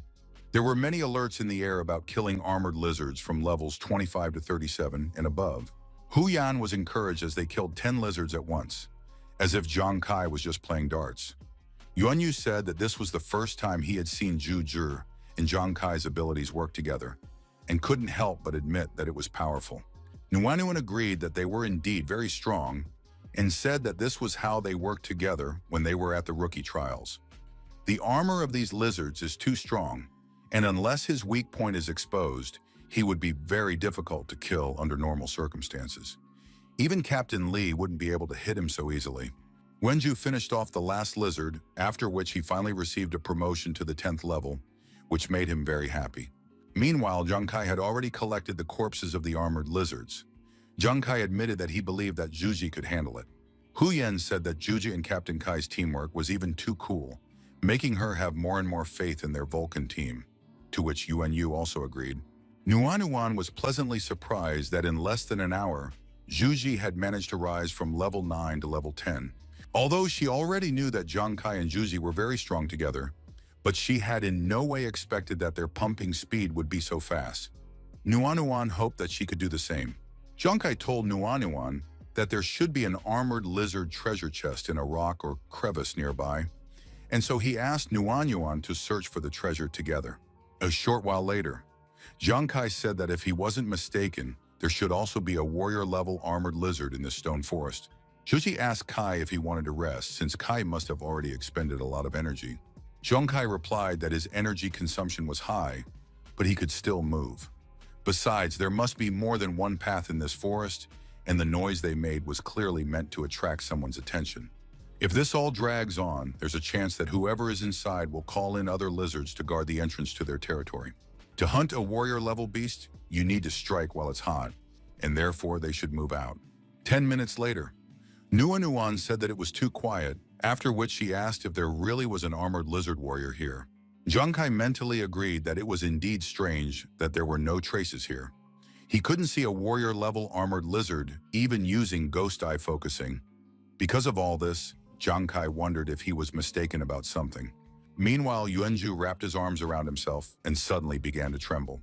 Yuanju asked what was wrong with him, and did he feel cold here? Zhuji replied that he didn't know exactly, but as he walked, goosebumps suddenly ran down his skin. Huyan chuckled and told Zhuxi that it looked like he was too worried. Vulcan's group continued their journey through the lands of the armored lizards, finding no trace of them. It suddenly dawned on Zhongkai that Zhuji wasn't overexcited. After all, this was the place where they were standing. Kongkai ordered Zhuxi, Huyan, and Wenyu to stop. Trinity wondered what had happened as suddenly a rock nearby began to shake. Suddenly, a huge tail came out from behind the rock and started smashing the rock, scaring the players nearby. After the creature knocked off the interfering rock, a 58th level monster, a warrior-level phosphatized lizard dragon, appeared in front of Vulcan's group. Scared because of the appearance of the armored lizard warrior, Zhuji said that they almost died. This monster is the color of stone, and moreover, it is well camouflaged. Huyan agreed that what Zhuji said was correct. Zhongkai ordered Nuan to check the armored lizard's data, and he himself took out his blades and threw them at the monster. Nuan immediately began scanning the armored lizard warrior with her watch, after which she revealed that it was a 58th level phosphatized dragon lizard, also known as a white lizard, which was about 36 years old and with a weight of 2 to 2.4 tons. Zhuji was dumbfounded when he heard about this warrior being phosphatized, because it meant that their very first warrior turned out to be a mutant. All of Zhongkai's blades went straight into the armored lizard. Zhongkai's hits triggered several critical hits, and the armored dragon lizard roared loudly. Zhuji was glad that Kai's attacks went through, after which Huyan added that even give Kai a critical strike, the latter is very strong, but here there are two of them at once. Zhongkai, on the other hand, was pondering at this moment that warrior-class beast mutations had more collectibles and a higher probability of finding better items in treasure chests, but their strength was also far superior to that of ordinary warriors. After which he revealed that the scales covering the back of a warrior-class phosphatized dragon lizard's back not only had over 35 points of defense, but it was also heavily phosphatized, causing it to be resistant to heat and corrosion, making it extremely difficult to penetrate. In addition, the thorax and abdomen are covered with a phosphatized protective film with about 20 points of protection, and like the scales on the back, are resistant to heat and corrosion. Yuji, Yuanyu, and Huyan were amazed at what they heard, and Huyan asked, couldn't they break the defense? Nuanyuan said that according to previous data, phosphatized lizard warriors of similar size have intelligence between 100 and 150, and agility between 15 and 170. Cold sweat ran down Nuanyuan's face when she said that their strength was 380 to 420, and their physique was 440 to 480. The warrior-level armored lizard accelerated and rushed at Zhongkai. Zhongkai tried to assess the warrior lizard, but the system only said that it was extremely dangerous. Seeing the monster running towards him, everyone shouted for Kai to dodge. Upon reaching its target, the phosphatized lizard struck Zhongkai with its paw. But at the last moment, Zhongkai managed to dodge. Zhongkai asked his friends not to worry, as he was perfectly fine. Even though this monster's body is resistant to heat and corrosion, and even if it takes critical damage, it's unlikely to be able to do much damage to the lizard. But no matter what, Zhongkai only has to hit the monster back. Fortunately, he had a premonition, thanks to which he was able to dodge in time. With 400 strength, even if this lizard had touched him, Zhongkai would have been crushed. But thanks to the secret potion of fish people from the boss treasure, Zhongkai's agility was about 60 points higher. making him more agile than the lizard and able to dodge. Junkai thought about the fact that if he was careful enough, he would be able to attract the lizard's attention and not get killed. And if he could provoke the armored lizard, Zhuji would have the opportunity to use a professional talent and impose an armor-piercing effect. Well, if that doesn't work out, he'll just continue to distract the warrior-level armored lizard until he finds a way to escape. If it came out the other way around and Zhuji still used his professional talent, after thinking about it, Junkai shouted to Zhuji to help him. Immediately after, the one replied that he was on his way and used the stomp the ground skill by flying up to the sky. After which, Zhuji landed between Junkai and the armored lizard, preventing the latter from passing on. Once right in front of the lizard, Zhuji told Kai that his skill didn't work on the lizard. Junkai advised him to run away, immediately after which Zhuji rushed with all his legs away from the lizard, screaming about how scared he was. Seizing the opportunity, Junkai threw his blades at the lizard. Immediately after that, he picked up Zhuji and rushed away. Now this armored lizard warrior was looking at Junkai and Zhuji, so Junkai had to get him out of the way. Suddenly, something flashed near Junkai, making him wonder what it was. Huyan shouted to Captain Kai that Yuanyu had gotten drunk, after which Nuanuan told him that the saliva of a phosphatized dragon lizard could quickly ruin most of the equipment and cause damage to the skin. After realizing that it was Yuanyu, Junkai realized that things were bad, because if he really kissed the dragon, Yuanyu would definitely not be well. Yuanyu jumped onto the dragon and slammed his shield against its head. But even without being able to harm it, Yuanyu bounced the lizard backwards. Immediately afterward, he got to his feet and was slightly surprised that it was a phosphatized dragon lizard. Junkai asked, why didn't Junkai call the lizard beautiful? Wasn't he drunk enough? Hu Yan replied that she didn't know it herself, but she noticed that he was drinking some secondary wine today, after which she admitted that she didn't even realize that it could remove the strange effect of his drinking. Yuanyu laughed loudly and said that he was like a male lizard, always looking for a worthy female lizard that was good enough for him. He then told the phosphatized lizard that today there was a lover, or rather a dragon, who had finally found her in the sea of lizards. The phosphated dragon lizard was surprised by this man's behavior. Just as suddenly, Yuanyu ran towards the lizard with smoke coming out of his nose, shouting to his darling to hurry up, and they would not miss this such a great time. Nuan was simply stunned that Yuanyu had started to think of himself as a lizard. While Yuanyu ran towards his beloved, Junkai took the opportunity and threw several blades at the surprised lizard. Yuanyu skillfully dodged the explosions and at the same time assured the little girl that no one could separate them and asked her not to be shy since tonight was their wedding night. Besides, the more she fights, the more it turns him on. Things weren't as good as one might have originally thought, because it was too difficult to control Yuanyu when he was drunk, causing Junkai to be unable to freely attack the armored lizard and would only drain all of his strength. When Yuanyu was already too close, he shouted to his wife to let her fragile heart be warmed by his strong chest. Yuanyu is out of it, and Junkai can't hold him and fight off the lizard at the same time. With no other choice, Junkai turned to Zhuji and asked him to act, because his armor-piercing talent is the only thing that will help them right now. Looking at Yuanyu, Zhuji wondered, was this really what was called fearlessness? Brother Yu appeared to be truly a god in this kind of thing. Then he said that he had never thought of overcoming in fear, and hearing this, Zhuji asked if he could teach him that. Zhuji took out a special courage drink card from Yuanyu. Immediately afterward, he told Kai that he was already running and drained the mug in a gulp. Zhuji was grateful to brother Yuanyu for the demonstration, because he had emphasized a few things to himself.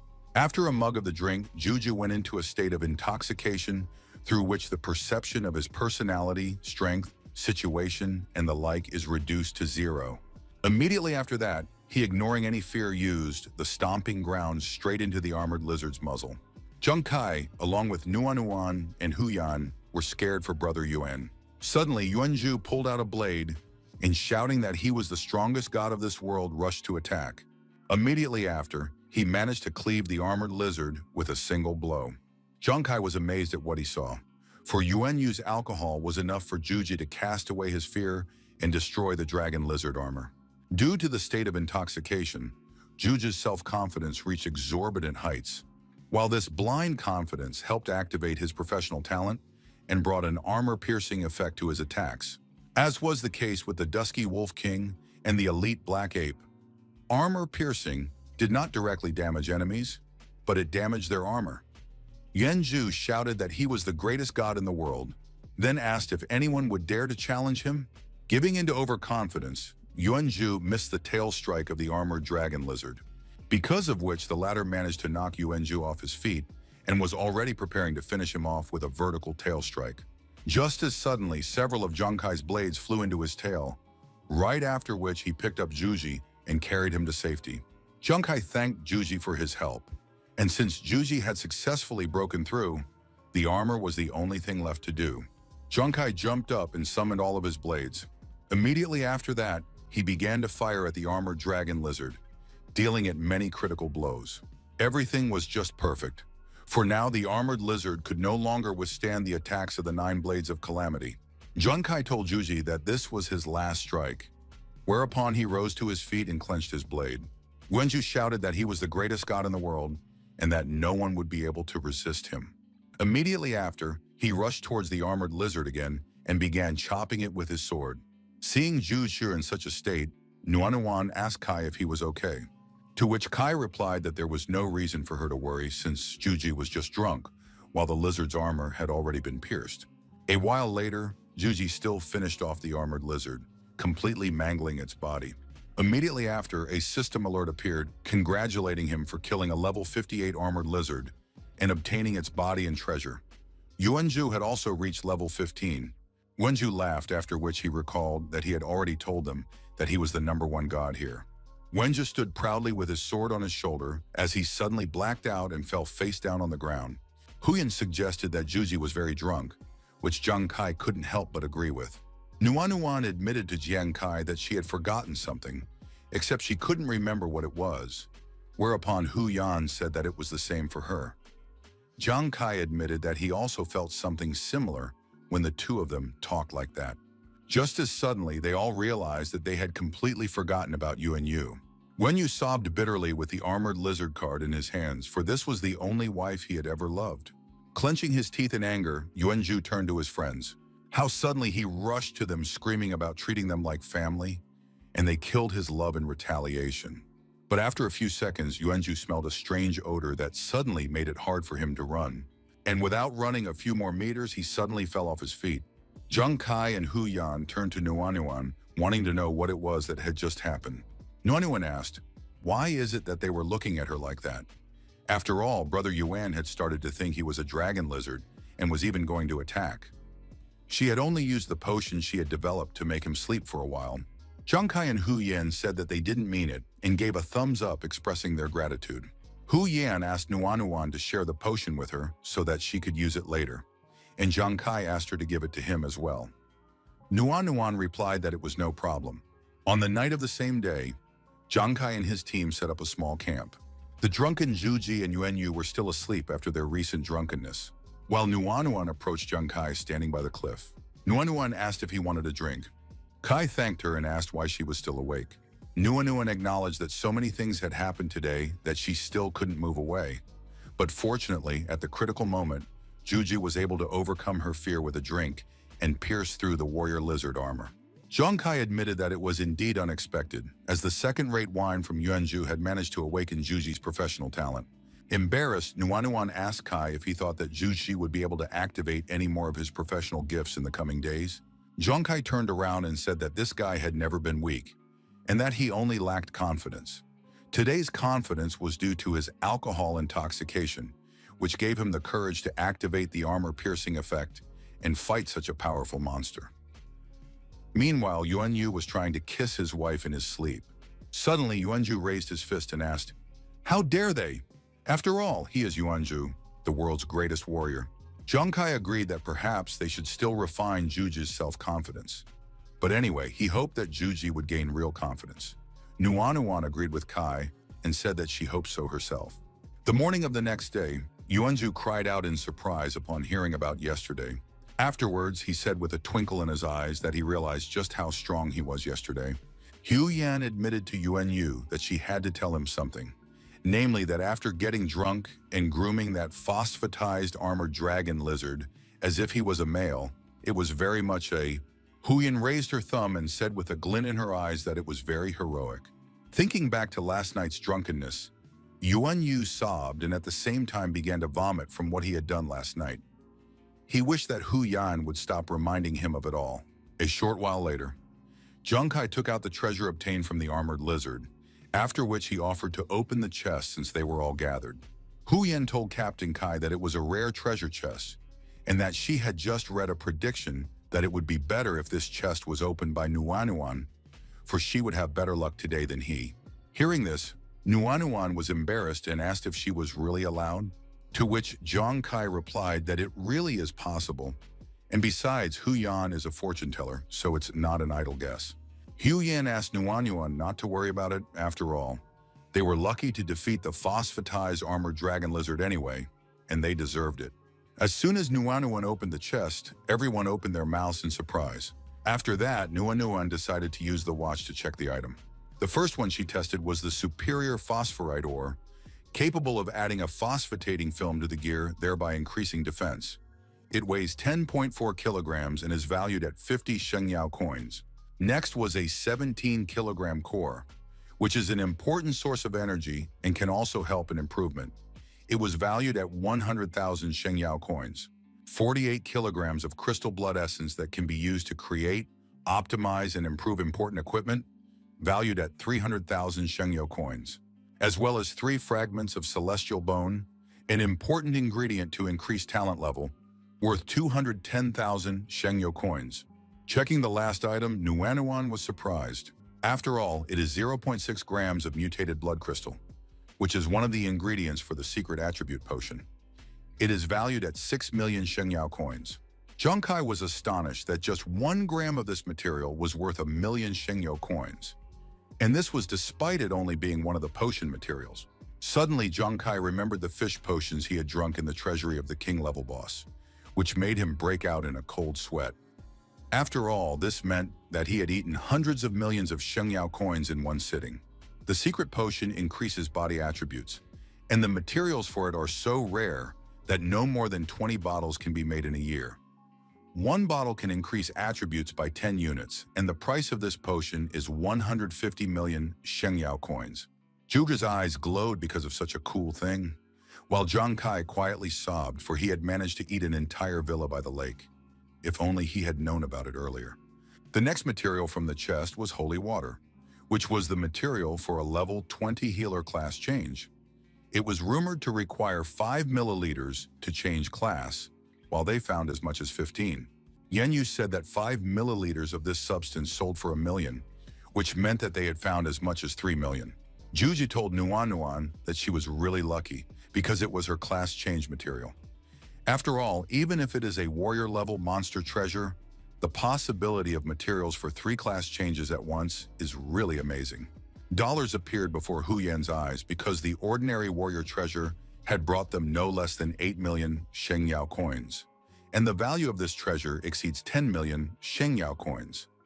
Yuanyu told Hu Yan that she was acting like a greedy person. Hu Yan asked, was he sure that she was the one who looked like a greedy person? After all, he still hadn't looked at Captain Kai's face. Zhang Kai, on the other hand, was giggling and drooling at this moment. At this moment, he was thinking that if they added to this treasure all the things they had found before, the total value of the items would exceed the entire 15 million. Hu Yan and Yuan Yu even became a little uncomfortable from such a sight. After that day, Vulcan's team began mopping up 1 lizard nest at a time, and sometimes even 2 warrior nests a day. As they went through more and more battles, the armor-piercing attacks combined with Zhang Kai's strong attacks, killing armored lizards became more and more comfortable, especially after drinking Wenju's drink. After drinking Wenju's drink, Juju shouted that this was just outrageous, because he, Wenju, was the world's strongest god of war. 10 days later, Vulcan's team had destroyed almost every armored lizard nest they could come across. Yuan Yu and Yuan Zhu had finally reached the 20th levels, while Nuanuan had raised her level from 9th to 12th. Team Vulcan set up a small camp and were busy cooking. Hu Yan asked Captain Kai, where would they go next? After all, they had already cleared everything here, and it was unlikely that armored lizards would appear here anytime soon. Just as suddenly, Nuanuan's watch activated and she dropped the bowl of fruit. Zhang Kai asked if she had something wrong, after which Hu Yan added that she had turned very pale. Nuan Yuan said that she had just received a message. A rather strong small guild had encountered a mutated fallen corpse king during training, which took them by surprise. And in the end, the entire guild was destroyed. As the name implies, it is an infernal monster that inspires nothing but terror. A commander-level fallen corpse king often has a level above 60th level, which is higher from armored warrior-level lizards, except that the strength of the mutated fallen corpse king is more unimaginable. Except that the fallen corpse king was also seriously wounded, so he hid to heal himself.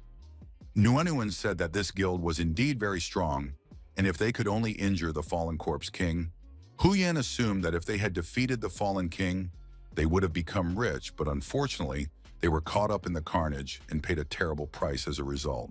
Juji admitted that he felt very sorry for them, after which Yuanju added that they did everything they could. Zhang Kai asked Nuanuan if this news had just come out and how many people knew about it, to which Nuanuan replied that the news hadn't gotten around yet, but some of the major guilds should have already found out by now, and they were probably already preparing people. Just as suddenly, Nuanuan realized something and asked Kai if it was possible that Zhang Kai said that as far as he could remember, it was forbidden to steal bosses, except that it only applied to kings and those above. No doubt this wounded, mutated, fallen corpse king would make many people try it out. Zhang Kai asked the team if they wanted to try the boss. Hu Yan said that they had already defeated the mutated armored lizard anyway, so even if they couldn't get the fallen corpse king, they could consider it a new challenge. Wen Yu said that if it wasn't for Commander Kai, they would hardly be able to overpower the armored lizard, so he was in. After which, Nuan also agreed to go along with Kai. Yanzhu reminded that they were Vulcan's squad, and he was the world's greatest god of war. Of course, he would go into battle. Kai was pleased with what he heard and said that in that case, Team Vulcan's next target would be the mutated fallen corpse king. The next day, Vulcan's team arrived at the scorched lands. Sticking out his tongue, Yuanyu complained about the heat, barely restraining himself from getting naked because of how hot it was here. Wiping his sweat, Yenju noticed that these trees stood out for something. Nuanuan used the watch, after which he told him that these were heavenly fire trees that were around 20 years old, and those over 30 could even become heavenly fire tree spirits. After killing them, they would be able to obtain the heart of the fire tree, which was a material to enhance the special effects of fire. After hearing this, the heavenly fire trees were clearly interested in Zhang Kai. Just as suddenly, Yuanju noticed the people ahead and told them that he knew them, for it was a team from the Green Dragon Guild that he had previously met with. The closer they got to their goal, the more teams they would meet on their way. After which, Yuanyu noticed that there was another team of enemies nearby. It wasn't surprising because everyone who heard the news had already headed towards the fallen corpse king, so they needed to pick up the pace. Hu Yan noticed that although they had gotten here before the people from the city, they were still not as fast as the people who were already here. Zhang Kai mentally agreed with Hu Yan, and although he doesn't know exactly how many teams are rushing to the location of the fallen corpse king, those teams that were already nearby are surely waiting for support. Zhang Kai glanced at the tired Nuanuan, who was walking behind the entire squad. Nuanuan was shivering from fatigue and dehydration due to the heat, causing her to barely keep up with the others. Except she knows that the competition for the boss is so fierce that everyone is tolerated, and so she decided not to stall for nothing. But Nuanuan's strength was running low, and her eyelids were getting heavier and heavier. Zhang Kai offered Nuan a drink of water and a rest. As one of their main fighters, Juju should receive priority in leveling up, while Yuan Yu's original level was already quite high, allowing him to rise to level 20 faster, while Hu Yan already had level 29. And only Nuanuan, who only has a 12th level, is not complaining in the slightest, and is trying to keep up with them. Nuanuan lied to Kai saying that she wasn't tired. Even though Nuanuan has the lowest rank in their group and has no fighting ability, Nuan is not as weak as she may seem. Zhang Kai said that if she wasn't tired, then he himself was tired, and so he suggested that the rest of the team stop for a while and take a break. Juji also agreed to take a rest. Looking around, he saw many high-ranked teams, and therefore, he didn't mind taking a break and saving his strength for a new battle. Realizing that they were stopping because of her, Nuanuan tried to object. Junkai explained that the flaming range where the fallen corpse king is located is about 5 or 6 kilometers wide. Moreover, the monsters basically have no clear territorial representation and wander all over the range. With so many teams being sent out to search, it would be difficult for them to have an advantage in speed and physical strength. Hu Yan asked what was on his mind in such a case, to which Kai replied that he thought they should stop and think about the search for the fallen king and whether they had any advantage over the other teams. After thinking it over a bit, Wen Yu agreed with Junkai. After all, why should their team of fire gods find the boss first when there are so many search teams filled with experts around? Wenju and Hu Yan glanced over, realizing what was going on here. Su Nuanuan admitted that she had never thought of something like this before. Is luck really something they can rely on? Hearing the good fortune, Junkai suddenly realized what they should do. At the same moment, Juja asked Hu Yan why she should count the hexagram to see if they would be lucky enough to find the fallen corpse king. Hu Yan replied that it would be really difficult to calculate such a thing. Suddenly, Junkai abruptly approached Hu Yan and said that she was the main advantage of their team, which frightened her. Hu Yan was surprised to hear this and asked if he wanted her to make a prediction, or if he just wanted her to use the rain prayer. Junkai wondered if she had forgotten that she was a feng shui master, even before becoming a fortune teller. At the moment, the fallen corpse king was seriously injured and was currently resting and hiding, except where could such a monster be hiding? It suddenly hit Hu Yan, and she replied that it must be a place with Yan energy. Junkai suggested that the fallen corpse king probably didn't have the strength to find the perfect place, and therefore could hide in an easier place. Junkai reminded that she could read the Yan energy around the flaming ridge, after which they would sift out suitable places. With a wink, Hu Yan said that divination was her main job, which meant they could all rest while she scouted out a suitable place where the boss could hide. A while later, Junkai pondered over what they should do. Wenju suddenly clapped him on the shoulder, after which he apologized and admitted that he hadn't expected that he could scare him so easily. Juju wondered what he was thinking about since he hadn't noticed him approaching. Junkai replied that he wasn't thinking about anything serious. He was thinking about the fact that Nuanwen had already gotten the materials to go to the 20th level, while he knew what materials he needed but didn't know how to find them. Juji was surprised that Kai already knew the recipe and wondered what the ingredients were and how rare they were. Junkai explained that the problem wasn't the rarity of the ingredients, but the fact that he couldn't figure out what it was. Not long ago, he had found the formula to advance to level 20 in the treasury of the fish boss. And after deciphering the formula, he realized something. He needs living water from an unknown source, flames that spontaneously burst into the air, quiet wind, flowing soil, and fickle metal.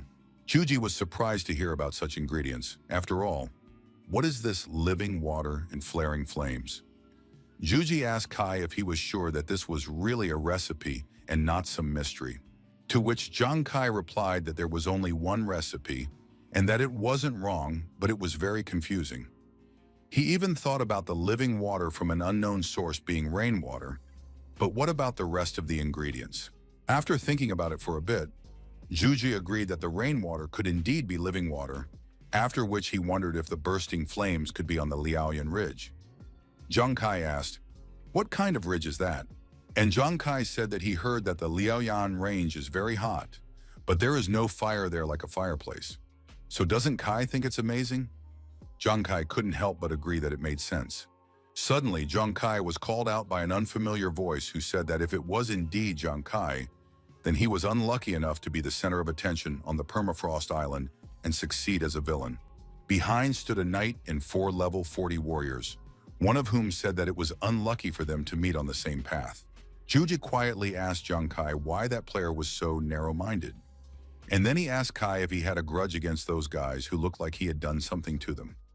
Junkai replied that he hadn't seen them before, but judging from their unfriendly faces, they were clearly from the Huang family. When he heard who these people were, Juji was furious, because he has to teach them a lesson for Brother Kai. Junkai asked him not to be so impulsive, because these people are at a high level, and the target is not them at all, but the mutated fallen corpse king, so it is not appropriate for them to start a fight. Junkai confirmed that it was indeed him, after which he inquired what did they want. The team leader began to approach Kai, during which he asked how could he ask them such a question? After all, he was the one who had destroyed their 5th Falcon team and then sneak attacked Master Huang while they were hunting the Icefish Lord. He praised Zhang Kai for his courage after all he was doing was seeking his death. Juchi said that Kai didn't attack Huang Wei. Instead, he brought 4 helpers with him and tried to kill him, which made Kai have no choice. The female warrior asked, how dare he bark while their captain was talking to Zhang Kai? She swung her whip and threw a boulder at Yuanzhu. But Zhang Kai had time to react, and a moment later, the boulder was blown to pieces. The female warrior was angry that Zhang Kai had interfered and was already barely holding herself back from attacking. Zhang Kai admitted that he couldn't call himself brave, but he kept getting pestered by flies, and this was a real pain in the ass. Reaching for his sword, the captain asked Zhang Kai in a threatening tone, how dare he call the Xuanwu Guild flies? He had originally wanted to give them an easy death, but now he wishes for Zhang Kai to experience a death painful enough that he would not even think of continuing to live in reality. Zhang Kai clearly understood that these people were determined to take decisive action, which meant that a battle could not be avoided. Suddenly, Su Nuanuan and Yuanyu ran up to them. Nuanuan asked Xu Feixiang what was he doing? Is he really going to fight them here? Zhang Kai wondered how Nuanuan could possibly know this person. Xu Feixiang clearly didn't expect to see Nuanuan here, and he asked why she wasn't in the army now. To which Nuanuan replied that she was now a member of the Fire Gods team, and Zhang Kai was her captain. And if they are really going to attack him, she will never stand by and watch.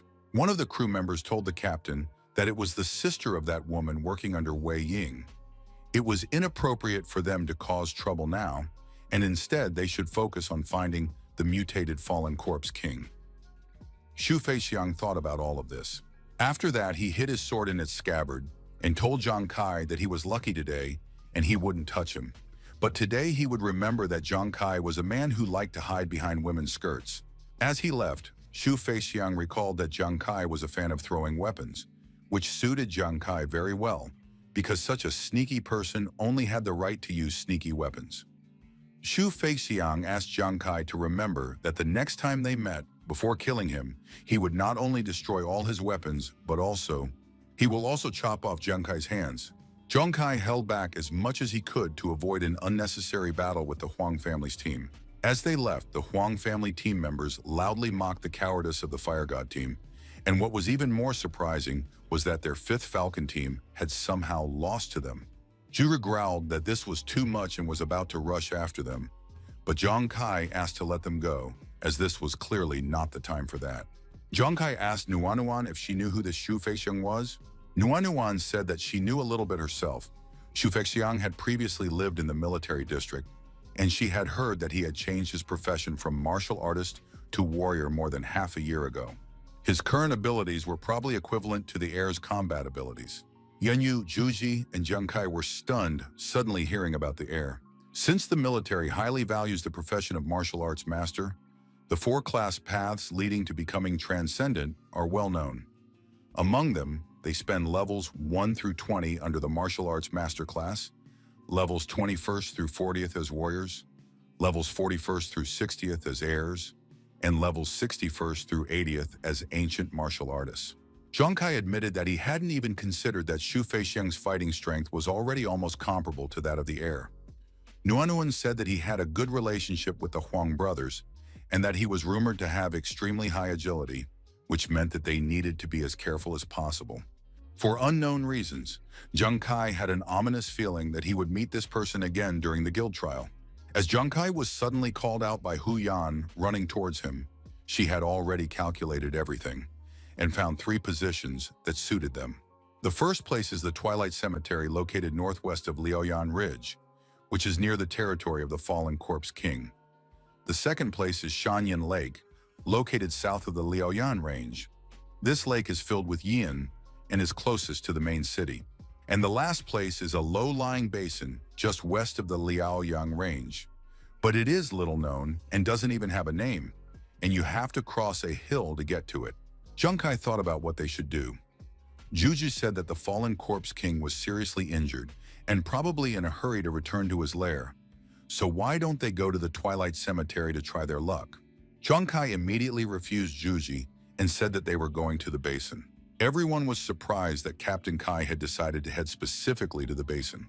Jung Kai explained that even though the Twilight Cemetery was not far from his territory, there was a good chance that there would be many teams that thought the same as Juji.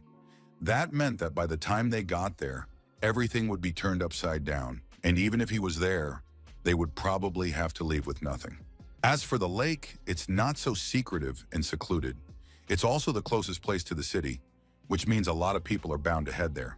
At the same time, a pit separated by mountains might seem like the most inconvenient place to hide a scarred, fallen corpse king, and more than likely it's the kind of place most first-timers would ignore. All things considered, they should take their chances and head to the pool first. 2 hours later, an unknown basin. Jung Kai wondered if they had already arrived at the spot. Shivering Ju Shi said that he didn't even need to look at the feng shui of this place, as he could already feel the atmosphere of this place. Yenyu had noticed that this place was too big, and the fallen corpse king was injured and well hidden. This means that not only do they need to find him, but they also need to do everything before anyone discovers this place, which is clearly not an easy task for them. Jung Kai explained that since the fallen king was afraid of being discovered, he must choose the most secluded place to heal his wounds, which was nothing but a cave or tomb. Su Nuanyuan held out the potions and said that she had made them while she was fighting with the martial practitioners, and they were needed to weaken the effects of the poison of the hell-type monsters. This potion would last them for half a day, so it would be useful. Jung Kai suggested that everyone take the elixirs, and afterward, they would have to look around for caves, tombs, and the like, to which everyone agreed. A while later, Juji convinced Jung Kai that he really didn't have any strength left to walk anymore, and suggested that everyone just go back to rest. But Jung Kai asked Juji to keep up and speed up. Then Nuanuan said that Kai was talking business, and asked what would happen if a fallen king suddenly appeared out of nowhere, and Juji was behind him at that moment. Wenju turned blue with fear after hearing that the fallen king might suddenly jump out at them. He said that it obviously couldn't be, as he was injured and hiding somewhere. Noticing how frightened he was, Huyan asked with a smirk, "Why not? After all, there is a possibility that the fallen corpse king has spent a lot of energy on treatment and is very hungry, and just at this moment, he happened to smell the scent of a human." Goosebumps ran through Yuanju's body, for the fallen king could indeed catch him from behind at any moment. Hence, Yuanju shouted that he was on his way and closed his eyes and ran toward the rest of the fire god's team. Trying to catch up with the team, he asked them to wait for him, but he ran past them because he wasn't looking. Jung Kai asked Huyan not to scare Juji like that anymore, because he was very timid. Huyan replied that Juji is very strong, but he just needs training as he is weak in spirit. Just as suddenly, Yuanju's foot flew into a rock, causing him to stumble and fall to the ground. The rest of the team asked Juji if he was all right, but Juji couldn't hear them anymore, for what he saw scared him very much. Jung Kai and the others ran up to Juji, but he suddenly asked for them to stop. And pointing his finger, he asked them to look at the ominous tombstone ahead. Hu Yan immediately assumed that it was some kind of abandoned grave, and that they wouldn't be able to spot it even if they were just passing by. After which, Yuanyu asked if this grave was too small for the fallen corpse king to fit underneath. Suddenly, a crackling sound was heard from the lone grave, and the ominous aura around it intensified. Jung Kai shouted out that things were bad since this guy was really here, and ordered everyone to move back. Immediately after that, everyone except Jujur began to retreat, and a small hill suddenly formed underneath the grave, shimmering with a foul energy. Jung Kai jumped onto the tree, after which he told Juji to let him hold the fallen corpse king while he prepared an attack from the shadows. Jung Kai asked Juji to flee if he could no longer restrain the boss, and if the boss did prove to be too strong, he would use his blades to restrain the fallen king. A few seconds later, a huge hand emerged from the ground. Wenju said that there was already a lot of pressure from this hand. After which, the massive body of the mutated fallen corpse king emerged from the ground. All the members of the fire god's team shouted that he was coming. After which, the fallen corpse king trying to get out of the ground looked at Yuanju. Seeing his face, Yuanju turned blue and began to beg the fallen king not to come any closer. In his mind, he was screaming about how scary this rotten thing was. Suddenly, the fallen corpse king began to roar loudly, almost knocking Yuanju off his feet. The fallen corpse king was truly terrifying, and there was a hole in his chest through which you could see the organs. Wenju said that this would not do.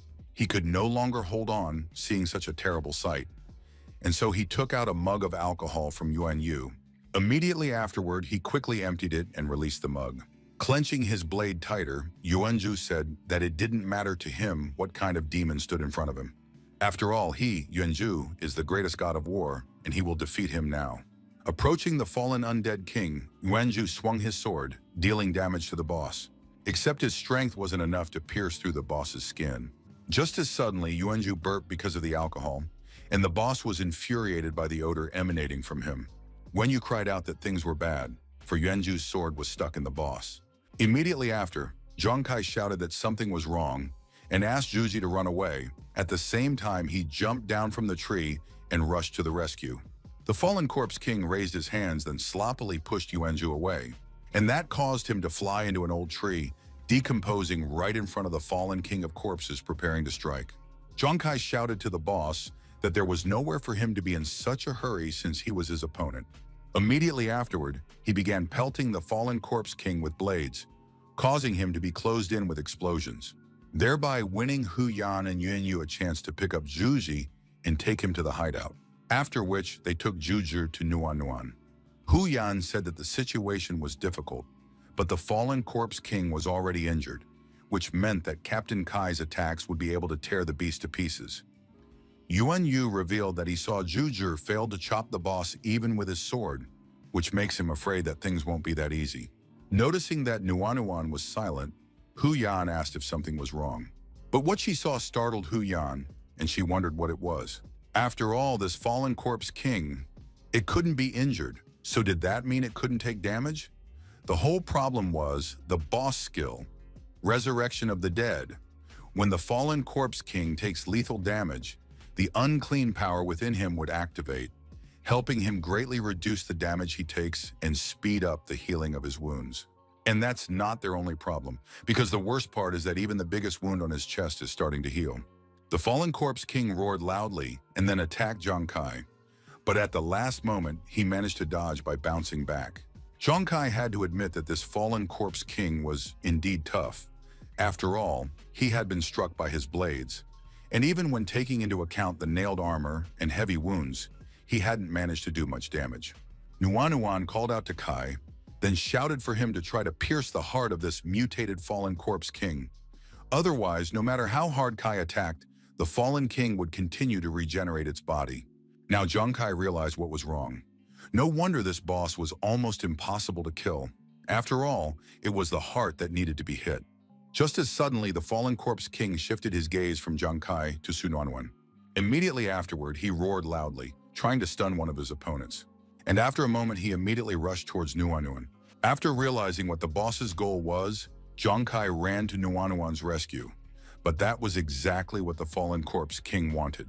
The fallen corpse king plunged his hand into the ground, and gradually lengthening, the arm swept towards the fleeing Zhang Kai.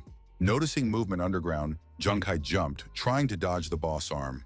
But it was all in vain, and the fallen corpse king still managed to capture Zhang Kai. After which, his long rotting arm appeared from the ground, clutching Zhang Kai. Zhang Kai realized from the sound that the fallen corpse king had managed to break his bones. This big guy really knows how to use his strength. He is in a terrible situation, and now he has no way to escape. The fallen corpse king was already pulling Zhang Kai towards his mouth, about to eat him. Just as suddenly, Yuan-Ju jumped up from his seat and rushed towards the boss and asked, how dare he threaten the associate of the strongest war god? Noticing the bug running towards him, the fallen corpse king took Zhang Kai aside and exhaled a purple mist at Yuan-Ju. Although Su Nuan was in the distance, but even from this distance, the fallen corpse king's attack hit her. Nuan asked Juju to be careful, for this dark purple mist was nothing but corpse poison. The corpse poison attack is one of the fallen corpse king's most dangerous attacks. The darker the color of its mist, the stronger the effect. While the blue poisonous fog of the fallen corpse king is capable of eating away the skin of the Pathfinder in less than a minute, the black mist of the fallen corpse king is capable of killing the Pathfinder with a mere touch. This mutated fallen corpse king is badly injured, but even so, he is still able to utilize the dark purple mist, which is something between those two mists. Even if this mist doesn't kill its victim, It is incredibly toxic, and the medicine she gave them will be like a drop in the sea against it.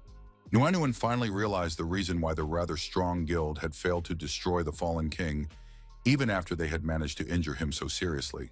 From the looks of it, Zhuji is not going to just give up, but unfortunately, the difference in strength is too great, and he won't be able to hold out for long.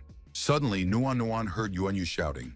He shouted to the monster that if it dared to even bite Captain Kai, he would be the first to stand up for him, right after which she heard a familiar sound. It was Yuanyu, who was already in full preparation for the fight, getting drunk on alcohol, during which Yuanyu shouted that he, Yuanyu, would never yield to others. So Nuan tried to call off Yuanyu so that he would not go to certain death and was about to run after. Suddenly, Huyan grabbed her hand and told her not to be so impulsive and just stay here, because this dark purple mist was probably incredibly toxic. Besides, she was their healer, and probably their last hope. Nuan agreed with Huyan, immediately after which she tried to explain, but Huyan interrupted her, asking her to defend herself. Immediately after which, Huyan ran, puzzling Nuan ahead. Realizing that she was going to go to the fallen undead king, Nuan asked her to stop and asked her what she was up to. But Huyan smirked and asked Nuan not to approach the boss, as the fog had already expanded and it was too dangerous. After that, she explained that she had to come closer to make it rain and wash away the poisonous fog. Su Nuan was startled to the point of horror, for they had all gone to fight the invincible boss. Each of her comrades fights hard, regardless of their own safety, while she stands far away and trembles with fear. Nuan gritted her teeth and asked why. Why can't she as a healer do anything for them? Ever since she was a little girl, her older sister always protected her from all dangers, and she, relying on her, grew up in ignorance, knowing that she would always be there to help. Until one day a devil star rose into the world, after which divine beasts began to appear all over the world. And only people who have learned the devil's star and become transcendent are able to fight against the beast gods who have invaded their homeland in real life. Her father had gone to the battlefield and died because there was no healer around during the beast tide. She felt as if she had grown up overnight, and since then, she had aspired to join the army and become a support for her comrades on the battlefield. When she first got on the Devil Star, she was alone until she met Kai and Zhuji, after which they fought together and even bonded. Under Kai's guidance, she and Zhuji were selected into the army with excellent grades from the rookie test. And finally, she, like her sister, joined the army. She believed that she had finally taken the first step towards her dream, but after enlisting, she felt the gap between herself and the others for the first time. She worked hard, but even so, her rating was only a C. She consoled Zhuji, who also had a bad grade, but she was actually more upset than him. Can she really become a good healer? And will she be able to protect her comrades? Meanwhile, Yuanyu was surprised to see such a handsome fallen king and wondered how he could have missed it. Yuanyu asked the deer to hurry up so that no one could spoil their wonderful moment. Yuanju continued to shout that he was the strongest god of war and demanded the monster to remove his ugly hands. Now Nuan is watching her best friends fight for their lives, and all she can do is hide behind them, just like she hid behind her older sister. And now she was beginning to wonder, should she have chosen the healing profession? The fallen corpse king continued to exhale a dark purple mist, under which Yuanyu and Yuanju were barely standing. Zhongkai coughed after his injuries, after which he shouted to Yuanyu and Zhuji to take care of the boss's attack. Su Nuan trembled when she heard how painful Kai's voice was now. Realizing that it was his voice, Nuan reached forward with her hands. Just as suddenly, Yuanyu and Zhuji flew into the trees nearby. Nuan immediately rushed to the rescue of Zhuji and Yuanyu, but when she got closer, she noticed that although they had not spent even a minute inside the fog, but they were already seriously affected, and their skin was being eaten away. While trying to cure her friends, Nuan tried to calm her thoughts, for right now she should only think about the most important thing.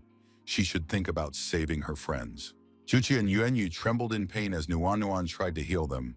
Meanwhile, the sky was engulfed in clouds and a severe thunderstorm began. Su Nuan was slightly relieved because the beginning of the thunderstorm meant that Huyan had managed to summon rain. More importantly, thanks to Huyan's rain, the dark purple fog gradually began to lighten. Huyan herself was hurt because of the fog, but she endured the pain to at least improve the situation a little. The fallen corpse king roared loudly. He was clearly displeased that someone dared to try to deprive him of his weapon of mist.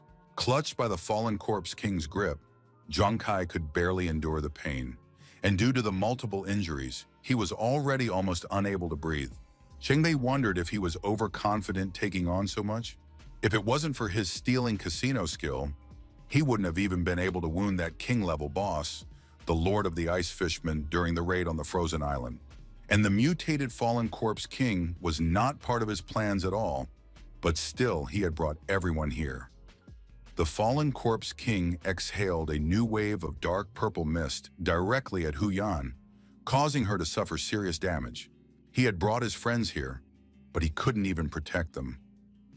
Hu Yan was already barely holding on and was coughing heavily due to the poison.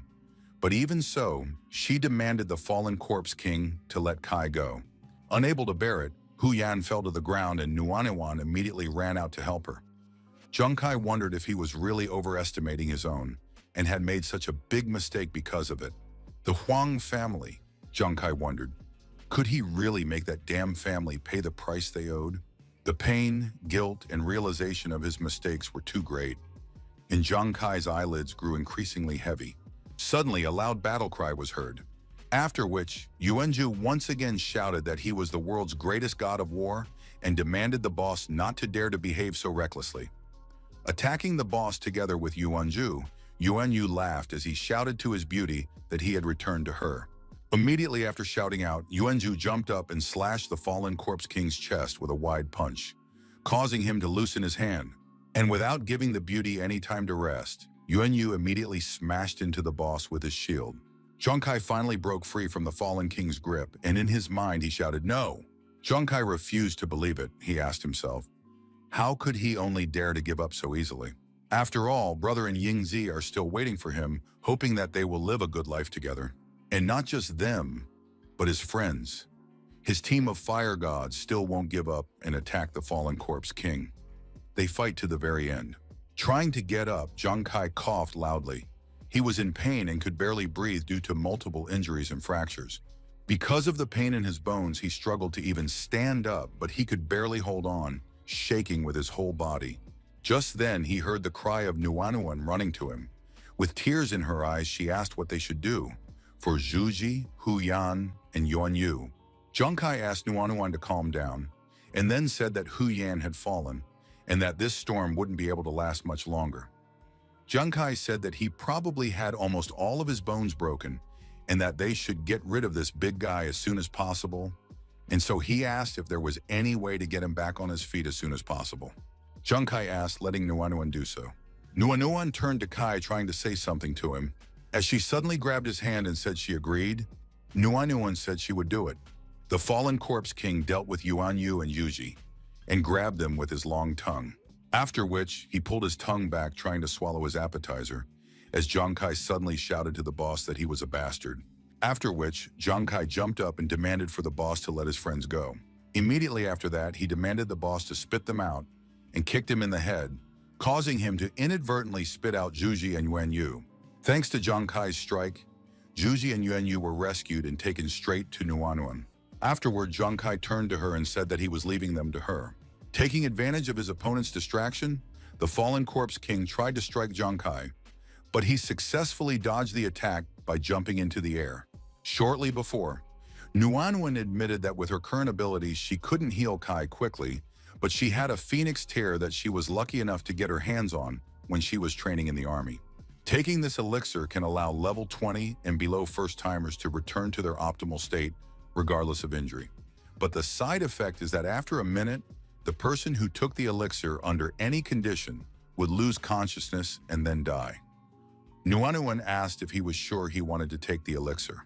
Zhang Kai grabbed the bottle and said that a minute was enough for him. Zhang Kai threw several blades at the boss, but the boss managed to block everything.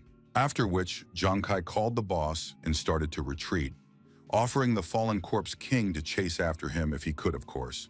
Angry at the human, the fallen corpse king exhaled a dark purple mist in pursuit. Everything was going according to Zhang Kai's plan, and besides, the storm had almost stopped. Running away from the boss, Zhang Kai calculated that he was about the distance he needed. Just as suddenly a huge boss hand emerged from the ground, which Zhang Kai was just waiting for. Zhang Kai, smiling, asked the boss if the boss thought he would fall for a trick he had already seen. The Fallen Corpse King didn't waste any time and exhaled a new portion of dark purple mist. Just as suddenly, Zhang Kai's blades pierced through the fog. This surprised the Fallen King, for the blades were too close, and it was too late to block them. To avoid taking damage, the Fallen Corpse King jumped up to dodge the blades. Immediately afterward, there was a series of explosions from the blades below. The Fallen Corpse King began to look around, trying to figure out where the enemy had gone. Suddenly, he saw a flash in the fog, and at the last moment managed to dodge 3 more blades. Back on the ground, the Fallen Corpse King immediately looked in the direction where Zhang Kai was, but he had already disappeared. Noticing the hole after his hand, the boss realized that the enemy would pop out from behind, and at the same moment, Zhang Kai crawled out from the ground. Immediately afterward, Zhang Kai shouted to the Fallen Corpse King that his reaction time was too slow and threw the last 3 blades at him. With a loud roaring roar, the Fallen Corpse King swung his arm in an attempt to dislodge the blades thrown at him. But it was already too late, for Zhang Kai's blades were already near his heart. At the last moment, the Fallen Corpse King still managed to block Zhang Kai's attack, but he did so at the cost of his right arm. Immediately afterward, he once again grabbed Zhang Kai with his surviving hand and mockingly growled. Nuanuan cried out due to Kai being grabbed, and tears showed in her eyes once again.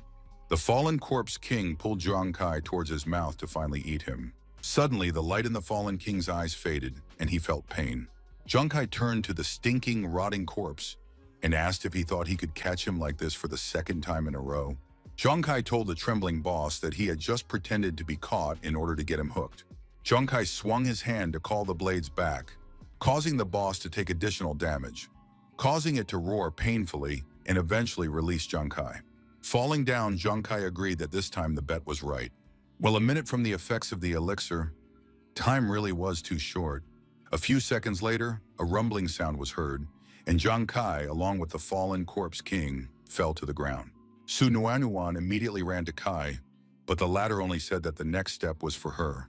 Upon reaching, Nuanuan immediately began to heal Zhang Kai, but it was all in vain. Nuanuan thought Kai had missed when his 3 blades hit the tree, but as it turned out, it was a trap. As soon as Zhang Kai gestured for the blades to be summoned, those from the back stabbed into the Fallen Corpse King's heart.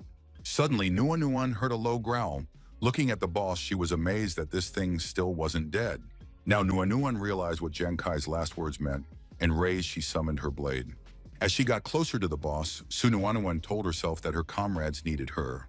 Walking up to the boss, Nuanuan raised her blade, preparing to give him one last blow.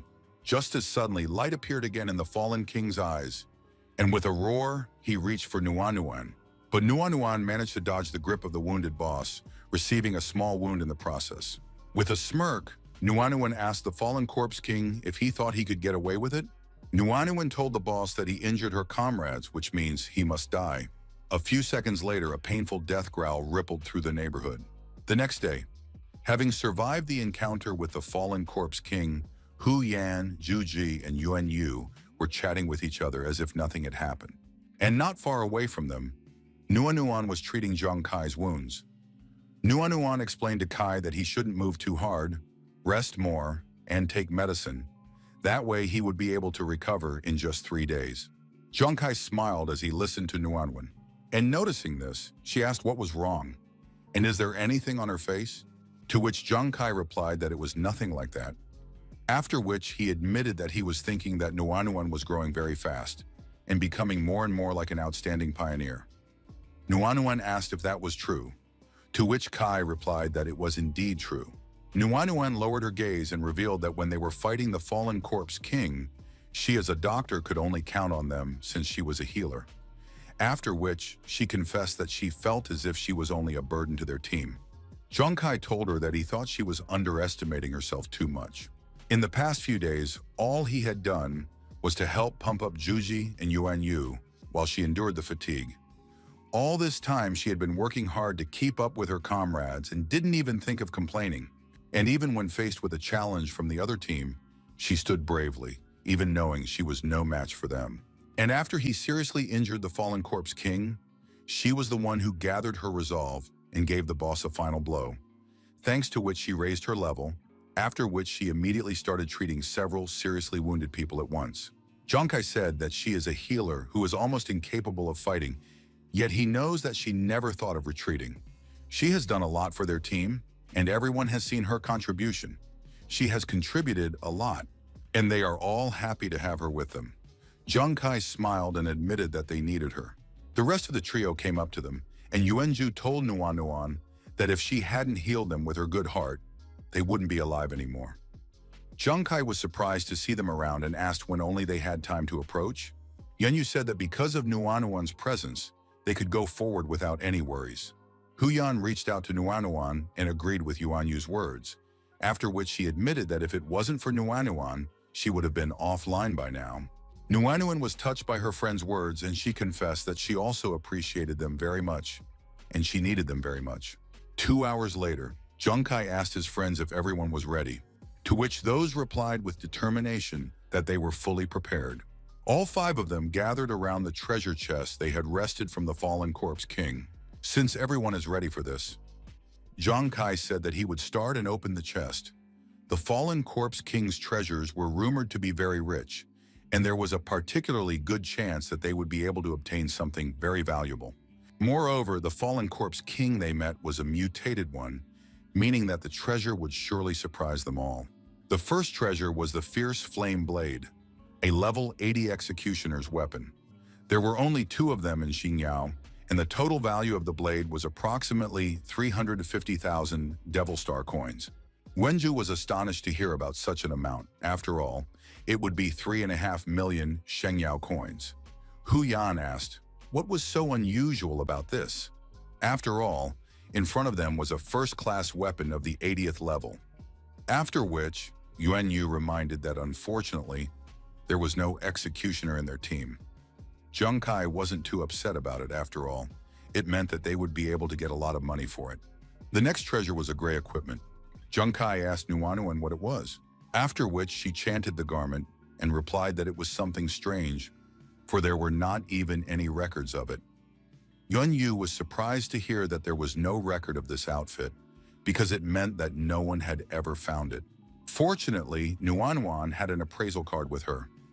Nuan said that when she was in the army, she sometimes came across equipment that could not be evaluated through a watch, so she bought some evaluation cards for the future. Only Nuan attached the card as a bright light flashed.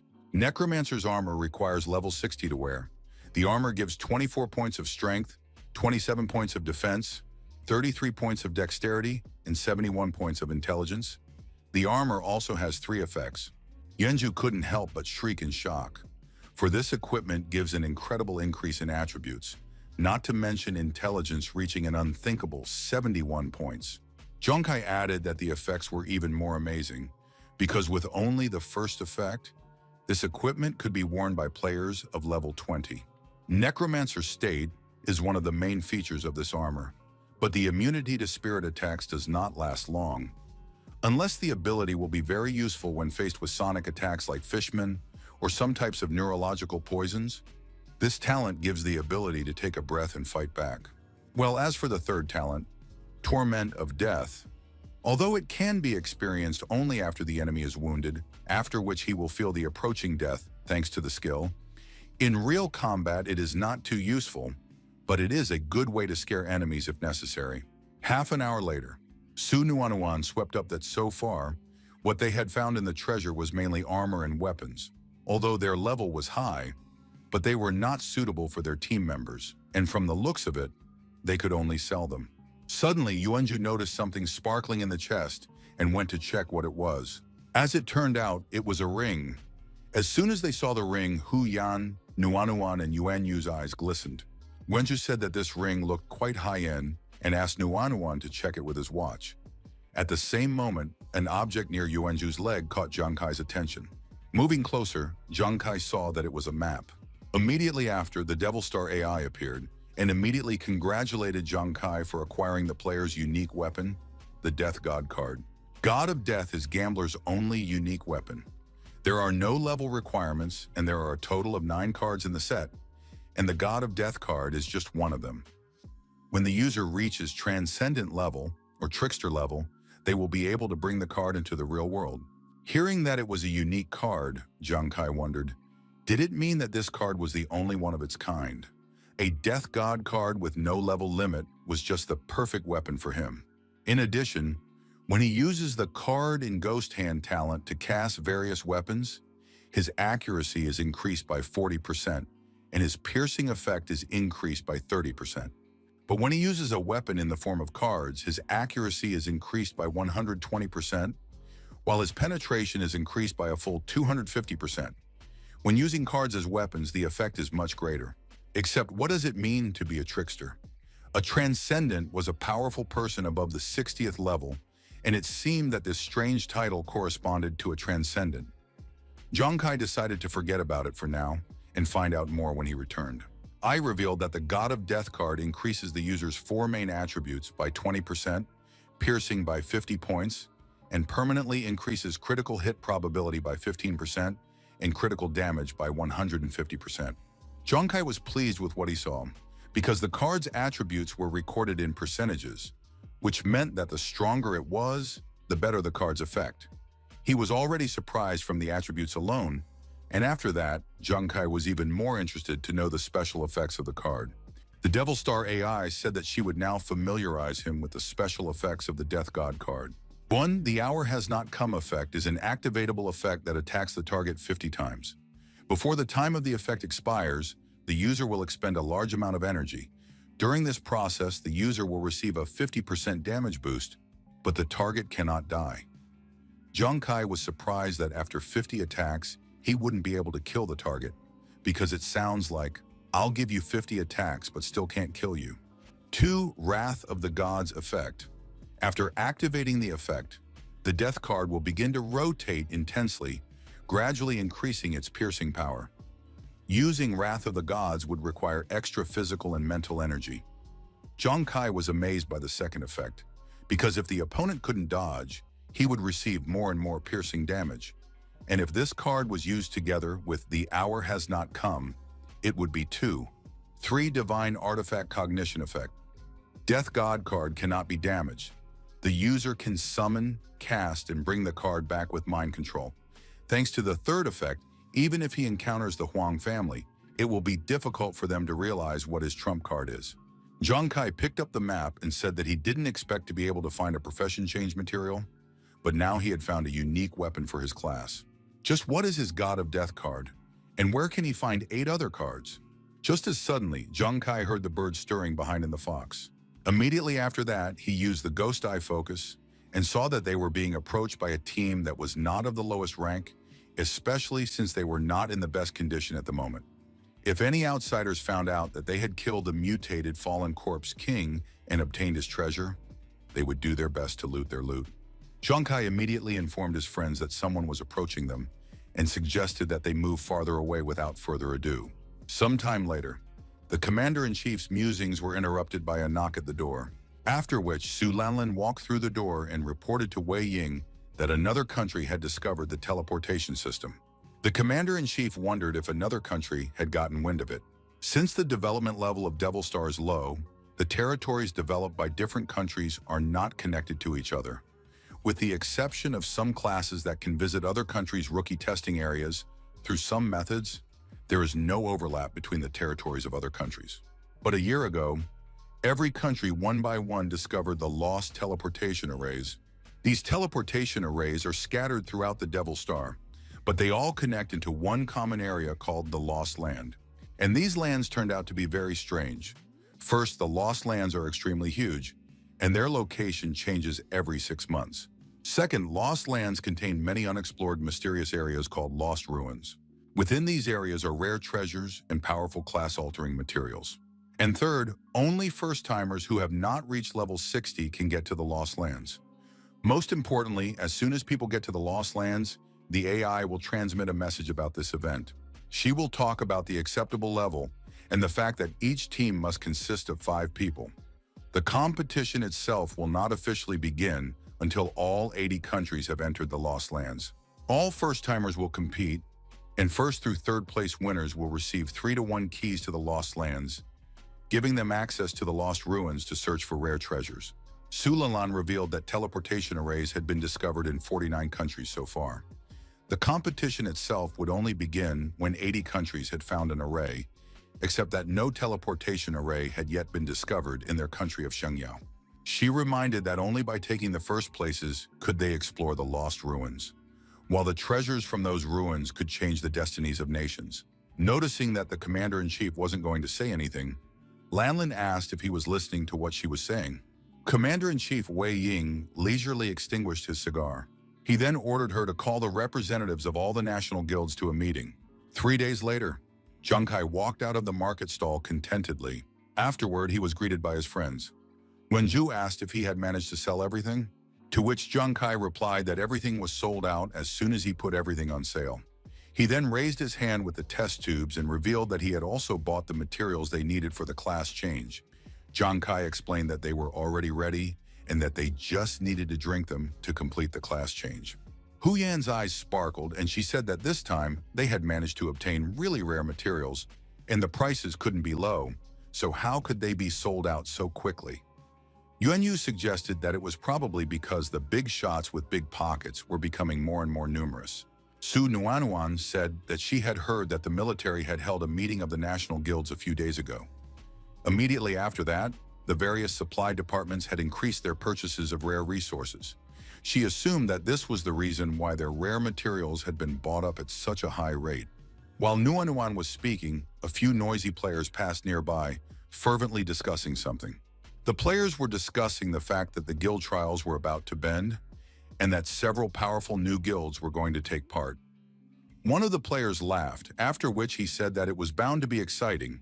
He had recently heard that the Huang Guild was taking this year's trials very seriously. They had even announced that the first place would belong to them. Hearing this, Yuanzhu shouted that the Huang Guild was too arrogant, whereupon he asked Zhang Kai not to worry about it, for he would definitely help him get even with them. With that, Yuan Yu supported Zhu Zhi. Jiang Kai agreed with Zhuji, but before doing so, he suggested going to the guild area. Zhuji agreed with Kai's idea. After all, they are participating in the guild trials, which means they need to find a guild to join. Nuan asked Kai if this meant that he had found a guild for them. After all, he had previously revealed that he had insulted the Huang family and that no guild had agreed to accept him after that. She admitted that she thought that they would have to go through a lot of hardships to do so. Hu Yan agreed with Nuanuan and asked what kind of guild had he found. But instead of answering, Zhang Kai smirked and said that it was a secret. A while later, the guild area. Zhang Kai told his friends that they had arrived, but after seeing the guild and with disbelief, they asked Kai if he really wanted them to join this guild. Yuanzhu noticed that this guild looks kind of empty. The guild is in the middle of nowhere. There is no one outside the door, and this guild doesn't even have a name. Suddenly, Nuanuan had an epiphany. She asked, "Didn't this mean that he had decided to form a guild?" Zhang Kai attached the card to the mechanism, after which it activated. Zhang Kai replied to Nuanuan that she was right, immediately after which the name God's Guild appeared on the signboard. Area C, number 319. The gate to the guild opened, and upon seeing her, everyone was shocked. For as it turns out, their guild looks amazing. Zhang Kai welcomed his friends to their new guild, the God's Guild, after which they began to admire it with interest. Wenju tapped Kai on the shoulder and asked, when did he have time to start a guild? He didn't even say a word, and behind their backs he took such a huge step. Hu Yan agreed with Yuanzhu and admitted that she didn't even think that a stingy person like their Captain Kai could agree to buy such a place. The words about him being stingy clearly hit Zhang Kai's estimation. Yuanyu asked, how much should a place like this be worth? After which he guessed that the whole thing was worth at least 100 million Shengyao coins. Zhang Kai was dissatisfied with what he heard, for it appeared that his avaricious image in the face of his partners was truly unshakable. Zhang Kai coughed to get his friend's attention and activated his wristwatch. After which, he confessed that he had actually been planning to build a guild for a long time, and so he bought them the materials to switch professions just today and also applied for registration in the guild. Zhang Kai said that the memory of when he first arrived at the Devil Star was still fresh in his mind. The way to other guilds was closed to him, due to the fact that everyone was afraid of incurring the wrath of the Huang family.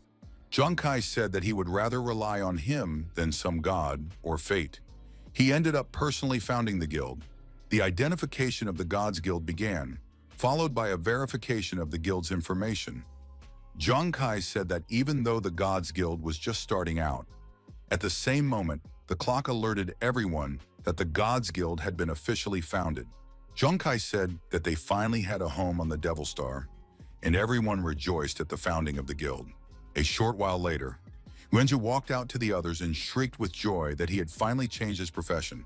After which, Zhuji told Kai that by changing his profession, he had become a warrior, and his level and attributes had also been raised.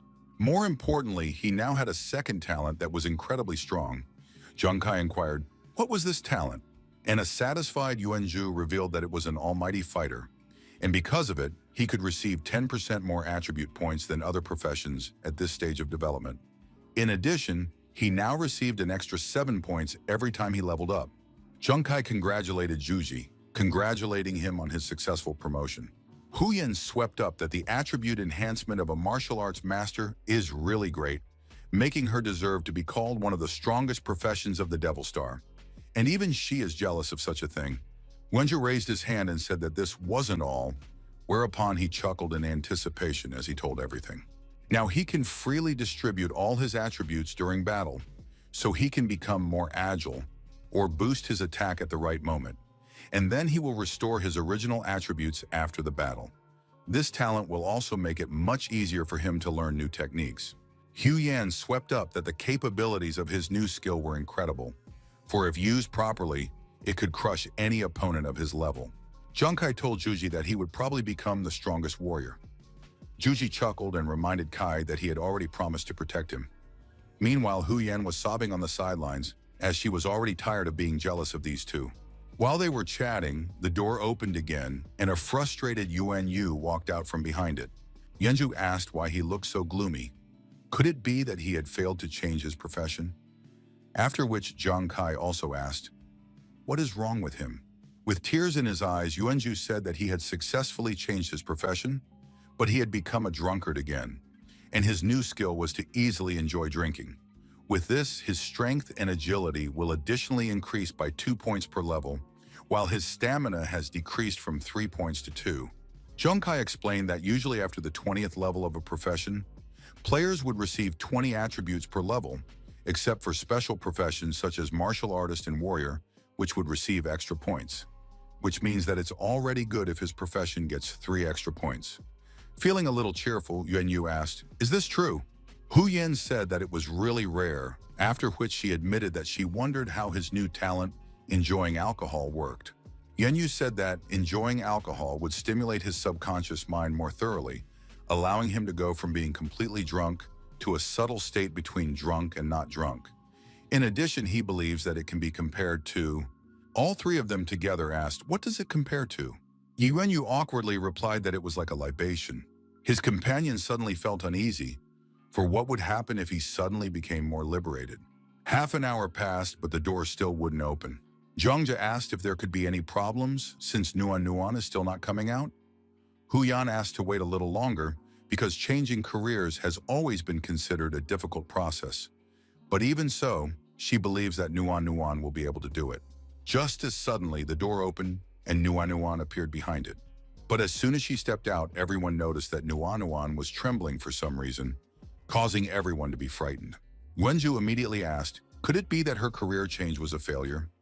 If so, there was nothing wrong and she could try again. After which, Hu Yan revealed that the first time she changed her profession, it also didn't go well for her. Yuan Yu asked her not to get upset. After all, they would always be there for each other. Zhang Kai asked the guys not to worry and said that he thought Nuan Nuan had something to tell them. As suddenly, Nuan Nuan glared and said with tears in her eyes that she certainly didn't expect this. But after changing her profession to a doctor, she had a new talent, toxin analysis, the odds of which are less than 1 in 1,000. Everyone was pleasantly surprised by what Nuan Nuan said. Nuan Nuan revealed that with the talent of toxin analysis, she could increase the speed of medicines by 10%, poisons by 50%, and the ability to detect toxic substances by 30%. Yuan Yu said that was just fine, after which he asked, does it turn out that she was going to go down the path of using poisons? To which she replied that it wasn't necessarily so because, as they say, medicine has three poisons, and when making medicine, she could use this talent to remove the toxins in the medicine, through which she would finally be able to enhance their effects. Now then, Yuanju, Huyan, and Yuanyu understood the meaning behind her new skill. Zhang Kai once again congratulated his comrades on their successful career change, after which he reminded them that they had many strong teams as opponents.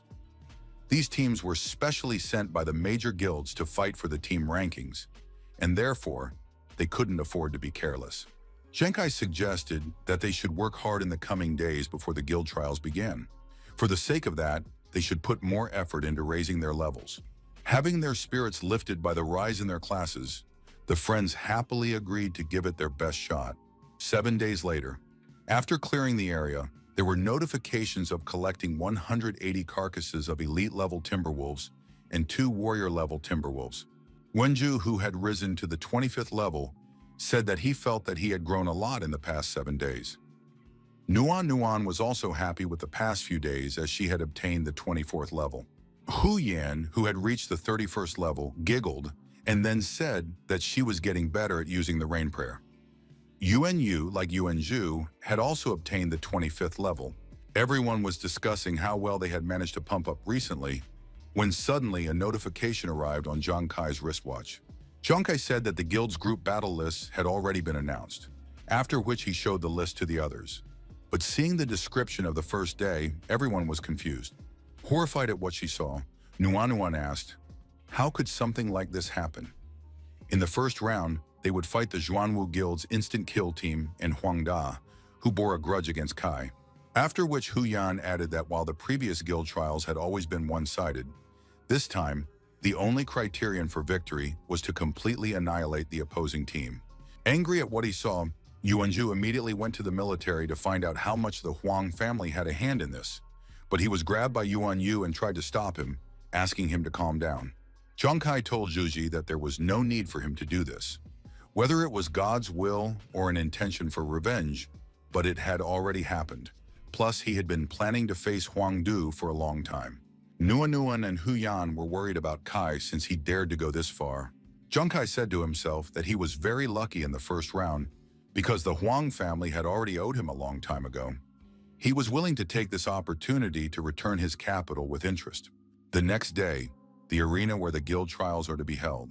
The spectators were buzzing about, waiting for the spectacles and fights to begin. The host announced that there were only 15 minutes left before the team competition for levels 21 to 40 began, so she called the audience to calm down and stop walking around in circles.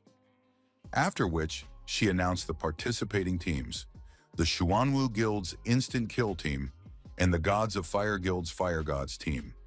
If they are already here, then they can enter the stage. As soon as Huang Da and his team entered the stage, the audience started chanting that no one would be able to stop the Instant Kill team. Everyone believed that this time, the Instant Kill team would create their own history and that the Xuanwu Guild was invincible. Zhao told the girl that she was lucky since she managed to get into the annual guild trial, and since she was here, he would show her around. And even though she had placed in the beginner rankings this month, he advised her not to be too proud and learn how experienced players acted. But the girl asked, what is there to see in the preliminary rounds? After all, it is clear to everyone that the interesting will be at the very end. Zhao advised Hong Xuan not to be so proud just because she is the first in the rookie trials. Besides, among the participants in this trial, there is a person who broke Sheng Yao's 30-year rookie record. Just upon hearing this, with a gleam in her eyes, Hong Xuan asked if she was talking about Zhang Kai. Hong Xuan's comrades were astonished to see her like this. Huang Da asked, where was Zhang Kai now? After which he chuckled and asked if it could be that he got scared as soon as he found out that he would be fighting with their team and didn't show up. One of Huang Da's comrades laughed and said that it was fine. After all, their reputation was quite great, and even if Zhang Kai dared to touch Huang Da's brother, how would he dare to do the same to an elder? At the top of his voice, Huang Da asked Zhang Kai if he didn't like it here. He demanded that Zhang Kai come out and fight him. Immediately afterwards, the spectators began to mock the team that had chickened out. Just as suddenly, Huang Da was approached from the other side of the arena. After that, he saw the Fire God team coming out on the stage. Yuanzhu asked Huang Da what was he yelling about. After entering the ring, Hu Yan told Huang Da that he would not be able to find out who the coward was until he personally fought them. Yuanzhu agreed with Hu Yan's words. The martial practitioners were watching what was happening in the arena, and their attention was drawn to Yuanzhu and Su Nuanuan. Professor Li said it was all planned, and that they could evaluate their freshman's performance during the game.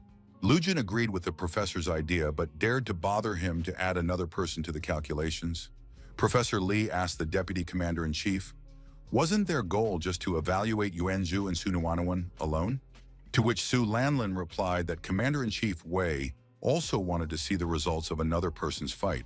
Hearing that this is the request of the Commander-in-Chief, Professor Li has agreed to evaluate one more person, except he has to find out who it is first. Lu Jun told the professor that this person was the captain of the Fire God team, Zhang Kai. After which, Professor Li opened the screen with Yuanzhu and Nuanuan's characteristics, and just seeing them, he said that it was simply incredible. After which, he revealed that in such a short time, these two had not only reached level 20, but had also made a profession change, and had even increased levels on top of that.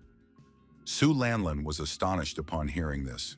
Su Lanlin turned the screen to herself and revealed that more than 20 days ago, when they left the army, they didn't even have level 10. So why then, regardless of who they were all evolving so fast being around Zhang Kai? Lu Jun winked and said that it was actually not even surprising, as Zhang Kai himself was a more interesting being. Raising her hand in the air, the announcer asked the players on the field for their attention. She then explained that once the match starts, none of the players can leave the ring, admit defeat, or surrender. The only way to win is to kill all members of the opposing team. The presenter asked if they understood the rules, after which all the players responded with glee, all clear. The announcer said that's great, in which case, she's ready to call the match. As soon as the match started, Huang Da ordered his men to attack and kill all the members of the enemy team. At the same moment, Zhang Kai gave out instructions that Zhu would fight alongside him, while Yuanyu would protect Hu Yan and Nuanuan. Nuanuan should monitor the battle and provide timely assistance if necessary. Meanwhile, the enemy warrior was almost approaching, laughing as he shouted that he couldn't wait to chop up these weaklings. Zhu warned the captain that the enemies were approaching and then took out a bottle of liquor. Zhang Kai asked Zhu not to be so afraid and listen to his slogans. Somewhere in the audience seats sat Li Biao along with the younger ones. They were cheering Zhu on so that he wouldn't chicken out and shouting that his strength was not inferior to anyone else's, and also that if he didn't progress, the captain wouldn't be able to keep him on the team. Li Biao was well aware of the fact that Zhu's greatest weakness was his weakness. Hence, he wondered if he could overpower her. Suddenly, they noticed that Zhu started doing something strange. Opening the bottle, Yuanzhu quickly drained it, then began to smile foolishly. The audience was trying to figure out why the hell is he drinking now? And could it be that he was a drunk? If so, the Fire God's team was clearly mocking them. But the one suddenly bent down and raised his blade, and said that he was Yuanzhu, the strongest god of war. So how could some trash dare to mess with their Kai? Zhang Kai was amazed at how quickly Yuanzhu got drunk. Suddenly, Yuanzhu quickly approached the instant kill team and struck with all his might, shouting that it was their hour of doom. One of the instant kill team players asked, "Wasn't it said that this guy was just a coward with an E grade in the army? So what the hell is going on here?" One of the comrades admitted that he didn't know himself, but the guy in front of them was just a crazy drunk. Flaring an aura from the warrior's heart, Yuanzhu laughed loudly, then rushed towards the enemies asking who would be able to compete with him. Zhang Kai fully realized that he would no longer be able to stop Zhu, after which he thought about the fact that fortunately, Yuanyu was still. Just as suddenly a silhouette swept by him, not letting Zhang Kai finish speaking. The girls were astonished by Yuanyu's act, for he had taken and left them without protection. The drunken Yuanyu ran towards his enemies, shouting that he had never been weaker than others in his life, and that he would be the first to deal with all of them. The bald big guy from the instant kill team complained that these guys had another drunk on their team, and advised the others to deal with him first. Unexpectedly, Yuanyu's goal was not the enemy, but the big guy's heart. Rushing towards him, Yuanyu shouted about how beautiful and charming this child was, and that he had only come here for her love. Before the big guy could ask, "What the hell?" Yuan Yu landed right on top of the shocked opponent. Immediately after that, Yuan Yu started trying to kiss his beloved, but his rival clearly didn't want it and tried his best to get rid of the fatty. The big man ordered Yuan Yu to get the hell out of here and kicked him with his foot, throwing him into the air. After which, Yuan Yu landed right beside Zhang Kai, who stared at his drunken friend with disdain. Hesitantly landing, Yuan Yu immediately jumped up and laughingly ran towards his fierce beauty. Everyone who saw it was amazed at what they saw, and even began to wonder if the entire team of fire gods was made up of lunatics. Hong Xuan turned to Brother Xia and said that apparently these people were perverts, and the latter chose not to comment on it. Meanwhile, the girls were uncomfortable because of the fact that people had clearly started discussing their team. Hu Yan nervously said that now the audience would definitely think that the fire gods team was made up of perverts. And then Nuanuan added that Zhu and Brother Yuan could only activate their power when they were drunk, and they did it to protect them. Since Yuan Yu and Zhu were both delirious right now, Zhang Kai decided that he needed to focus so that the enemy wouldn't break through, and so he used the ghost eye focus. Meanwhile, Yuan Zhu jumped into the air and flew towards the two opponents. After that, he crashed into the enemy's camp using Stomp the ground, but those managed to dodge his attack. The warrior recognized that he had barely dodged the attack. Luckily, his agility was high enough for that. The warrior pounced on Yuan Zhu, wanting to send this madman to the other world. But at the same moment, Zhang Kai intervened and shouted at Zhu to beware of an attack from behind, and threw 5 blades at the enemy.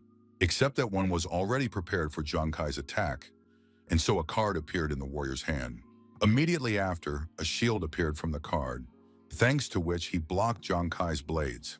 The enemy mentally laughed, for this shield was prepared especially for Zhang Kai. Until someone who could break through the shield's defense appeared, even a critical strike wouldn't be able to kill him. Taking the opportunity, one of the enemy players passed by Zhang Kai, Yuan Yu, and Yuan Zhu, then ran towards the girls. In front of him were the healer and fortune teller, who were unable to fight, which meant that they could be taken care of first. Hu Yan spoke in front of Nuanwan and asked the latter to hide behind her while she dealt with this problem. Suddenly, a large hailstorm began to fall in the arena, which was impossible to ignore. And taking advantage of it, Hu Yan began to fire ice shells at the enemy player. The warrior from the enemy team did not expect that this fortune teller was capable of creating ice blocks from the air, so he was attacked. A satisfied Hu Yan said that in the past few days, she had been practicing using the ice jade that Commander Kai had given her, using it to knock down the enemy's attacks, and as it turned out, the effect was really good. Suddenly, another player intervened in their battle and immediately began chopping ice projectiles in front of his ally. And with a swing of his sword, he managed to push Hu Yan away, preventing her from further using the ice jade. The newcomer asked his partner not to say that they knew each other, because he was caught off guard by the fortune teller. When he heard this, he got angry and rushed at the fortune teller, shouting that this was not the time to talk and that he would personally kill the fortune teller. But at the same moment, they heard Yuan Zhu directly above them ask where they were going. Then he shouted again that he was the strongest god of war. Yuan Zhu landed using the ground stomp, and this time the result was much better than before. After all, the opponents barely dodged his attack. One of the warriors even complained that this crazy drunkard was even harder to deal with than a fly. Seconds later, another partner arrived, and noticing him, the blonde man suggested that they deal with Yuan Zhu first. Yuan Zhu was on full alert and could rush forward at any moment. Meanwhile, Yuan Yu, armed with his ice shield, continued to pursue his wife. Yuan Yu asked her to let him taste her love on her cherry mouth, but his opponent clearly didn't want to meet this abnormal person in the future. He asked which wife he was talking about, and did Yuan Yu have any idea who was standing in front of him?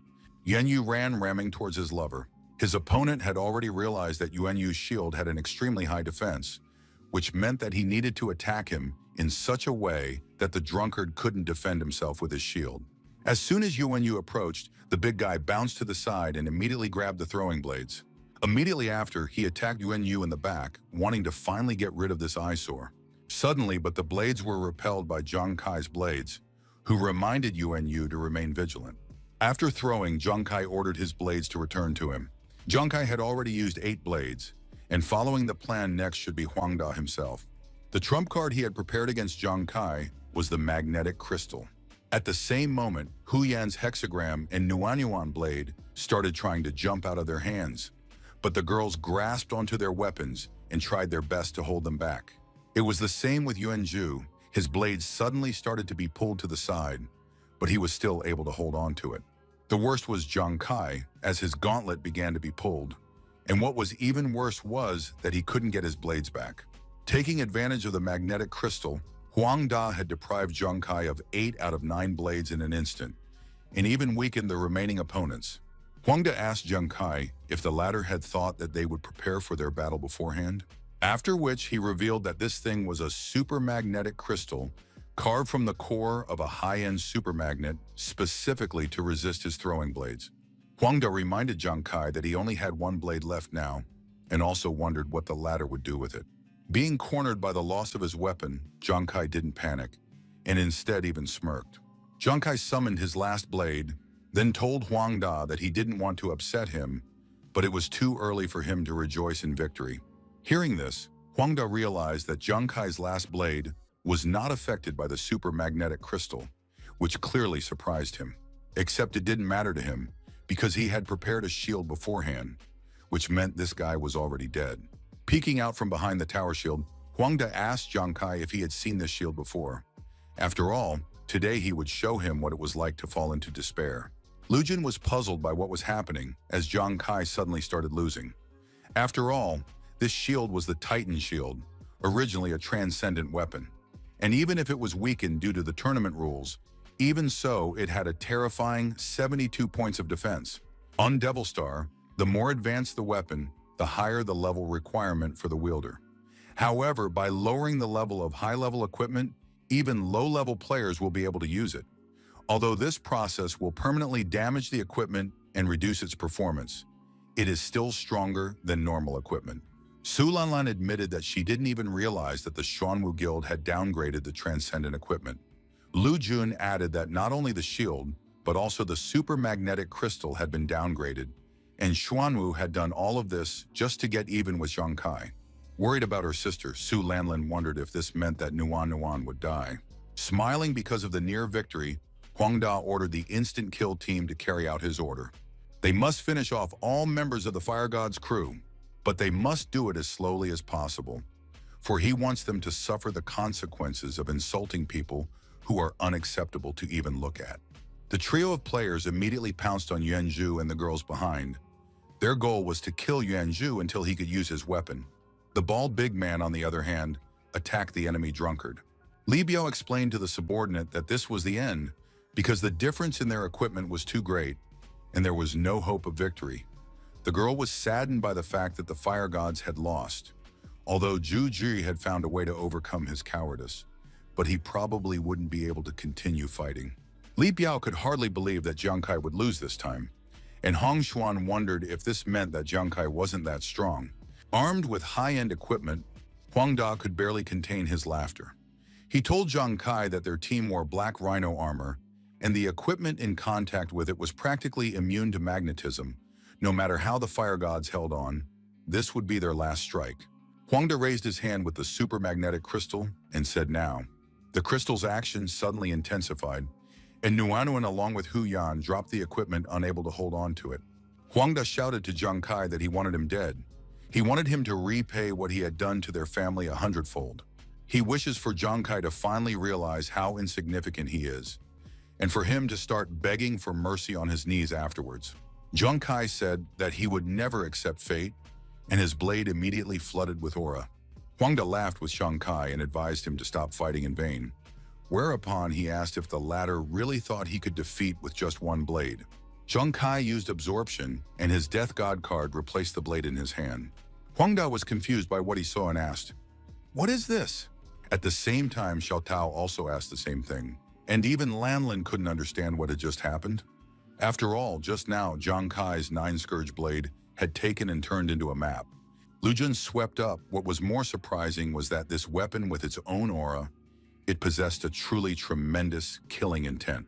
Zhang Kai wasn't surprised by the reaction of the people around him. After all, it wasn't his 9 calamity blades at all, but rather Gambler's unique weapon, the Death God map. The Devil Star's AI revealed that usually the Devil Star's gear is divided into levels from F to S. But actually above S level, there is a higher SS level and even SSS level. The Death God card is just an SSS level weapon. Zhang Kai was astonished to learn that he had just gotten an SSS ranked weapon. The Devil Star AI added that the God card also has a card set effect. One God card set effect. For each God card available, all available God cards will additionally increase basic attributes by 10% and penetration by 50%. Two effect of the God card set. The absorption transformation can absorb another weapon and inherit its attributes and special effects. But absorption does not affect the original attributes of the God card.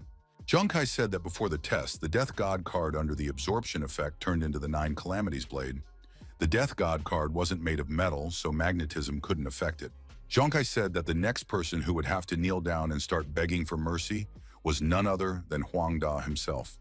Only he won't take pity and kill him. Huang Da kept trying to figure out what Zhang Kai was trying to do. Zhang Kai used Wrath of the Gods, and the Death God card flew into the Titan Huang Da's shield with a bullet. But unable to withstand the pressure of the map and several shields, a dent appeared in the shield, and it began to be covered in cracks. Huang Da tried to understand how this was even possible. After all, his titanium shield was the equipment of a transcendent, even though he had come through a downgrade. At the time, some unremarkable card crashed into him, so how could it penetrate his Titan shield? Unable to withstand the onslaught, the Titan's shield was still destroyed, and Huang Da received damage from the Death God card.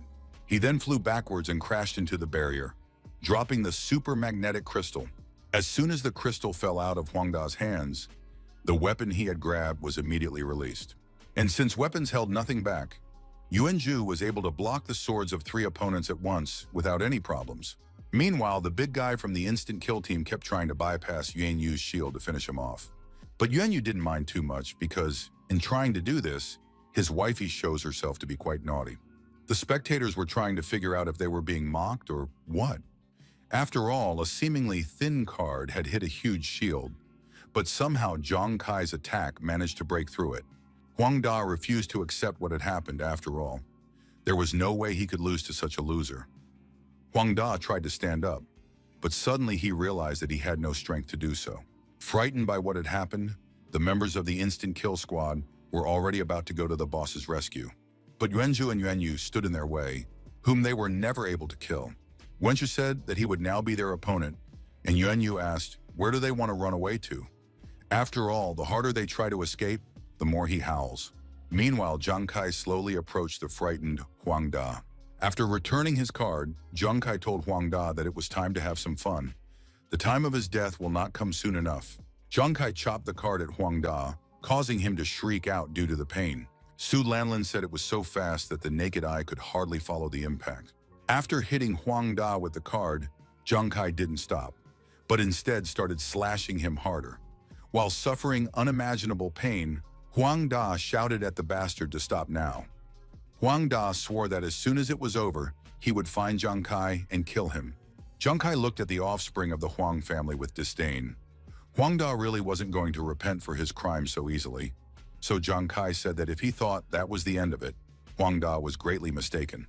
Immediately after that, Zhang Kai used more strength, thus dealing more and more damage to Huang Da. Unable to bear the pain, Huang Da screamed with all his might, terrifying both his companions and all the spectators watching his agony. Zhang Kai said that for Huang Da, killing is a common thing because he doesn't care about other people's life and death, and so he will let him feel the same fear of death as his victims. Hearing this, Huang Da began to panic and pleaded in a trembling voice for him not to do this. But Zhang Kai had no mercy on him and used the ability of his equipment, Death Torment, which caused the enemy to begin to feel the uninterrupted torture of death, through which he instantly put Huang Da into a state of deathly despair. But even so, Zhang Kai wasn't going to stop and said that the hour hasn't come yet. Immediately after that, the Death God card began to inflict cut after cut on Huang Da, forcing him to endure more and more pain, along with the applied skills. After a series of cuts, Huang Da could no longer think of anything but pain. Huang Da wondered who was cutting him. He felt as if he was being ripped through his stomach and had already started to devour his insides. Unable to bear it all, Huang Da began to beg for salvation, but the process continued until his body turned to mush. The pain, The pain still didn't stop piercing his body like a multitude of swords. Huang Da only wanted to know one thing. Why did he continue to feel all these things and couldn't die? Huang Da stretched out his hand and shouted that he couldn't take it anymore. Zhang Kai asked Huang Da, "Is it really that unbearable?"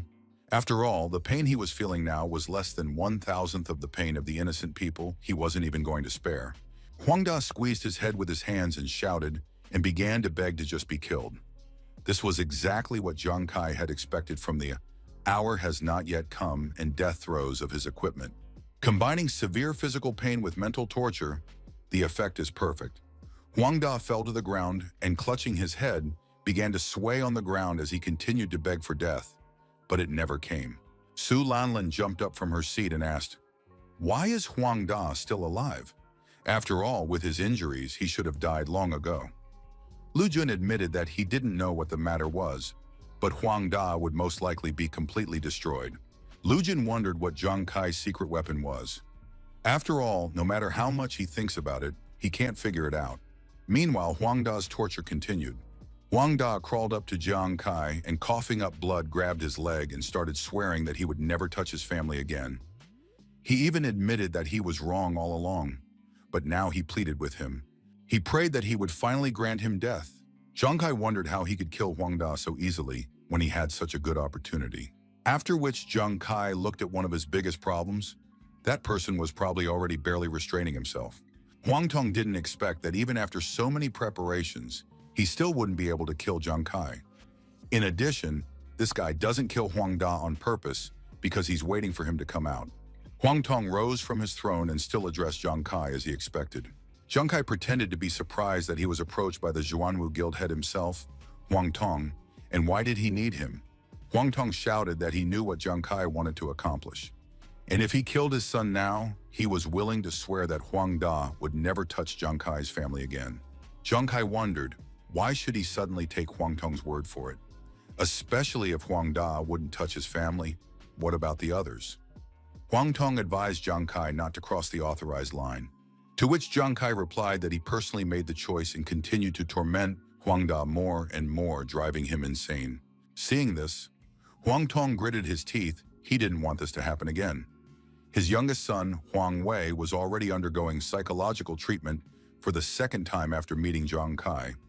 But if Zhang Kai continued to torment his eldest son, he might become disabled. After a brief thought, Huang Tong turned to Zhang Kai again, after which his face appeared in front of the audience. And he said that in front of everyone present, he swore that he would guarantee the safety of his family using the reputation of their Xuanwu Guild. If Zhang Kai didn't believe him, he would agree to make an agreement in front of the military when everything was over.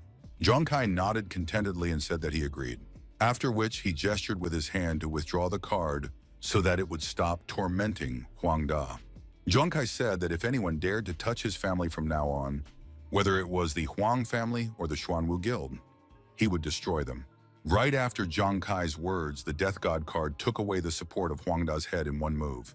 Huang Tong was barely holding it together. Just now his son had been tortured in front of his eyes, after which he was forced to publicly promise protection to Zhang Kai's family. One of the soldiers still dared to approach the head, trembling with anger, and addressed him too. He immediately called the soldiers idiots and asked them why they were numb. He ordered them to act immediately and call the best psychiatrist to check Huang Da's condition. Huang Tong asked Zhang Kai to wait for him, for he would still get his revenge, and then he left the arena. Meanwhile, a satisfied Zhang Kai watched Huang Tong walk away in a rage.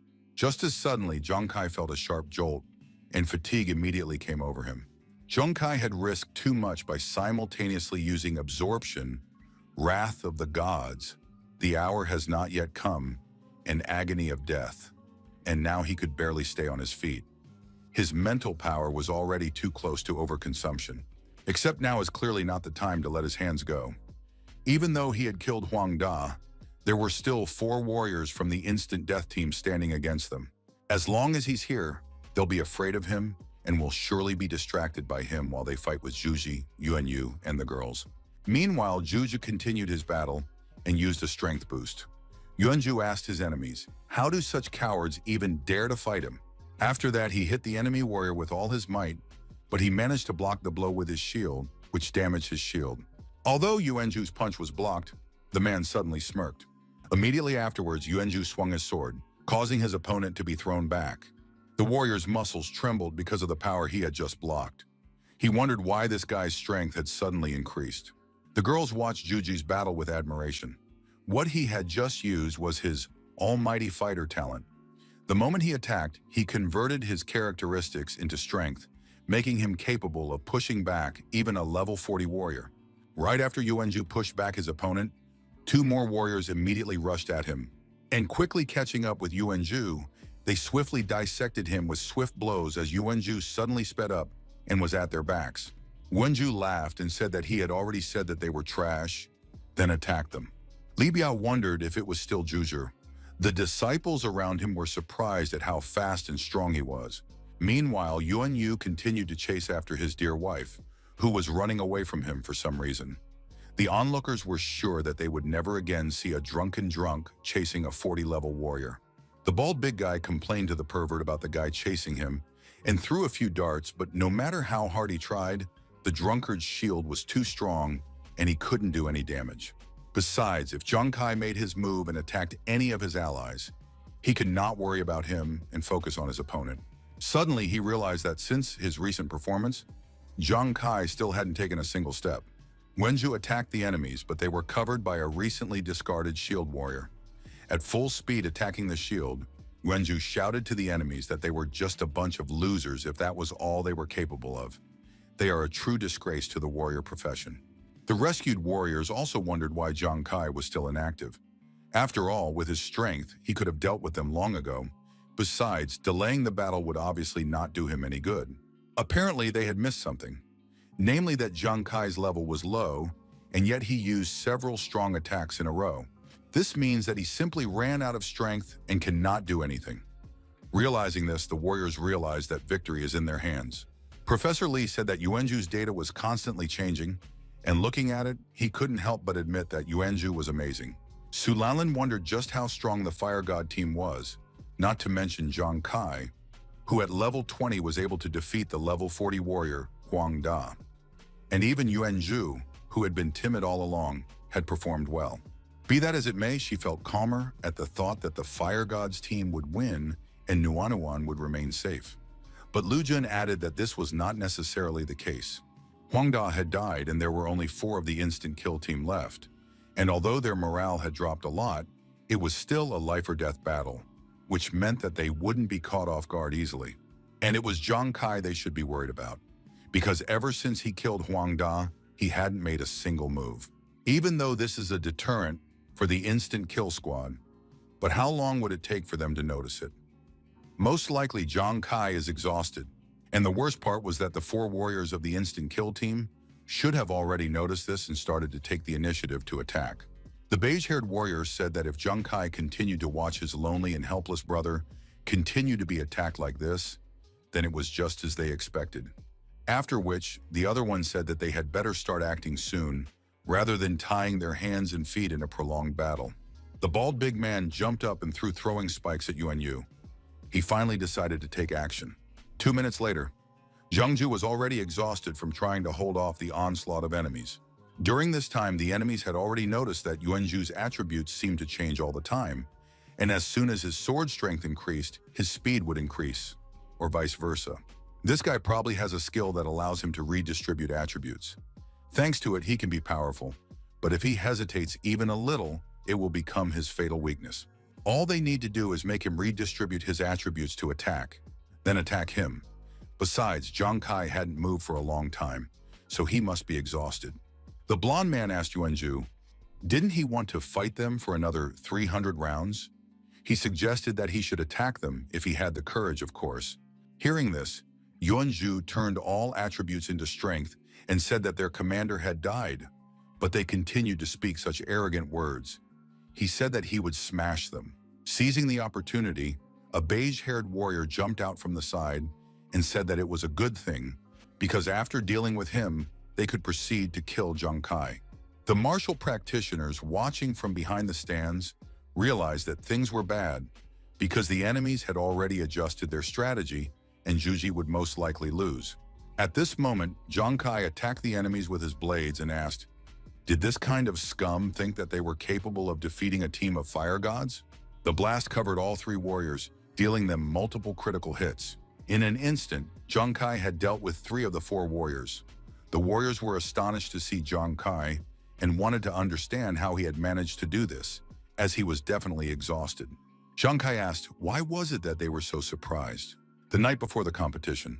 As she walked out to Kai, Nuanuan noticed that Kai was worried when they ate, so she asked if he was worried about something, to which Kai replied that the guild trial is already tomorrow. Huangda hates him and will most likely try his best to defeat them. Although he still doesn't know what strategy he will adopt, Huangda knows that he relies on the 9 Calamities blades the most and will most likely target his weapons. Nuanuan asked if he had any ideas. Zhang Kai asked if Nuanuan had forgotten about that mysterious map he was telling him about. Thanks to the map, he was 90% confident that he could single-handedly solve the problem in the form of Huangda. Except they aren't facing Huangda alone, while using this card has some consequences. If they don't have a strategy, they have less than a 60% chance of wiping out the entire instant kill team. Nuanuan recalled that they had already used up the Phoenix Tears, whereupon she opened the interface and looking for something in it, told her that she had been looking for an alternative to use for the test for some time now. Unfortunately, it was not successful. The only thing she can give is an anesthesia capsule, which coupled with Kai's attributes, will briefly restore 50% of his energy a minute after taking it. But the problem with the pill is that while digesting it, he will fall into a state of paralysis. In addition, the anesthesia capsule has very harsh conditions of use. Before using it, the user must use up all his spiritual energy, otherwise it will be ineffective. A minute of paralysis during a fight is too dangerous, and voluntarily draining all her strength is tantamount to suicide, which is why she needs to think of something better. Suddenly, Zhang Kai grabbed Nuanuan's shoulders and said that she was awesome, which embarrassed her. Zhang Kai explained that his confidence in victory was now 100%, and Nuanuan would just have to wait and see. A moment ago, Zhang Kai was watching what was happening in the arena. Zhuji was shouting to the enemies during the fight that when attacking the strongest god, they should be prepared to die, and Yuanyu kept trying to kiss his fleeing wife. The situation on the battlefield was under control, and so Zhang Kai dared to swallow the biting anesthesia capsule. Immediately afterward, it began its effect, and he fell into paralysis for a full minute. Zhang Kai admitted that he was even a little sorry that they had exhausted all their chances. Catching the moment, the bald man threw his blades at Yuan Yu, but he blocked them and then asked his fleeing wife, "Does she want to play hide-and-seek with him?" Just as suddenly, the big guy felt goosebumps all over his body from the wind behind him. But before he could react, Wenju delivered his finishing blow, shattering the enemy. Wenju asked to remember that he should be honored that he died by the sword of the greatest god of war. Wenyu ran up to his wife's body and hugged her and cried out loudly in grief. Wenyu asked what was wrong with him. Why did he take and kill his lovely wife? Wenju wondered if he was joking by asking such a stupid question. He is the strongest god of war in the world, so there is no point in asking why he killed this warrior. Suddenly, Yuanyu said that his lovely wifey had left, which means Zhuji should take her place and accept his kiss. Whereupon he rushed towards Yuanju. But no sooner had he taken a couple of steps than an incomprehensible aroma spread around him. Things began to swirl in Yuanyu's eyes, and he complained about being disturbed by that fragrance again. Zhang Kai was glad that Nuan had prepared some sleeping pills for them for such occasions. But from the looks of it, they would have to prepare even more, because now the drunken Yuan Yu was much more dangerous than before. After sorting out the problems, Zhang Kai asked the girls if they were okay. Hu Yan asked Commander Kai not to worry, as they weren't hurt and they were fine.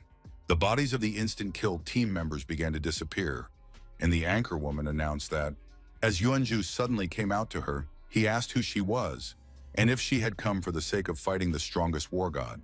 The presenter did not expect something like this, and wondered what was going on here. And Zhang Kai with Nuan and Hu Yan panicked as they forgot about the drunken Zhuji. And rushing to the rescue, Zhang Kai started apologizing to the hostess for their friend. Zhang Kai, along with Hu Yan, grabbed Zhuji, after which Kai said that he had already realized that he was the strongest god of war, hence he asked him to calm down. After which Hu Yan added that he was indeed invincible.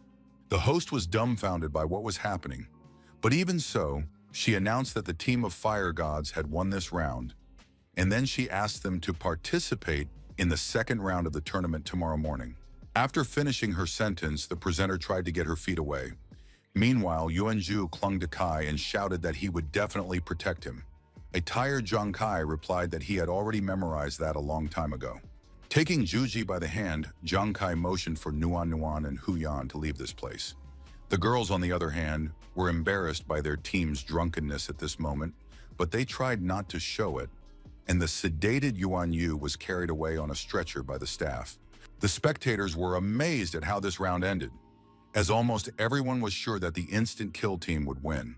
But as soon as they recovered from the shock, loud applause rose throughout the stands. Only now did they realize that the rookie team had managed to defeat the instant kill team with multiple rewards. Some people exclaimed that, "Okay, warrior Yuanju, but wasn't a drunkard the most useless profession? How could he be so ferocious chasing after a level 40 warrior?" Hongshuan told Xiao Tao that she now understood why he had brought them to watch the Fire God team battle. Su Lanlin was satisfied that Kai's team had actually won, and Lu Jun said that as he expected, even the Fire Gods team led by Zhang Kai had acted unexpectedly at every stage of the battle. Plus, he was confident that Commander-in-Chief Wei was looking forward to the ranking results. Professor Li interrupted them by saying that the results of the rankings had been released. Wenju's ranking has reached the SS rank, while Nuan has not shown any ability, and therefore she remains at the original C rank. Su Lanlan was surprised to hear about the SS level. After all, Zhang Chun hadn't had anyone with an SS rank below the 40th level in a long time. Lu Jun swept a glance at him. If Yuanju had already reached the SS rank now, it wouldn't be surprising if when he reached the 60th level, he could immediately enter the Holy War Cathedral's preparation camp. To cope with the influx of beast gods, the country's national and military shrines, as well as preparatory camps to select and train the men who are to become gods of war. There are two paths to boot camp. The first is to stand out in evaluations and at selections during local selections. That's the path most people take. And also the second path is to go through the military selection process and, having met the level requirements, to be certified and recommended by the military for direct admission, a path that few can take. Su Lanlan was astonished by the Deputy Commander-in-Chief's words, because in all of Shengyao, within a year, there might not even be a single person who could enter the cathedral. She had in no way expected that Yuanju would have such potential. Thinking of something, Lu Jun asked the professor, "What about Zhang Kai's ranking?" To which the professor replied that the rank was undetermined. Lu Jun and Su Lanlan were astonished at what they heard, And Professor Li revealed that it was because Zhang Kai's data had some serious inconsistencies. Zhang Kai's characteristics at level 20 are incredibly inflated, but considering that they don't know his profession, they won't take it into account for now. Furthermore, Zhang Kai's stats are still below level 40, but his attacks are already showing incredible destructive power. Even in a certain test, Zhang Kai's attack ratio reached an exaggerated 24,000, which was simply unbelievable. And as for his weapon as a map, it wasn't that they couldn't find relevant data in any equipment database. It even caused the calculation program to crash. The only thing they could determine was that although Zhang Kai excelled in terms of combat efficiency, he had exhausted his abilities too early, and being the team captain, he was letting his teammates play freely. If he has to give Zhang Kai a grade, all he could do was to give Zhang Kai a D rating. Su Lanlan and Lu Jun could hardly believe what they had heard. Lu Jun agreed with Professor Li's results and said that he would report the final results to Commander-in-Chief Wei. He then thanked the professor for his work. Su Lanlan said that Zhang Kai simply could not be at the D rank. Lu Jun didn't deny anything, and even agreed with Lanlan's words. After all, it was indeed impossible. Hearing this, Su Lanlan asked, why didn't the latter raise an objection as soon as he heard this? There is no problem in Professor Li's evaluation itself, but the whole model is wrong. Lu Jun said that the evaluation system uses countless samples and collects countless pioneer data. And then he asked Lanlan if she had thought about that. If a person is going down a path that no one has ever gone down before, it may be a mistake to measure them using this system. Lu Jun told Zhang Kai that, like Commander-in-Chief Wei, he was looking forward to his next speech.